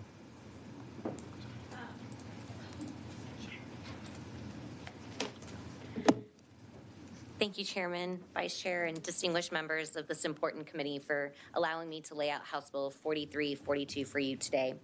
House Bill 4342 clarifies language and statute and simplifies the social studies, sorry, it's been a long day, social studies requirement as it relates to economics by combining personal financial literacy and economics into a single course to ensure that all Texan students have access to personal financial literacy materials. We have made great progress in our state as it relates to personal financial literacy. House Bill 4342 expands on that work while also simplifying statute to make sure that all students are being equipped with the knowledge and skills they need for financial success. Economics isn't just theory, it's practice. The topics included in personal financial literacy are harmonious with economics, and the application of economics theory in their own lives will engage students in the course content and gives them an opportunity to apply it in their lives. High school students are emerging adults who are getting their first job, opening their first bank accounts, and getting their first credit cards. This is the best time for them to learn financial literacy, when they are able to apply the curriculum to their own lives and form good financial habits, such as keeping debt low, keeping credit scores high, and balancing budgets. House Bill 4342 prepares students for their next endeavor, whether that's college, enlisting in the armed forces, vocational training, or heading straight into the workforce with the tools for success. Members, we know that in our great state, our booming economy and free market enterprise, we have been blessed. We have a record surplus that's larger than some states and some small countries. We call this the Texas Miracle. Now we must ensure that it's not just our state that's rich, but also its people. In order to fully participate in our free market, in order to achieve upward mobility, you must have an understanding of your personal finances. Financial literacy benefits our students, families, our economy, strengthens our workforce in a competitive global marketplace. This issue was brought to us by one of our local chambers, who you'll hear from tonight. We've also been working with the members of the business community. And a member of my own staff is a social studies teacher who's been working diligently on this legislation and has been engaging in dialogue with many stakeholders, parents, families, educators, and administrators. And we all agree that this bill is very timely, given that the State Board of Education will be taking up social studies curriculum again in 2025. So the time is now. Members, thank you for your consideration on House Bill 4342. I have some witnesses here, I hope, still, who will be willing to answer any questions. And with that, I respectfully reserve my right to close. All right, members, any questions? All right. Seeing no questions, we'll move on to witnesses. Chair calls Tony Felker. All right. We show you registered as Tony Felker on behalf of Frisco Chamber of Commerce, testifying for the bill. Is that correct? Yes, sir. Okay. Thank you very much. It is my pleasure to be here tonight, and Chairman Buckley, Vice Chair Allen, all members of the committee, thank you for allowing us to be here on a very long night, but we're saving some of the best for last. Wanted just to introduce myself. I am President and CEO of the Frisco Chamber of Commerce. I've been in the industry for over 18 years, and one of the things that I have done for many, many years when I'm visiting with my counterparts, my business community in general, is I ask them, what do you think? Do you think it would be a good idea if all high school students in Texas had financial literacy required for graduation in some capacity, exposure to that? It was an unofficial survey, but I unofficially put it at 100% in favor of that response. Everybody believed that is a good deal. When I was prepping for this morning for the plans today, I came across one comment in particular, and I wasn't looking for it, but it happened to be by Dave Ramsey, who I cherish in terms of being financial literacy and planning and getting out of debt. And he quoted Andy Andrews in his article. And the quote by Andy Andrews said, "Our goal as parents is not to raise great kids, but to raise kids in such a way as to create great adults." And that is really fundamentally what we are at the point of here. We have the ability to bring good teaching good financial literacy to students, help them with choices for careers, financial implications, help them with student debt, college choices, and to be able to go forward into the world, as well as ongoing experiences in the workforce, economic development, and areas like that. We thank you for the work that has been done to date, but we feel there's more to be done in terms of expanding the access to financial literacy, ensuring that all high school students have access, and it is a fundamental life changer in terms of what it can do for people. My own personal journey through this has been critical for my growth, and I believe we can grow our students and the future of Texas accordingly. Happy to answer any questions. Thank you. Members, any questions for this witness? All right, we appreciate you being here. We thank you for all your support, our co-sponsors and joint authors that are here as well. Thank you very much. Chair calls Joseph Sestari. Joseph Sestari. We'll show Joseph Sestari on behalf of Junior Achievement, registered for the bill. Chair calls Stephanie Matthews.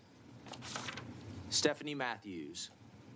We'll show Stephanie Matthews on behalf of the Texas Association of Business, registered for the bill. Chair calls Ann Bador. Ann Bador. We'll show Ann Bador on behalf of Texas Appleseed, registered for the bill. Chair calls Jaime Puente. Jaime Puente. We'll show Jaime Puente on behalf of every Texan registered for the bill. Chair calls Rhonda Hurst. Rhonda Hurst. We'll show Rhonda Hurst on behalf of Moms for Liberty and herself, registered for the bill. Chair calls Brianna Gordley. Okay, finally. Okay. Finally. All right, we show you registered as Brianna Gordley on behalf of Texas Appleseed and testifying on, testifying for the bill. Is that correct? Absolutely. Thank you so much, Chairman Buckley. I'll have to admit, this is my first time, maybe my last time in front of this committee. My organization typically testifies in front of PIFs, so this is a really unique shift for us, and I think the representative's bill is really going to address a lot of the issues we see in our work. My name is Brianna Gordley. I work at Texas Appleseed as a policy analyst on our Fair Financial Services project, and we are strongly in support of House Bill 4342. While the language change in this bill may seem very small, it is going to have an enormous impact on students' literacy. Currently, Texas students have the option to take a financial literacy course in high school, but it's not a requirement. And honestly, when I was in high school, I much rather preferred to take a fun elective outside of a mandatory educational requirement class. And I think it's really important, the representative's bill, because we're really in a unique space when it comes to financial innovation, financial technology, and financial access. Financial service innovations is happening in a very fast pace. There are a lot of new services, a lot of new products, and it really requires potential users, aka our students who are going to turn into adults, to really understand the product and ask the right questions to discern which types of products are best for them. And this is one of the numerous reasons why now, as of 2022, 17 states have adopted personal finance requirements for their students. Unfortunately, Texas is not one of those states yet, but we really hope to accomplish that with House Bill 4342. Currently, Texas students are far behind on the financial literacy components compared to other high school students in other states. Out of the 33 states that have requirement or that do not have financial literacy requirements, Texas ranks 26 in regards to the lack of students that have access to these courses. And this is an absolute detriment to our students. And I'm briefly going to touch on why. At Appleseed, we work on two main issues: payday lending reform and debt collection issues. With payday lending, it is so imperative for people to understand the interest rates for these products. If they do not understand and cannot discern between affordable lending and high-cost lending, consumers are often left at disadvantage. And we really want young students to understand as they come into adulthood and as they come into the workforce that there are positive financial products. And if they're not set up with a foundational basis in education to understand interest rates, to understand loan terms, they are not going to be set up to understand the best credit products for them. We know that with these types of financial literacy courses, increased credit scores and decreases severe delinquencies on loans. Also shifts students from high cost to low cost lending options. Again, we are in strong support of the bill. Thank you so much, Representative, and thank you all so much for your time. Good. Members, any questions for this witness? All right. We appreciate you being here. Absolutely. We've got one more. Where is it? No, I don't. Hold up a second. I don't have it on. We're going to have to, hold on.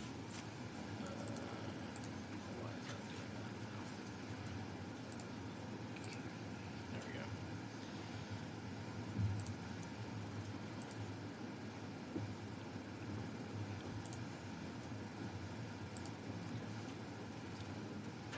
Chair calls Mary Lowe.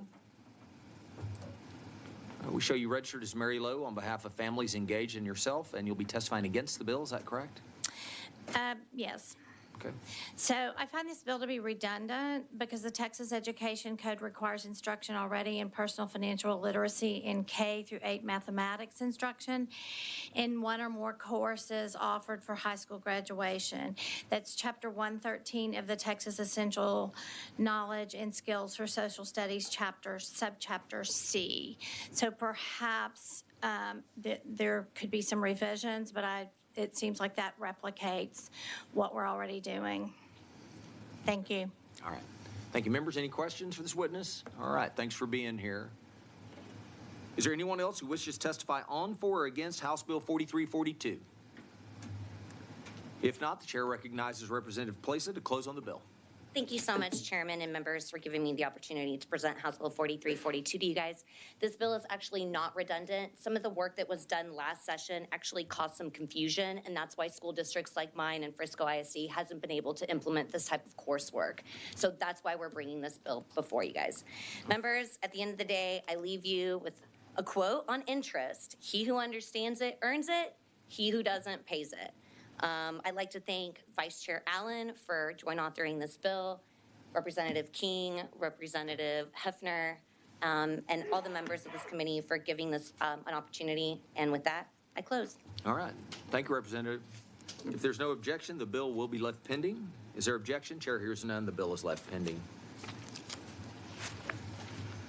Chair lays out House Bill 2510 and recognizes Chairman Kane to explain the bill, and the chair offers a committee substitute.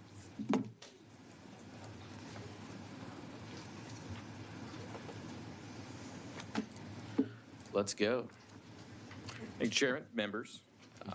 House Bill 2510 aims to address concerns about the transparency of legal proceedings and contracts involving Texas school districts. One of the key provisions of the bill is disclosure of contracts that are not competitively bid. So we would, if the contract's not competitively bid, we want to know the contract amount, who's being paid under the contract, and the duration of contract. Those things are, I believe, really important for that. So essentially by maintaining transparency and trust in our school district's financial management, by requiring school districts to post that information of non-competitively bid contracts on their website, House Bill 2510 will provide the public with necessary information to scrutinize these decisions and identify potential issues. I know we have quite a few witnesses here that have registered to testify.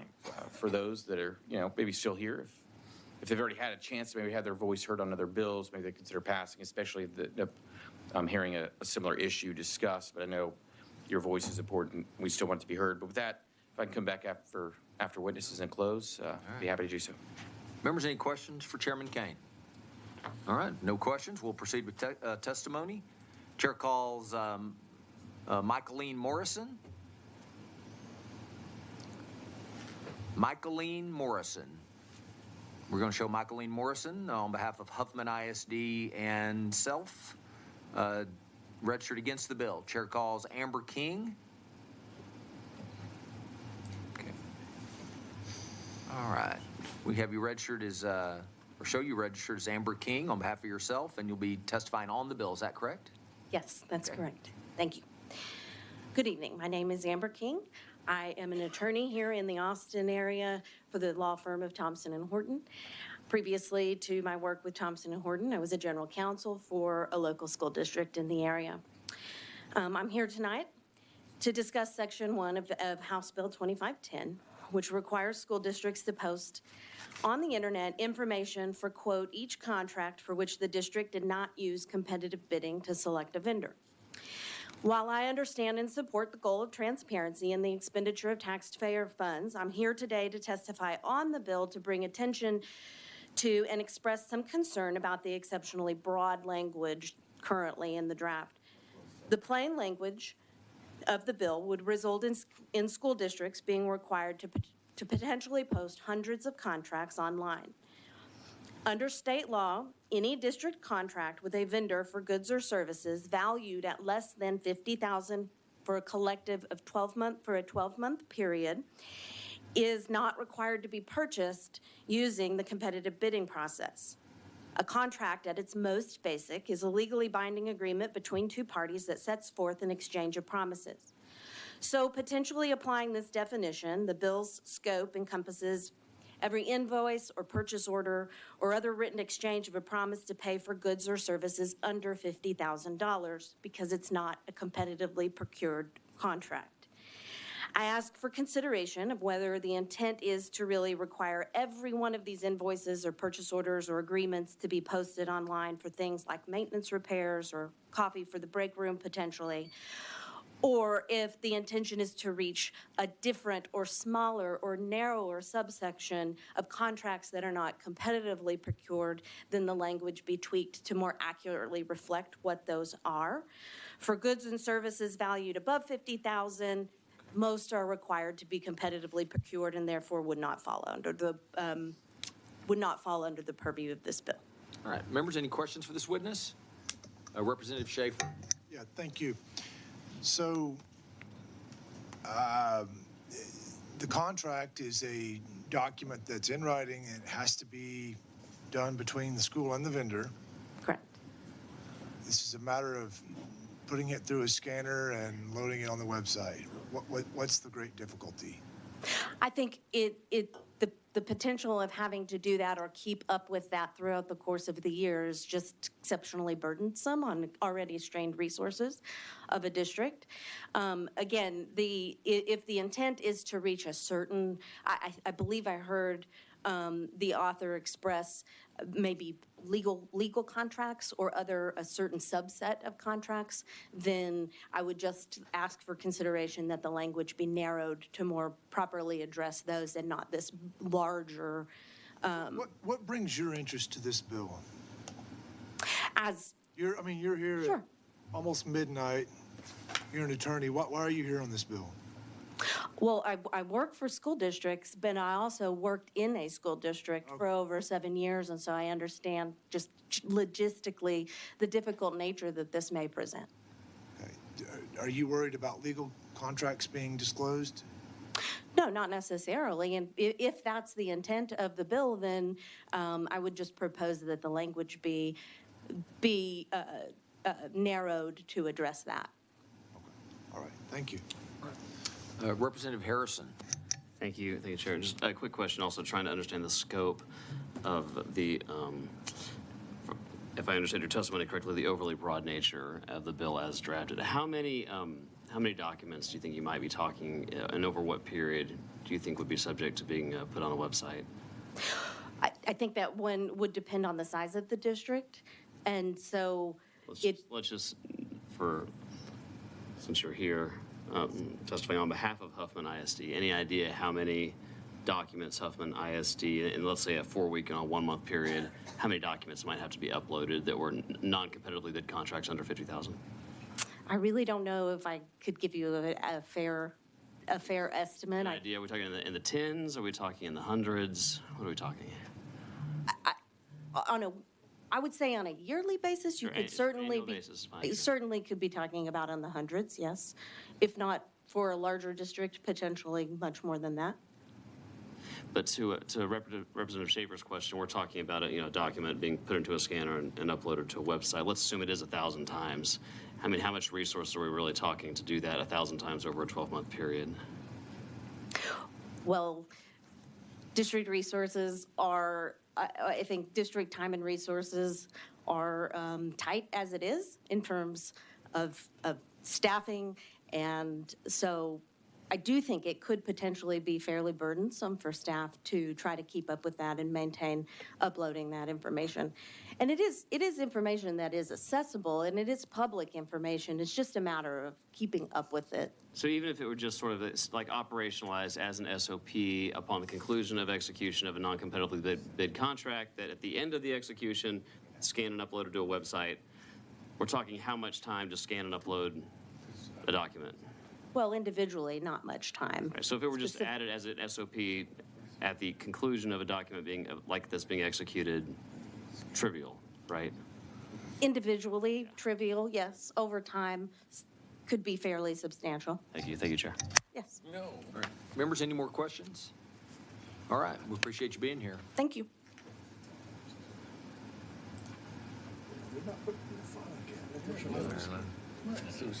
Chair calls Mary Lowe. You're getting, okay. We're going to show Mary Lowe on behalf of Families Engaged and herself, registered for the bill. Chair calls Holly Plemons. We'll show you registered as Holly Plemons on behalf of yourself, and you're testifying for the bill. Is that correct? Yes. Okay. So I have sued my school district before over a violation of parental rights. And together with my co-plaintiffs, we spent $40,000 fighting Fort Worth ISD. My district spent $500,000 fighting me. So I'm saying that to you to grasp. We spent 40, they spent $500,000 in 12 months fighting me. And that's the kind of money that they can spend because they have an endless bucket of money to fight parents with.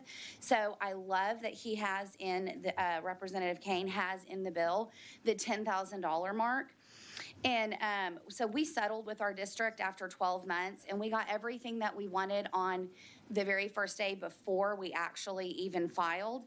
It was a complete waste of taxpayers' money, and it was just to bully parents. And so Thompson and Horton, that just was up here speaking, is one of the law firms in Fort Worth ISD. And I would like to say to her, so what? It's our money. Don't we have a right to know how it's spent? And my lawyer that I used in that lawsuit, I had to scan documents. And you saw me earlier with those giant binders. Those documents from my lawyer in his small office, not a giant ISD with 10,000 employees, to scan those, it took him 4 minutes to scan those and have them up on his computer. This is not a huge waste of time, even for an ISD like Fort Worth ISD. And the number one issue that parents are asking for is transparency. Our districts are being extremely wasteful with our money, and there's parents like me that are looking into this and taking note. And I would like to see when contracts are coming up and them being up on the website just for us to see. And so that's it. That's all I got for you. All right, thank you. Members, any questions for this witness? All right, thanks for being here. Thanks.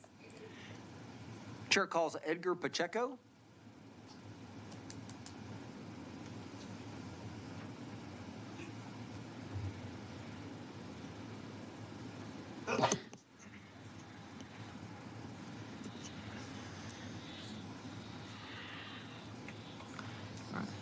Long time no see. All right. Yeah, we show you registered as Edgar Pacheco on behalf of yourself, testifying for the bill. Is that correct? Yes, can you move the microphone a little bit this way? Yes, that is correct, Mr. Chairman. All right. There we go. That's good. It's fine. Can you hear me there? Yes, sir. Awesome. Thank you, members. Mr. Chairman, thank you once again. Privileged to stand before this committee. I want you to picture yourself in this situation. Picture yourself being the parent of a child with a disability. Picture yourself struggling to get the appropriate services for your child at any moment in time. Now, picture this. Picture your school district denying those services time and time and time again to the point where you are left with your last resort and have to file a due process complaint, or in other words, sue the school district in order to get someone to hear your case and resolve it. Now picture this as well. You're a taxpayer who owns property inside a school district, and you're paying property taxes to your local ISD.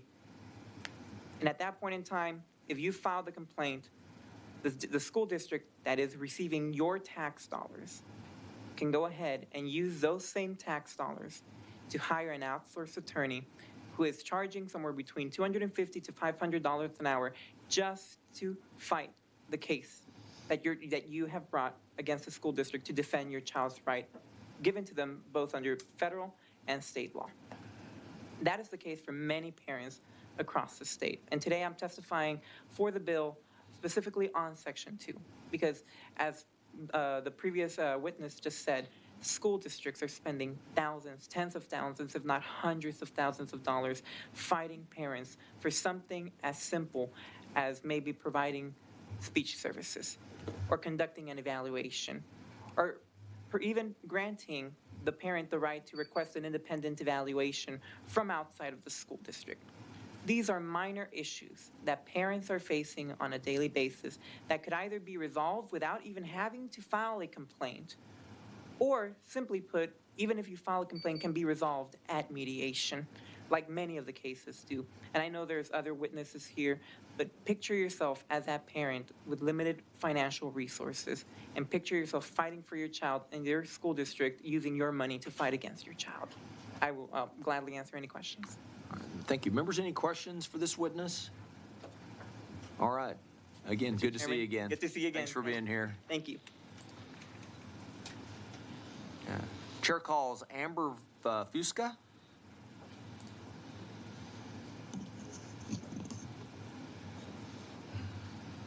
Did I get that right? Fusca, yeah. Close enough. All right, all right. We show you registered as Amber Fusca on behalf of yourself and testifying for the bill. Is that correct? That is correct. Mr. Chairman and members of the committee, it has been a long day.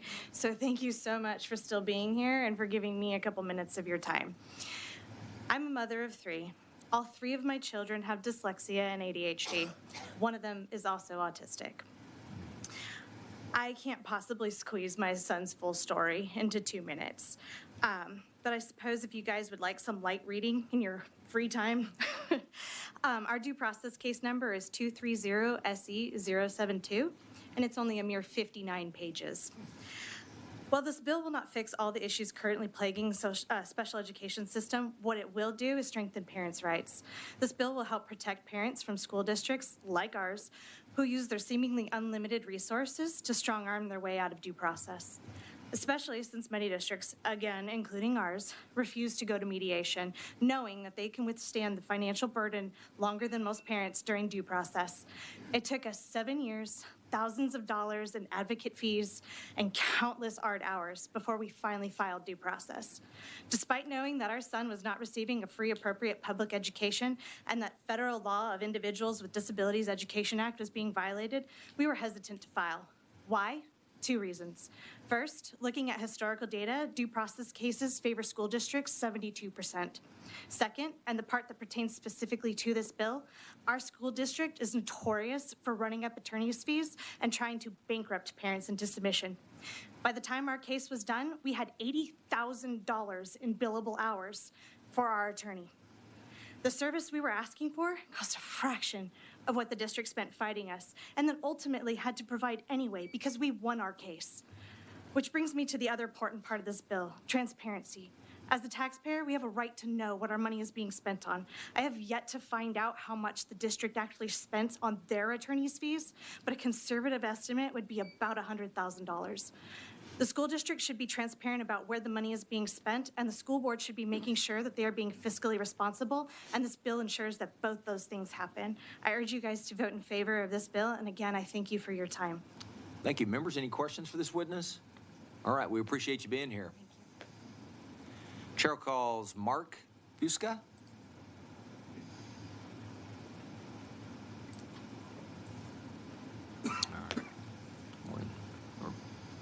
Still good evening, not good morning yet. Not yet, close to it. We show you registered as Mark Fusca on behalf of yourself and testifying for the bill. Is that correct? Yes, sir. All right.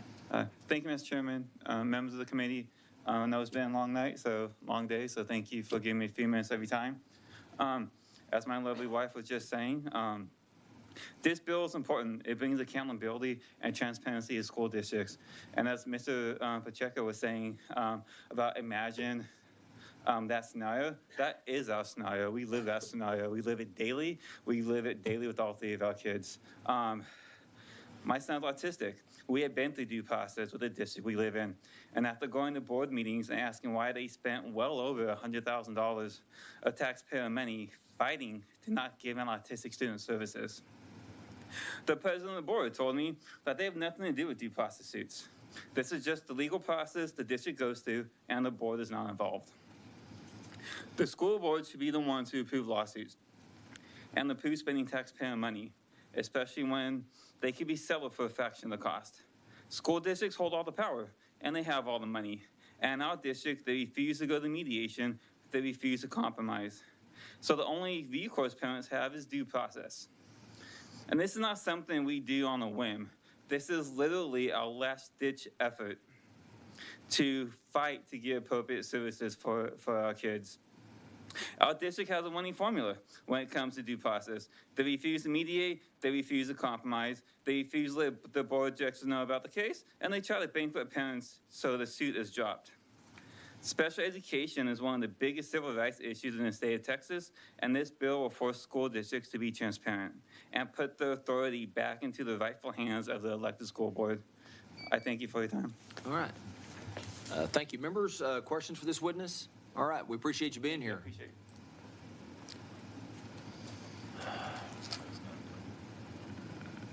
Is it double? No, okay. Chair calls David Beinke.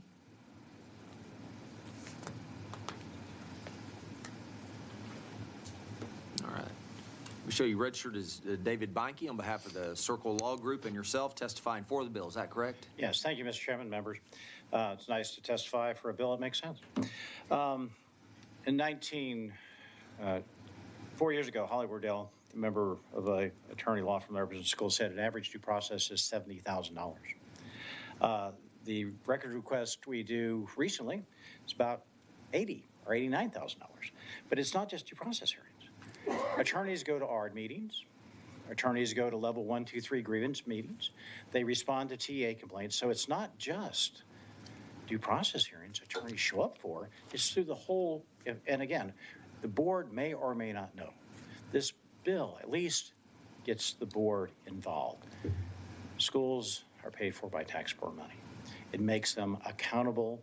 It makes it, at least the board knows. The board can approve that, and you can approve, if the board needs to have the attorney, fine. There's no limit on that, but at least the board knows they're spending this amount of money, and not all parents have attorneys. Sometimes they do it on their own. Or if the parent is considered to be a troublemaker, attorneys show up because they're a troublemaker. They might go get an advocate, or they hint at an advocate. So what this does, all the different venues, attorneys show up, and it's not thousands of dollars or $100,000. It's millions of dollars a year. That's not budget because it's a straight out-of-pocket cost. If it goes to federal court, there's insurance. But this is a straight out-of-pocket cost of somebody's budget. We're talking millions of dollars. Thank you. Members, any questions for this witness? All right, we appreciate you being here. Chair calls Stephanie Moody.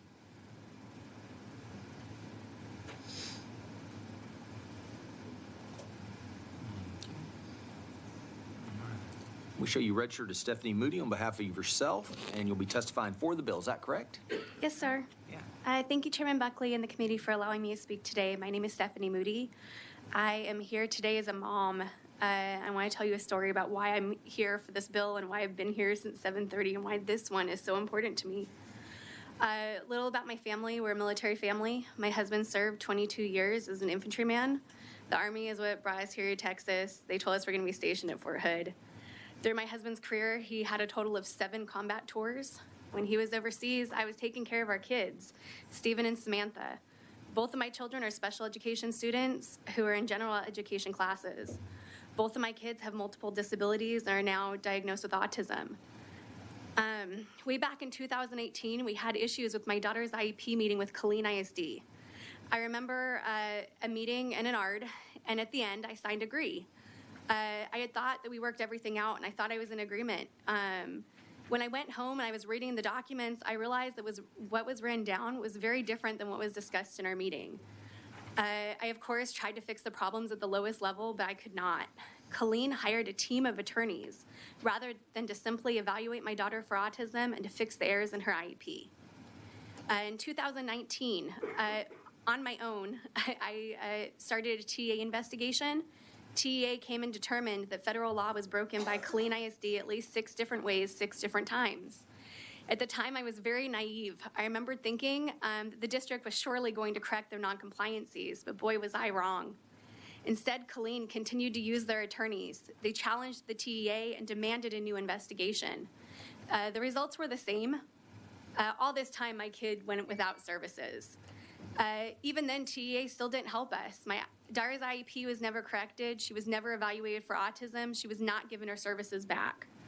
Things for our family just got worse the more I advocated. After the TEA's investigation decision in our favor, my son was suddenly being threatened with a change of placement to a restrictive setting. We were being threatened and retaliated against. About 2 years ago, we threw in the towel. We left the district, we moved away. Upon the move, my daughter was identified as having autism immediately by her new district. Right now, she receives 390 minutes of services, minutes a week for autism in a general education setting. And Colleen, she receives 0. I decided that we were gonna go due process. I was trying to stick up for my kids and all the other kids. I won the TEA investigation. I recorded every meeting for years. I hired my own attorney. I paid out of pocket. We are still in court now. I've been in court since 2019. I found myself in court with first Clean ISD, then TEA, because they never helped me. Within the last year, I feel like I had to drop the case against Clean IED, not because I wanted to. Colleen ISD called our case frivolous and threatened to come after us for their attorney fees. 2 years ago, they said that those fees are $1.5 million. I can only imagine how much they've spent to date. In my daughter's case, it certainly would have been less expensive to just evaluate and provide services versus continuing to litigate. Districts have all the power, all the money, and they bankrupt parents who challenge them without any oversight. During this entire time, Clean's Eye attorneys, they have called me frivolous. Our case was frivolous. When I speak to other parents, I notice that all of our parent cases seem to be frivolous. They just throw that word around. When we won TEA investigations, I thought it would prove that my concerns were not frivolous. I thought my kids were going to get help. Please pass this bill. Okay. Members, any questions? All right. How are your kids? How are your kids doing today? My daughter's doing better. We're in Belton. It's been wonderful for her. My son is 16. It's not been wonderful. Yeah. Every week I pay for ABA therapy twice. We bring Sammy out to the farm. My son has just started that. He was also diagnosed with autism and went all these years without appropriate services. We pay for speech. We pay for OT. I try to work, but it's really hard when your kids have therapy 5 days a week to also work and have a husband. My husband is retired now, but he is an officer with Colleen Police. Mm-hmm. And I'm still doing all the things. It's tough. I will tell you, my kids get counseling. We all have PTSD over our experience, and I'm upset about it, and I don't want this to keep happening to parents. I'm glad that you guys have heard today. I think it's been told to you over and over and over. You know, we call parents litigious. I would say the school districts are litigious, and right now they're doing it without transparency. All right. We appreciate you being here. Thank you, guys. Chair calls Paula Hilliard.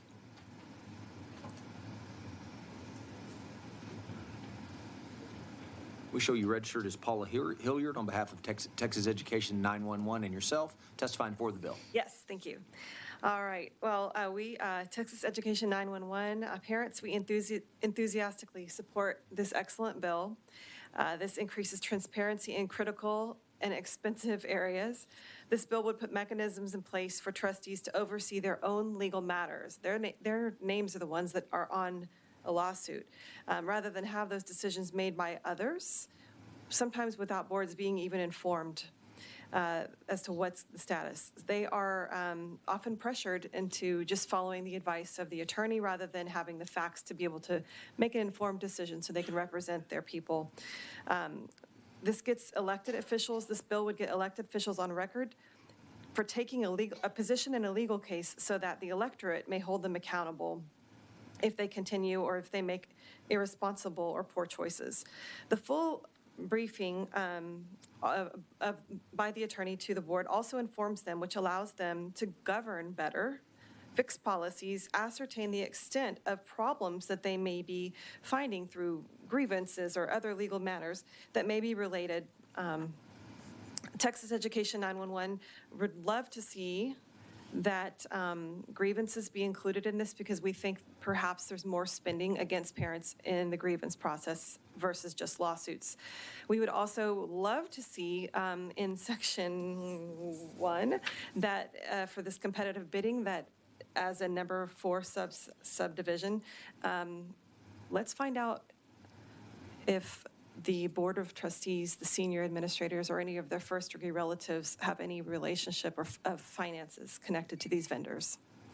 We believe that through such an amendment, we would see the restoration of board authority through the intended natural tension that should exist between governance and oversight duties of a board to be able to evaluate and enforce the carrying out of their policies. And we think this would be great for taxpayers. Sorry to run out of time. It's okay. Thank you. Members, any questions? All right, we appreciate you being here. Chair calls Robert Hilliard. Okay, all right. We're going to show Robert Hilliard on behalf of himself, registered for the bill. Chair calls Aileen Blakowski. She's not here. Okay. We're going to show Aileen Blakowski on behalf of herself, registered for the bill. Chair calls Rhonda Hurst. Rhonda Hurst. We're going to show Rhonda Hurst on behalf of Moms for Liberty and herself, registered for the bill. Chair calls Jill Ferris. Jill Ferris. We'll show Jill Ferris on behalf of herself, registered for the bill. Chair calls Mary Bone. Mary Bone. We'll show Dr. Mary Bone on behalf of herself, registered for the bill. Chair calls Danielle Weston. Danielle Weston. We'll show Danielle Weston on behalf of herself, registered for the bill. Chair calls Leslie Winters. Leslie Winters. We'll show Leslie Winters on behalf of herself, registered for the bill. Chair calls Catherine Kaiser. Catherine Kaiser. We'll show Catherine Kaiser on behalf of herself, registered on the bill. Chair calls Andrea Pratt. Dang. There we go. All right, we show you registered as Andrea Pratt on behalf of yourself, and you'll be testifying for the bill. Is that correct? That is correct. Okay.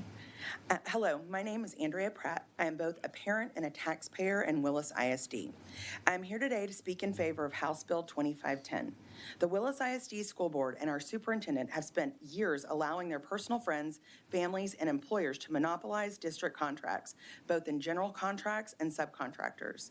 This has happened continuously throughout the years, and only recently did it come to the public's attention.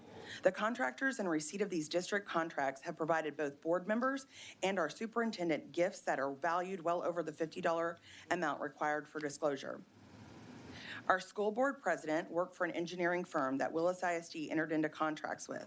There was no competitive bid made for this contract, nor was there conflicts of interest disclosed to taxpayers. The context of these contracts still remain unknown. I would also like to touch on professional development contracts in Willis ISD. We had an assistant superintendent moonlighting for the district's professional development company we held contracts with. This went undisclosed to the public for multiple years, and the contents of those contracts also remain a mystery. I believe if the contracts I've just discussed had been readily available via the school district's website, perhaps taxpayers would have been able to make the connection sooner, long before he was asked to resign. House Bill 2510 offers taxpayers willful transparency on district contracts and allows the public to faster means to accountability. Texas public schools operate multi-million-dollar budgets and are fully funded by us, the taxpayers. We should not have to fight for information on the contracts we fully fund. Please consider implementing HB 2510 in our school districts so that when there is no competitive bid process involved, these contracts are provided to the public for transparency. I believe this is a step in the right direction in reestablishing public trust and confidence in our educational institutions. All right, thank you. Members, any questions for this witness? All right, we appreciate you being here. Thank you very much. Chair calls Jack Fingerl. Oh, sorry. I see. Found it. All right. Yeah. We show you registered as Jack Finger, like Fingerl. finger on a hand. Finger, that's right. I've seen it once before. We have your permission to change it? To correct it? To Okay. Jack Finger. Yes, sir. And you're testifying on behalf of yourself for the bill, is that correct? That's right. Okay. Mr. Chairman, other members of the committee, my name is Jack Finger from San Antonio. Let's say a student is somehow abused by the local school system. Not sexually, but say the religious rights were abridged. Wanted to offer legitimate prayer in school, and the teacher and our administrator could routinely stop that child from praying. Well, parent gets wind of it and says, how are they doing this to my child? They can't get away with this, so the parent sues the school district, the school board. The school board gets the lawsuit and says, oh, I think we made a big mistake here, but we're not going to admit this. We've got to, we better start lawyering up here. And you're going to say, well, Jack, even a big bad school board that deserves to have attorney-client privilege, does it not? I say, yes, it does have a right to talk behind closed doors about its cases. But it does not have the right to keep secret taxpayer-financed transactions. Yes, taxpayer-financed transactions, including legal fees and so forth. You know, point number two, say a school board member, a member of this board says, Mr. Chairman, this doesn't look good. I think we better settle on this one. What's the status of our legal briefings at this time? And the chairman says, damn the tax dollars, full speed ahead. Now, there's something wrong with that picture. And I think this proposed legislation will help address that. All right. Thank you. Oh, wow. Thank you very much. Members, questions for this witness? All right, we appreciate you being here. Chair calls Abby Yarbrough.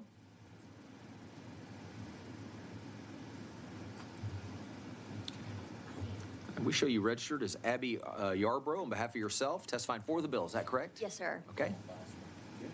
My name is Abby Yarbrough, and I too am both a parent and taxpayer in Willis ISD.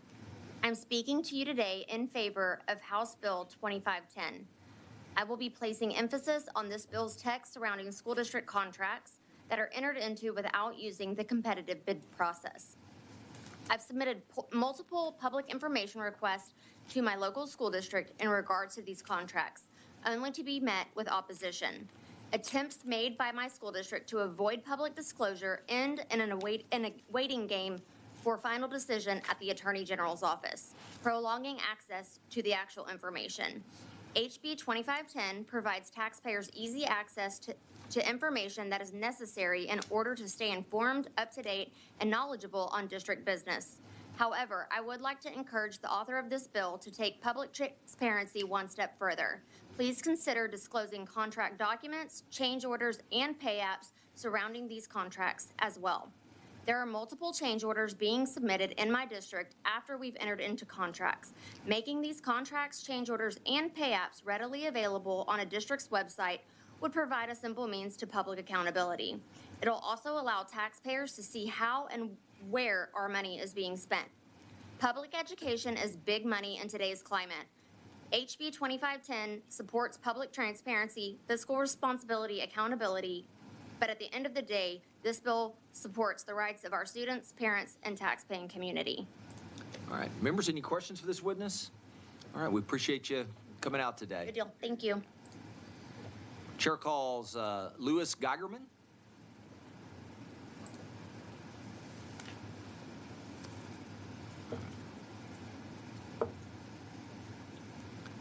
All right, we show you registered as Louis Geigerman on behalf of yourself, and you're testifying for the bill. Is that correct? That's correct, Chairman. Thank you so much. Look, this is a late hour, and I just want to talk about two things, okay?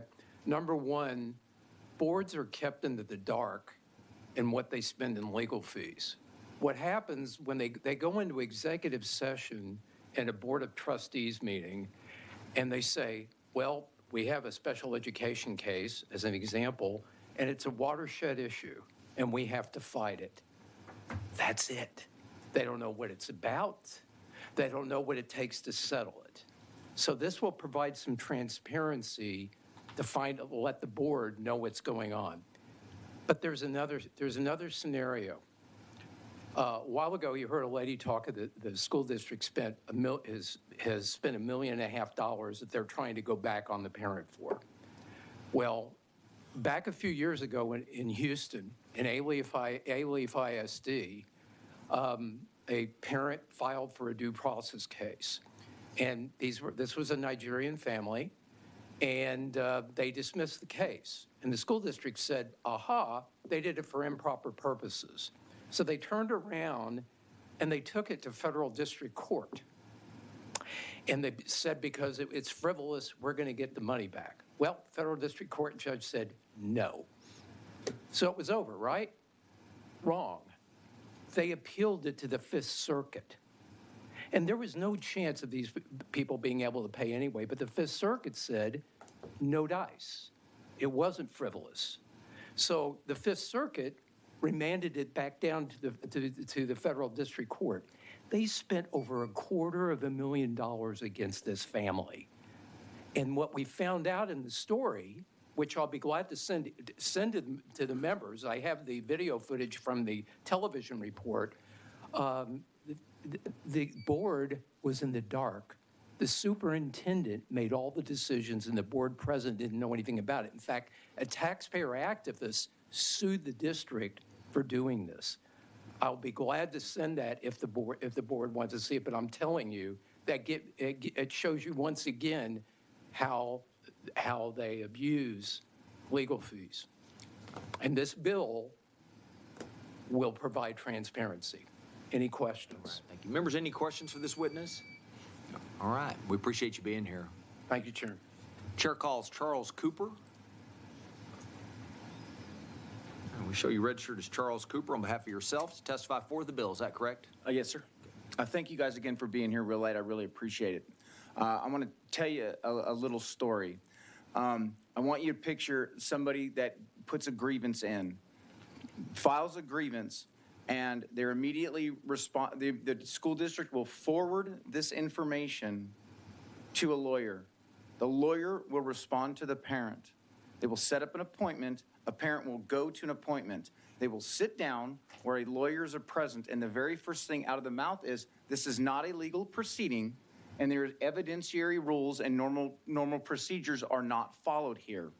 And you will engage in that entire level 1 process with a lawyer, with school administration sitting there being completely silent.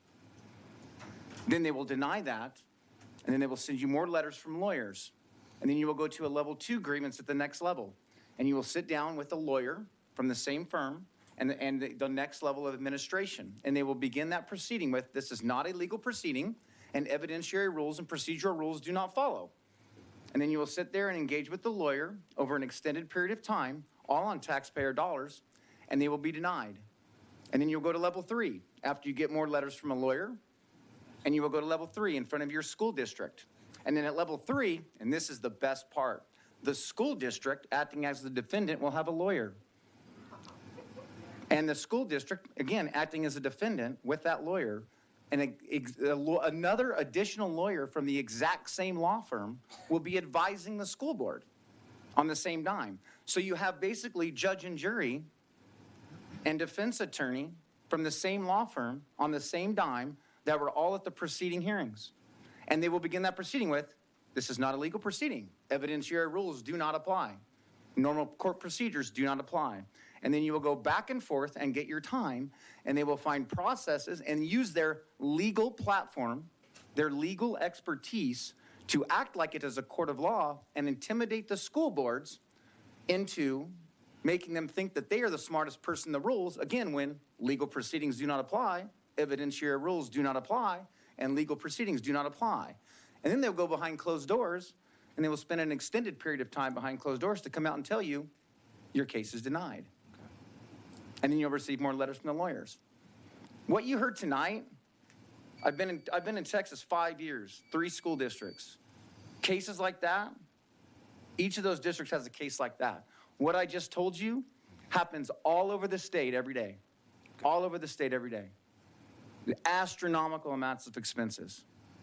Astronomical, all at taxpayer dollars. Thank you very much. Appreciate your time. Any questions? Members, any questions for this witness? All right, thank you very much. Is there anyone else who wishes to testify on, for, or against House Bill 2510? If not, the chair recognizes Chairman Kane to close on the bill.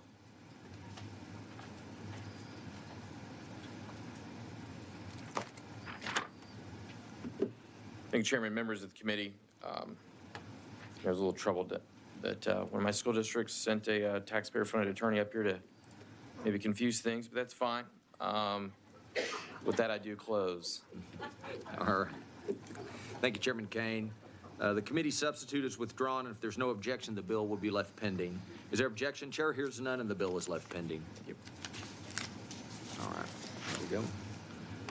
Chair lays out House Bill 2273 and recognizes Chairman Harris to explain the bill. Chair offers a committee substitute. Thank you, Mr. Chairman. Appreciate the opportunity to lay out Chairman Oliverson's bill tonight. For those of you who know Chairman Oliverson, his layout that he had suggested for me is about 3.5 pages long. So I'm going to shorten it down a little bit and just read from the committee substitute. And it requires the political ideology such as communism and totalitarianism that conflict with the principles of freedom and democracy essential to the founding principles of the United States be taught in schools. And to go just a little further into it, the idea behind this is that by learning about the history and characteristics of communism and totalitarianism, students can develop a critical understanding of the dangers of authoritarianism and the importance of protecting individual rights and freedoms. So with that, Mr. Chairman, reserve my right to close and will defer to witnesses. All right. Thank you. Members, any questions for Chairman Harris? All right. If there's no questions, we'll proceed with testimony. Chair calls Michael Belsick. Michael Belsick. We'll show Michael Belsick on behalf of himself, registered for the bill. Chair calls Chloe Latham Sykes. Chloe Latham Sykes. We'll show Chloe Latham Sykes on behalf of the Intercultural Development Research Association, registered against the bill. Chair calls Mitch Fuller. Mitch Fuller. We'll show Mitch Fuller on behalf of the Veterans of Foreign Wars Department of Texas and himself, registered for the bill. Chair calls Sarah Yao.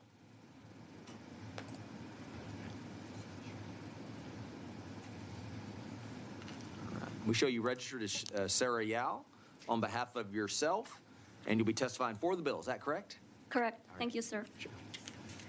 Good morning. Good morning. Yeah, our family moved from California to Texas because we wanted a better education for my son. This bill resonates with me because it calls for schools to teach the dangers of communism. During the first 25 years of my life in China, I was indoctrinated with communist ideology.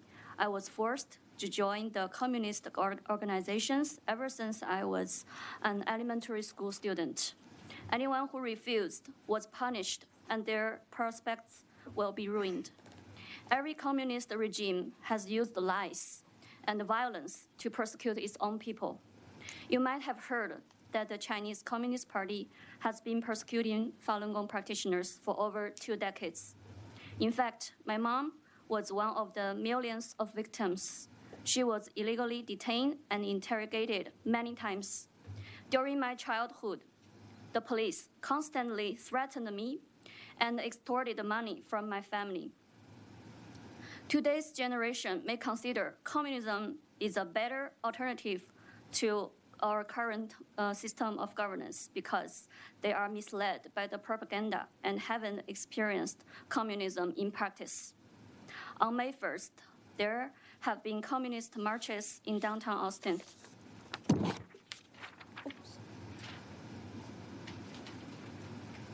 Pictures.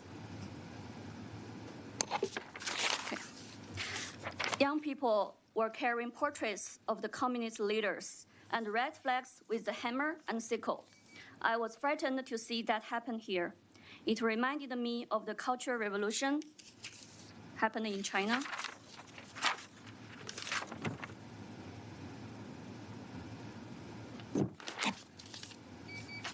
which not only destroyed traditional Chinese culture, but also eliminated creative and independent thought. The entire education system was left paralyzed.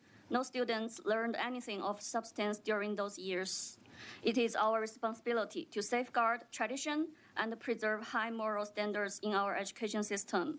If our schools can teach the true nature of communism, my son and his peers will not growing up poisoned by communist ideology like the young generation in China. This is important to protecting the freedom and the democracy that make up the founding principles of the U.S. Thank you. Thank you. Members, any questions for this witness? Yes, Chairman Harris. Thank you, Mr. Chairman. That's your testimony and your personal experience is very unique and powerful, I think. So I just wanted to give you the opportunity and ask if there's anything else that you would like to cover that you didn't specifically have time for.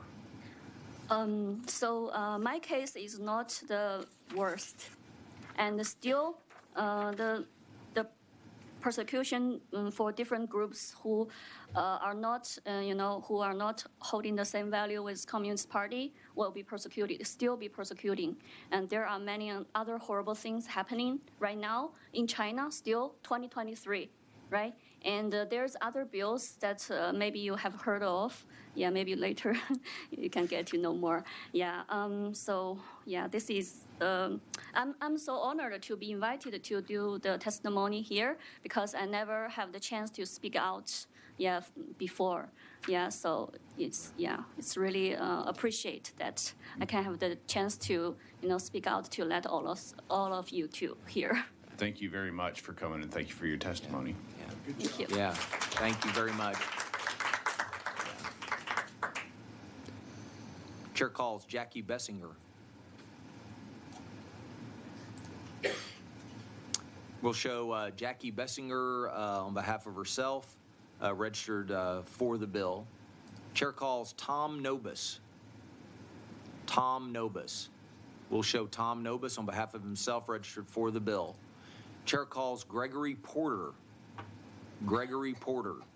We'll show Gregory Porter on behalf of Texas for Liberty and himself, registered for the bill.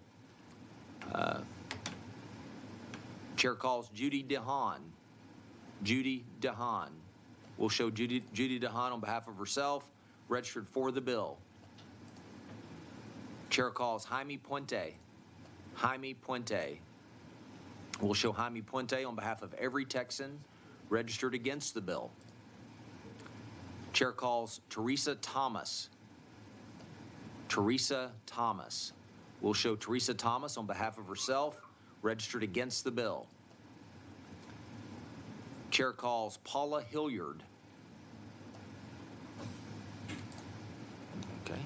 We show you registered as Paula Hilliard on behalf of yourself, and you'll be testifying for the bill. Is that correct? Yes, okay. And on behalf of Texas Education 911, we love the bill. Thank you.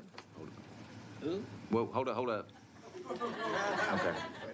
Okay. I'm trying to be fast. All right, we'll need to add that to the record because there's Texas 911 Okay, not mentioned in the record. Okay. Do we have permission to add that? Yes, please. Okay. Thank you.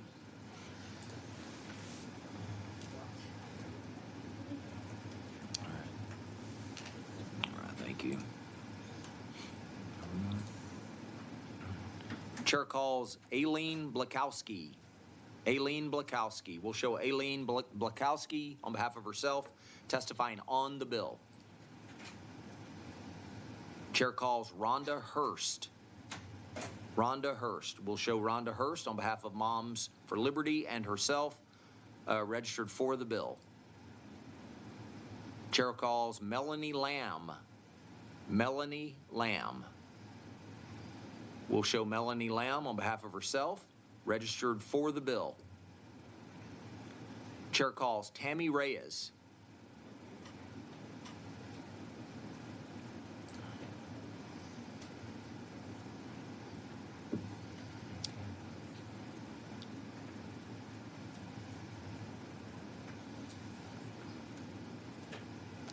Okay, we have you registered. We show you registered as Tammy Reyes on behalf of the Texas American Federation of Teachers and yourself, testifying on the bill. Is that correct? I'm testifying, yes, sir, on the bill. Yes, sir. Good morning, everybody. Good morning, gentlemen and ladies. Yes, I am Tammy Reyes. I am 58 years young and currently employed as a paraprofessional and paraeducator in Galena Park ISD in the Houston area. I have been employed by the district for more than 23 years, and I am currently homeless. I am here to testify on the House Bill 2273, which wants to teach students about their responsibilities to the state of Texas.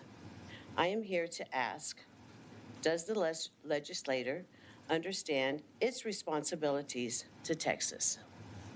I take care of Texas kids every day, and I make $23,000 a year doing it.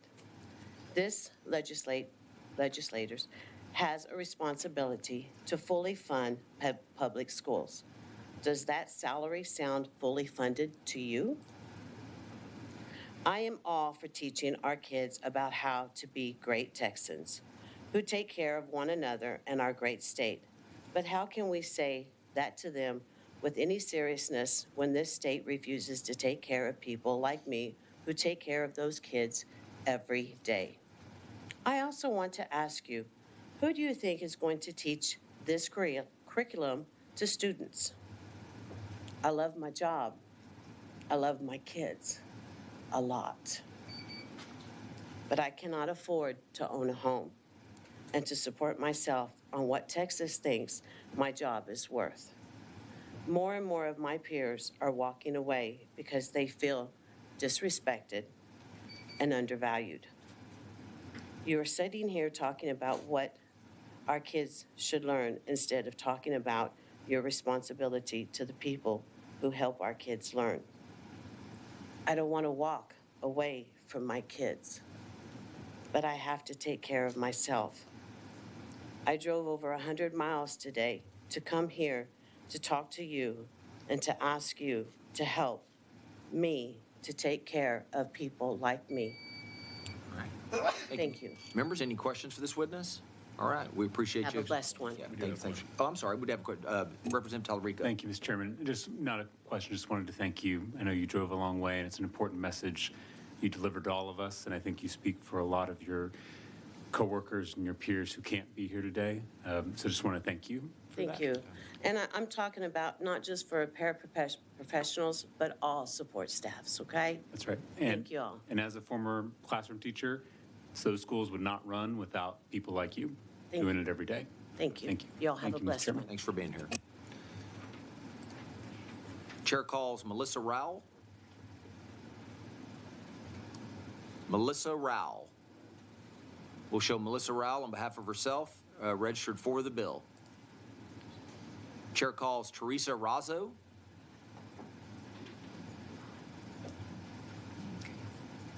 All right. We show you registered as Teresa Razzo on behalf of the Texas American Federation of Teachers and yourself, testifying on the bill. Is that correct? Correct, yes. I am Teresa Razzo. I'm a pre-K dual language teacher at New Elementary in San Antonio ISD. I have more than 15 years teaching experience. I am here today to testify on House Bill 2273 relating to the foundation curriculum and the social studies curriculum, which develops each student's civic knowledge and engagement. I, as a teacher, want to instill in our young scholars the importance of good citizenship, but how can I do that if the state of Texas refuses to take care of its own teachers and support staff? The legislature has the opportunity to fund our public schools and has felt its responsibility to do so. Please fully fund the public schools our children deserve. I am one of those 77 teachers who are thinking about leaving the profession. I cannot afford my regular doctor visits. I have lupus and other health issues, and I have to be taking care of myself. But sometimes I have to be going every 3 months to the doctor, but I have to either postpone it once a year, twice a year.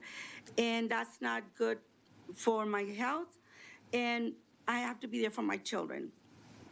My schools is understaffed, and my workload keeps increasing, especially hearing about school closing and CISD and letting go of PIMS, attendance, librarians, all that. I know that if our attendance clerk is gone, we are already doing it. We are already calling parents to register the students. So all that, even though they're displaced, that responsibility is gonna fall on us.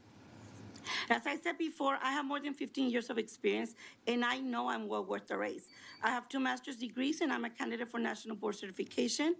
I do love my students, and I tutor my young scholars on my own time for 30 minutes each day from 7:30 to 8. Why do I do it? Post-COVID, our young scholars are coming to us lacking social skills, and closing the learning gap is challenging enough, but someone has to do it. I care for my students, but how am I supposed to look them in the eye and teach them about the responsibilities as Texans when you have failed to meet your responsibilities as Texas legislators? Right now, during this session, you have the opportunity to fully fund the schools our children deserve, but instead, your priorities were to discuss whether we should designate a Texas Fruit and Vegetable Day. Please consider giving teachers and all school staff a raise. That would do more for our students than any other new curriculum. Thank you. All right, thank you. Members, any questions for this witness? All right, we appreciate you being here. Thank you. Is there anyone else who wishes to testify on, for, or against House Bill 2273? If not, the chair recognizes Chairman Harris to close on the bill. Thank you, Mr. Chairman. Members, I close. Request favorable recommendation of this bill. Thank you, Chairman Harris. Committee substitute is withdrawn. If there's no objection, the bill will be left pending. Is there objection, Chair? Here's none. The bill is left pending. Chair lays out House Bill 4070 and recognizes Representative Schaefer to explain the bill. Chair offers a committee substitute.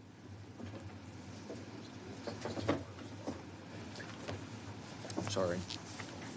Should have given you a heads up. My bad. Thank you, Mr. Chairman and members. In 2021, the legislature passed a bill requiring the schools to post some signs dealing with human trafficking penalties. And when that legislation was written, it included public schools and all the private schools. The Private School Association brought me this bill asking to simply remove that requirement from private schools for that signage. That's not something we typically do as a legislature, is put those kind of mandates on private schools. And so to be consistent with that policy, this would simply take it back to the status quo, which is to make that law only apply to our public schools as was intended, where we do fund them and put those types of requirements from time to time. So that, Mr. Chairman, been any questions? That's all I've got. All right.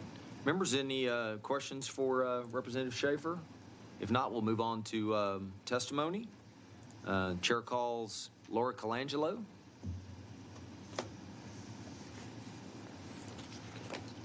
All right, we show you registered as Laura Colangelo on behalf of Texas Private Schools Association and yourself, testifying for the bill. Is that correct? That is right. Thank you, Mr. Chairman and committee. Your stamina is impressive. Thank you, Representative Schaefer, very much for filing this bill. We are very much in favor of HB 4070. I'll try to be fast. It's pretty simple. It seems like a small bill to you. I can assure you it's a very big bill to my 920 private schools. The Texas legislature, and by extension, the TEA, is not charged with determining what should be posted on private school campuses. This does not mean that private schools dismiss or ignore the problem. We do deal with human trafficking and take it very seriously. They just do it in the way that's appropriate to their mission and their creed, what's developmentally appropriate. Some have sessions for parents, some have discussions in small advisory classes, others bring speakers in. But the common thread is that it fits the private school ethos, the campus, and the age of the children. I would argue that these measures are more effective than posting the expensive signs all over campus, and that they would be able to use their discretion with how to fight this battle of human trafficking. You'll hear from one of my schools about more of the regulatory overreach, but I feel like I could fill you in on what happened that session. Last session, Chairman Larry Taylor and Chairwoman Symphonia Thompson did a great package of bills to fight this battle with human trafficking. Most of these efforts were important and effective and appropriate.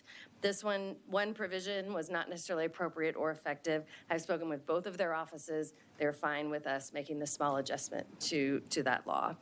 And then the other element that is proof positive that private schools shouldn't be in this bill, with the sign mentions University Interscholastic League activities, which we've talked about a lot tonight. Most private schools don't even participate in UIL activities, so they're going to have to pay for and post signs all over their campus every 500 feet about a group that they don't even belong to. So it just doesn't make a whole lot of sense. So we encourage you to support this bill. Thank you. All right, thank you. Members, any questions for this witness? All right, we appreciate you being here. Chair calls Leanne Messer. All right, we show you registered as Leanne Messer on behalf of Houston Christian High School and yourself testifying for the bill. Is that correct? Yes, sir. Okay. Thank you, Mr. Chairman, and committee members still standing. So the past 2 years, the expenses of COVID and with the ever-increasing school safety concerns, school resources are increasingly strained. And without state funding for assistance, it's a burden to expect this private schools to pay for these signs. Originally, the information in the bill to which Mr. Schaefer referred indicated that legislative intent was that private schools would not be responsible for paying for these signs, specifically that TEA would pay for these signs and they would distribute them with a priority in high crime areas. To get down to the nuts and bolts, a conservative estimate is that these signs, which would cost $300 each to make and post, if the average school has 10 doors, this means that the 920 private schools, nonprofit private schools, would be paying $2,760,000 of private money for signs dictated by the state. These are dollars that tuition-paying parents intend for the education of their children, not to be spent on unnecessary signage. Private schools approach this very serious problem of human trafficking in different ways. Private schools should be able to use their discretion in how they fight this battle, and private schools exist as an alternative to public education and should be treated as such and not regulated in the same way that public schools are. That is why we are for this bill, 4070. All right, thank you. Members, any questions for this witness? All right, we appreciate you being here. Thank you. Is there anyone else who wishes to testify on, for, or against House Bill 4070? If not, the chair recognizes Representative Schaefer to close on the bill. I close, Mr. Chairman. Thank you. Thank you, Representative Schaefer. The committee substitute is withdrawn. If there's no objection, the bill will be left pending. Is there objection? Chair hears none, and the bill is left pending.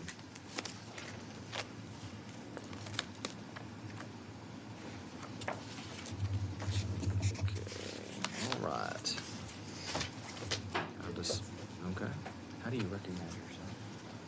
You just say the chair lays out. Okay. The chair lays out House Bill 4690 by Dutton, and I will lay this bill out this morning. You're a good man, Yeah, Mr. Chairman. I think I did that right. And the chair offers a committee substitute. Members, every school district must adopt a grievance policy to guide informal and formal dispute resolutions. The goal of these policies is to allow for transparency and accountability and the prompt resolution of grievances. While some stakeholders believe the parental grievance process creates a fair and consistent process for parents and students to pursue their concerns, parents during an interim public education committee hearing frequently testified that the process is far from prompt and creates barriers for parents and students seeking redress. Currently, if a complaint reaches level 3, which falls under the school board, the board must consider the complaint and provide notice of its decision orally or in writing at any time up to and including the next regularly scheduled school board meeting. However, if the school board does not issue a response regarding the complaint by the end of the next regularly scheduled meeting, the lack of response by the board upholds the administrative decision at level 2. Concerns were raised with this policy that a school board could essentially fail to follow their own policy for which they adopted and punish the parent or student by forcing the parent or student to accept an administrative decision they did not agree with. HB 4690, the committee substitute, creates a uniform statutory student and parent grievance policy that provides and allows a parent to appeal to a hearing examiner if a board of trustees or governing body of an open enrollment charter school, or public school, or an open enrollment charter school fails to render a decision. Committee sub for House Bill 4690 differs from the introduced version by addressing the following provisions. If a complaint is timely filed but filed at the wrong level, the improper party must forward the complaint to the appropriate level.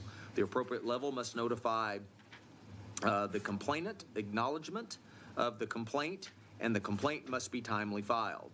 The committee substitute requires the superintendent to prepare and submit to the Board of Trustees and to the complainant a Level 2 record no later than 15 business days, and the Board of Trustees must set the complaint as an agenda item the earlier of the next board meeting or within 30 days of receiving the appeal. And with that, members, I'd be happy to entertain questions and would like to reserve my right to close.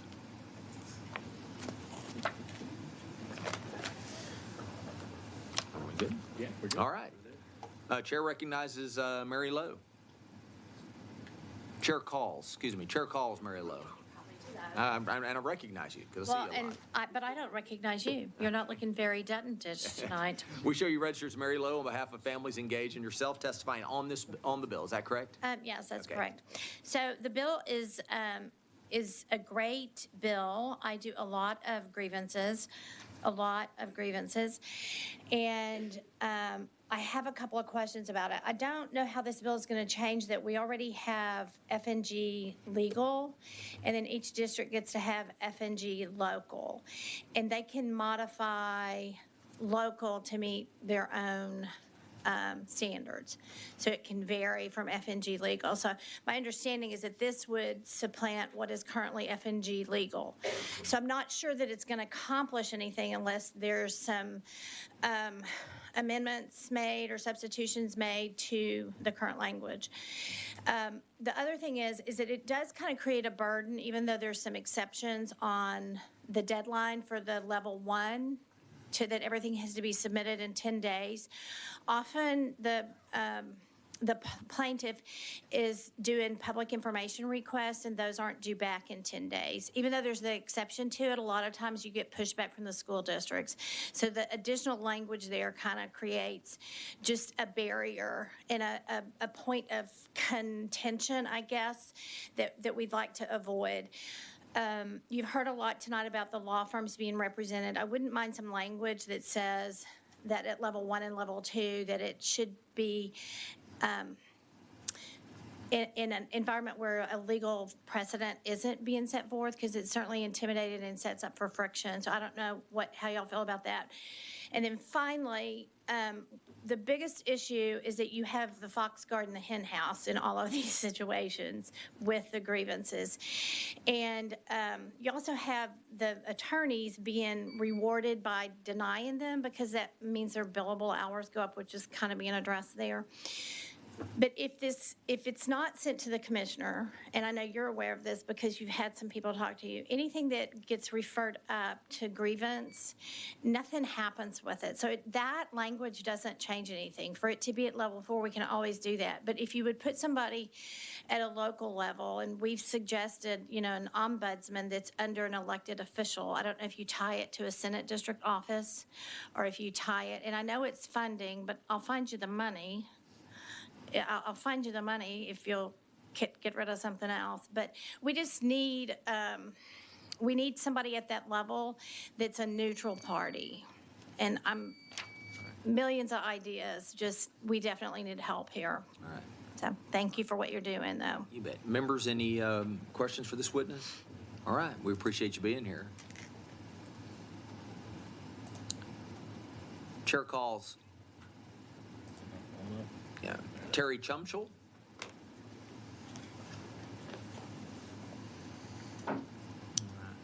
We show you registered as Terry Chumchel on behalf of yourself, and you'll be testifying on the bill. Is that correct? I guess I would like to change it against the bill.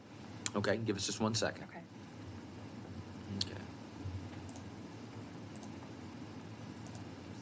Okay, we're going to show you registered as Terry Chumchel on behalf of yourself, and you'll be you'll be testifying against the bill. Yes. Okay. Okay. And thank you again. This is the bill I came for. This is why I'm here. So thank you. My name is Terry Chumchall. I'm a mother of 2 from Joshua, Texas. Based upon our experience, the grievance process is not a means to help parents and students. It's a means to confuse, frustrate, discourage parents from raising concerns. And respectfully, there's just not enough in this bill that's going to change that. My family has filed multiple grievances with Joshua ISD, and each one has been handled with a blatant bias against us. For example, a JISD administrator argued with me during our grievance, which is not allowed, by telling me the actions of the staff member the grievance was about did not threaten me. So they're telling me what my experience was. I filed a grievance against JISD district administration and their board after they were caught on a hot mic making fun of me, and it was live streamed. They granted to take down the video and edit out the portion where they were making fun of me, but then they they unanimously denied to apologize to me and my family and stated they did nothing wrong. A JISD attorney took my evidence out of the board books for my level 3 grievance that had already been accepted at my level 1 and 2 because she said it wasn't relevant. My family had information from our closed confidential grievances leaked to a third-party citizen who then went to Facebook and shared inaccurate information about my child. Information that could have only come from the school board or from somebody in the district. Lies were told about my minor child by people I don't even know. But none of this matters because the ISDs have all the power. This bill adds that the level 4 hearing can be heard by the TEA, the commissioner. This serves no purpose because the TEA and the commissioner don't hold schools accountable. I filed a complaint on Joshua ISD with the TEA, and I gave them documented proof that the district was lying in documents that they sent to discredit my complaint. A year later, TEA closed the complaint and said Joshua ISD was in compliance.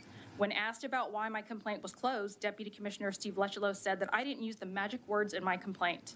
My son has been viciously bullied physically and verbally. My son has had his eardrum ruptured. He has been choked multiple times. He's been stabbed in the leg with a pencil. He has had inappropriate rumors started about him verbally and via social media. He has faced constant retaliation from his aggressors. He has faced disgusting race-related bullying for over 2.5 years in Joshua ISD, but I didn't have magic words.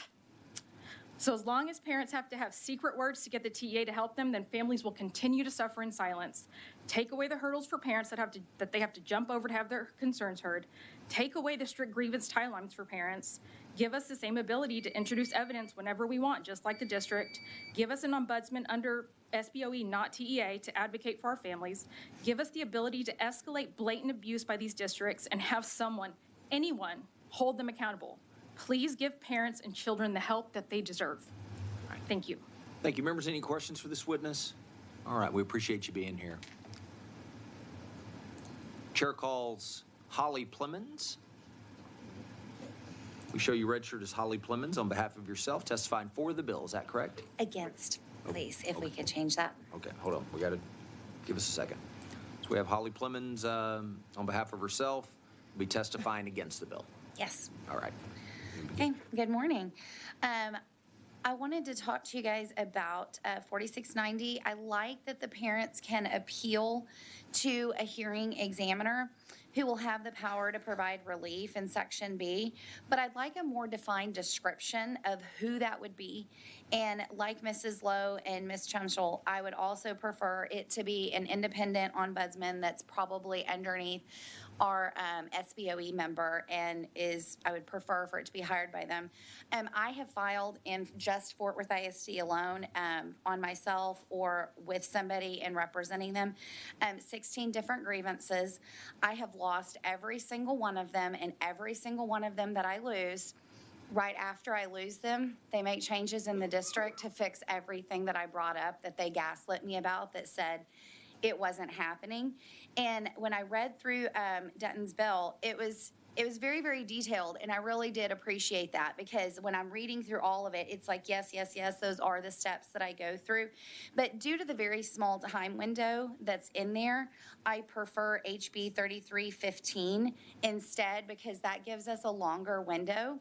I spoke earlier and said that I had a Facebook post of when I found out some information, but then my district says, no, that's not when you knew it, because we know when you knew it.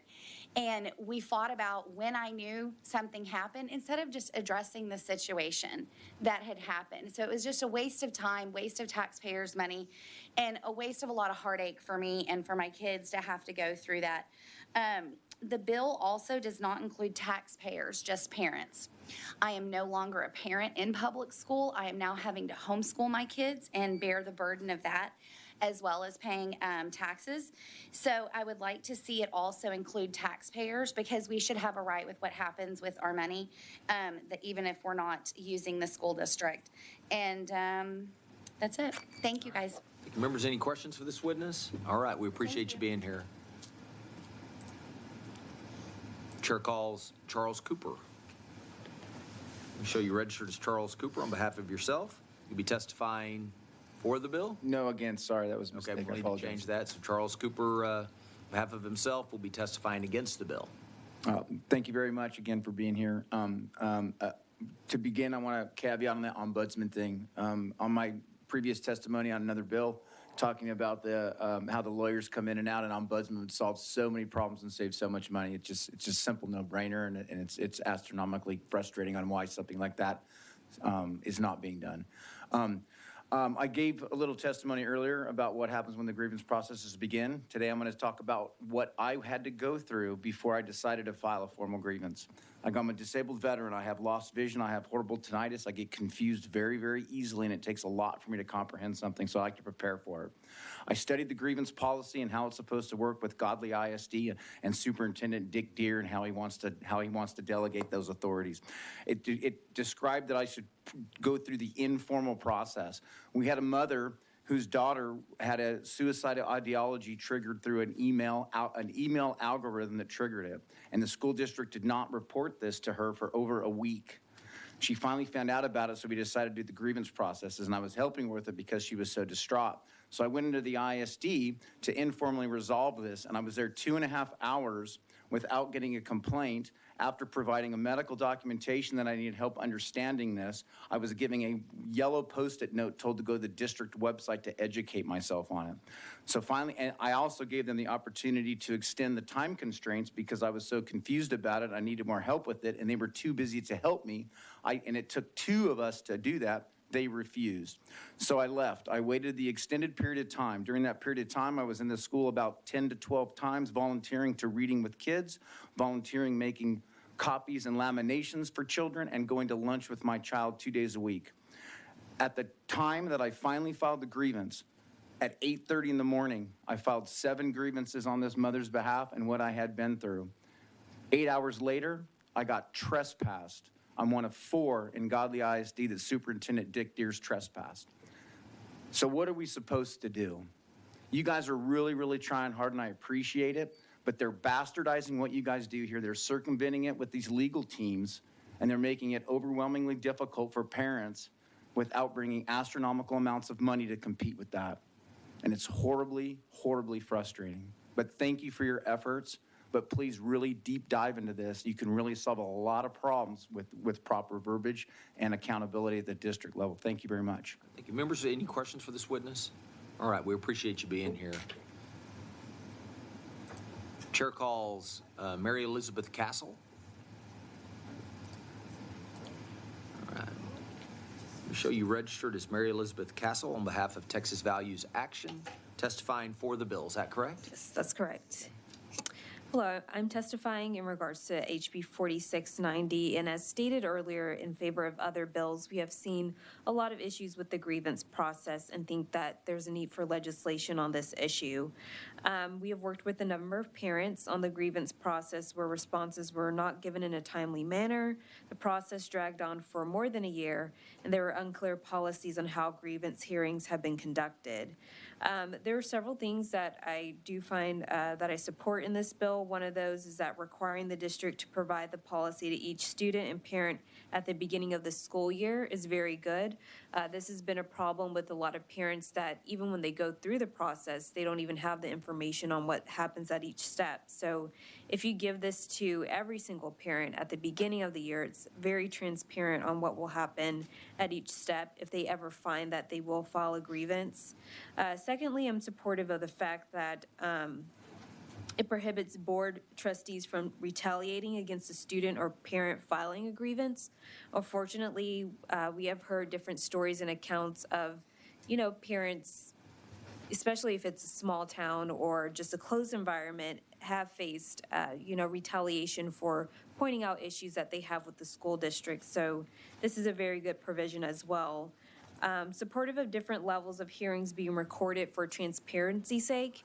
And while we do understand there may be some privacy concerns, also keeping the student's identity private, at least having some sort of record of what happens at each step. So when you get to level 3, you do have evidence for that level 3 hearing. There are some things that, I don't agree with like the ability for the district to withdraw a complaint so quickly. In our experience is that typically the district drawing out of the process and not the parent drawing out of the process. So I do not agree necessarily with that part. I appreciate that this topic is being discussed today, especially with the bill earlier, but I also do see another option in SB 8 being discussed in this hearing and voted out, as that addresses fully kind of the issues with grievances. Thank you. All right, thank you very much. Members, any questions for this witness? All right, we appreciate you being here. Chair calls Meredith Bowman. Meredith Bowman. Oh, there you are. Okay. We show you registered as Meredith Bowman on behalf of yourself, and you'll be testifying for the bill. Is that correct? I will change that to against. Okay, so we're going to change that and show Meredith Bowman on behalf of herself be testifying against the bill. Yes. Okay. Good morning. I was here earlier, testifying this earlier yesterday morning, and now I'm today morning. So I'd just like to explain so you understand how the grievance process works. You file your level 1, and then you have your meeting with, typically it's the principal if it's your student. Then if you do not agree, then you deny, and then they send you to level 2. And then if you do not, you go to the admin, and then you will go to the level 3. Then the level 4 is what is in here with the TEA. The problem that I have with this is going through 2 grievances myself within the last 2 years is I do like that the level 4 part is added in here, but I do believe that it gives the commissioner too much power. I believe that it needs to be a neutral person to come in to hear that, they were offering the SBOE representative for your region, or maybe it's the senator that appoints that person. And the experiences I've had with both of the grievances, I've had the same attorney, and she was with the district, and as Ms. Plemons said, denied everything that we did, and then the district made decisions afterwards. My questions on this with, maybe there needs to be a little bit more specifics on who actually specifically would regulate this without it being the commissioner. I think that might be something that could be changed that would really help both parties have an actual unbiased person in there. Let's see. Yes, and I think this is a good start understanding. I think there's been lots of hearing about how this is not done fairly in the districts, because we've heard a lot about grievances today, I feel like. So thank you so much for your time. All right. Thank you. Members, any questions for this witness? All right. We appreciate you being here. Chair calls Deborah Simmons.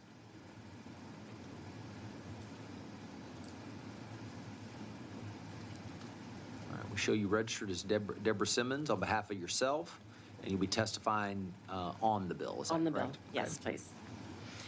My name is Deborah Simmons, and I am testifying on HB 4690. In 2017, a group of 3 moms provided public comment at the State Board of Education explaining how districts were violating Texas Education Code all over Texas.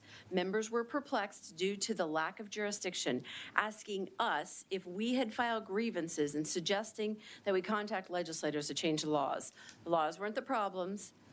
Districts were violating the laws. Regardless, I got involved in the legislative process and celebrated the updates to Texas Education Code in the 87th session. When my district failed to comply with that new law, I obtained an open records request and verified that they were non-compliant, and then I filed a grievance. The district denied me due process and repeatedly denied the allegations. In the 2.5-hour level 3 hearing, it became obvious that not only was the district non-compliant, but district legal provided guidance to the board as well as defending the administration against me. A couple of notes on this bill. In this particular grievance, this particular situation, not my first grievance, I was a citizen. My children have aged out. So the complainant does not include citizens. It doesn't have an opportunity for me. And I have to ask the question, who holds the districts compliant to the law? The SBOE told me it was me and that I needed to file a grievance. The legal counsel in these districts are always advising to not grant the requested relief, any of the remedies. Any admission of wrong or is guilt. They refuse to do that. The district does not want to go on record for that. And then what's really unclear to parents and when we're doing this is what remedies can be granted. So say if you have an individual, you have a child, what are the options for remedies that people are asking for and what can be granted, especially when there's systemic problems, because they will not grant anything that you ask for if you are trying to help solve the systemic problems like compliance with the law. Does that make any sense? Like if I suggest something for a broad solution for the school, none of that will be addressed. The TEA can only reverse a decision, remand the case, or affirm the decision. They have no recourse either. If a systemic problem is brought to them through this process, they can't execute on it either to try to fix it across all the districts. So what if they all have the same issues? There's no quality control in any of this. The TEA, our school districts, they're all on their own. All right, thank you. Members, any questions for this witness? All right, we appreciate you being here. Thank you.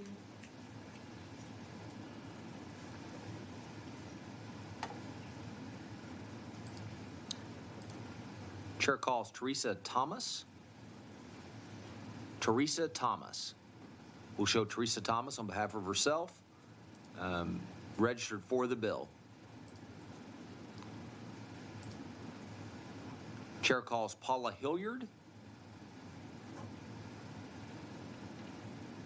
We show you registered as Paula Hilliard on behalf of Texas Education 911 and yourself, and you'll be testifying for the bill. Is that correct? Yes. Okay. So I'll speak first on behalf of Texas Education 911. The organization appreciates the improvements to what is currently happening. And so we're very grateful to have that to make what's policy codified. So until we do get a better solution, what everyone is talking about for oversight, where there's actual enforceability of your laws, we like the idea that there would be a formal structure with some additional protections. And I would add, so when I heard about this bill and an opportunity to come speak, I just put out some feelers to people. Someone from Amarillo replied, from the Fort Worth area, from San Antonio, where I'm from, and then East Texas, totally different parts of, some are 8 hours away. I mean, they all wanted to be here to speak and say thank you for this. But one person has spent close to $200,000 over 2 years just on the grievance. One has spent, they estimated if they were to have been paying themselves a small hourly rate, over $15,000, and in my own case, over $30,000, for very simple things. One of them was just to ask for an apology. That's it. That's it, an apology. And so instead, other things happen. You've heard a good example here. But so what I like about this bill, though, is that there is a better local record, because everything hinges on this local record. By forcing a recording and forcing hearings, they just deny them because it's policy, and policy is not enforced, so they don't go to they don't hold the hearings that policy says they have to hold. But if it's maybe the law, maybe they'll think about following it if it ever does get to a court or some other enforceable thing. And then, so I like the fact that this law really, really does allow for that local record to very strongly build over time. And many other things, but we're tired. And anyway, thank you so much for your time. All right, members, any questions for the witness? Thank you. All right, we appreciate you being here. Thank you. Chair calls Robert Hilliard. Okay. We're going to show Robert Hilliard on behalf of himself, registered for the bill. Chair calls Aileen Blakowski. Aileen Blakowski. We're going to show Aileen Blakowski on behalf of herself, registered for the bill. Chair calls Rhonda Hurst. Rhonda Hurst. We're going to show Rhonda Hurst on behalf of Moms for Liberty and herself, registered for the bill. Chair calls Maureen Ball. Maureen Ball. We're going to show Maureen Ball on behalf of herself, registered for the bill. Chair calls Catherine Kaiser. Catherine Kaiser. We'll show Catherine Kaiser on behalf of herself, registered on the bill. That's it. Okay. Is there anyone else who wishes to testify on, for, or against House Bill 4690?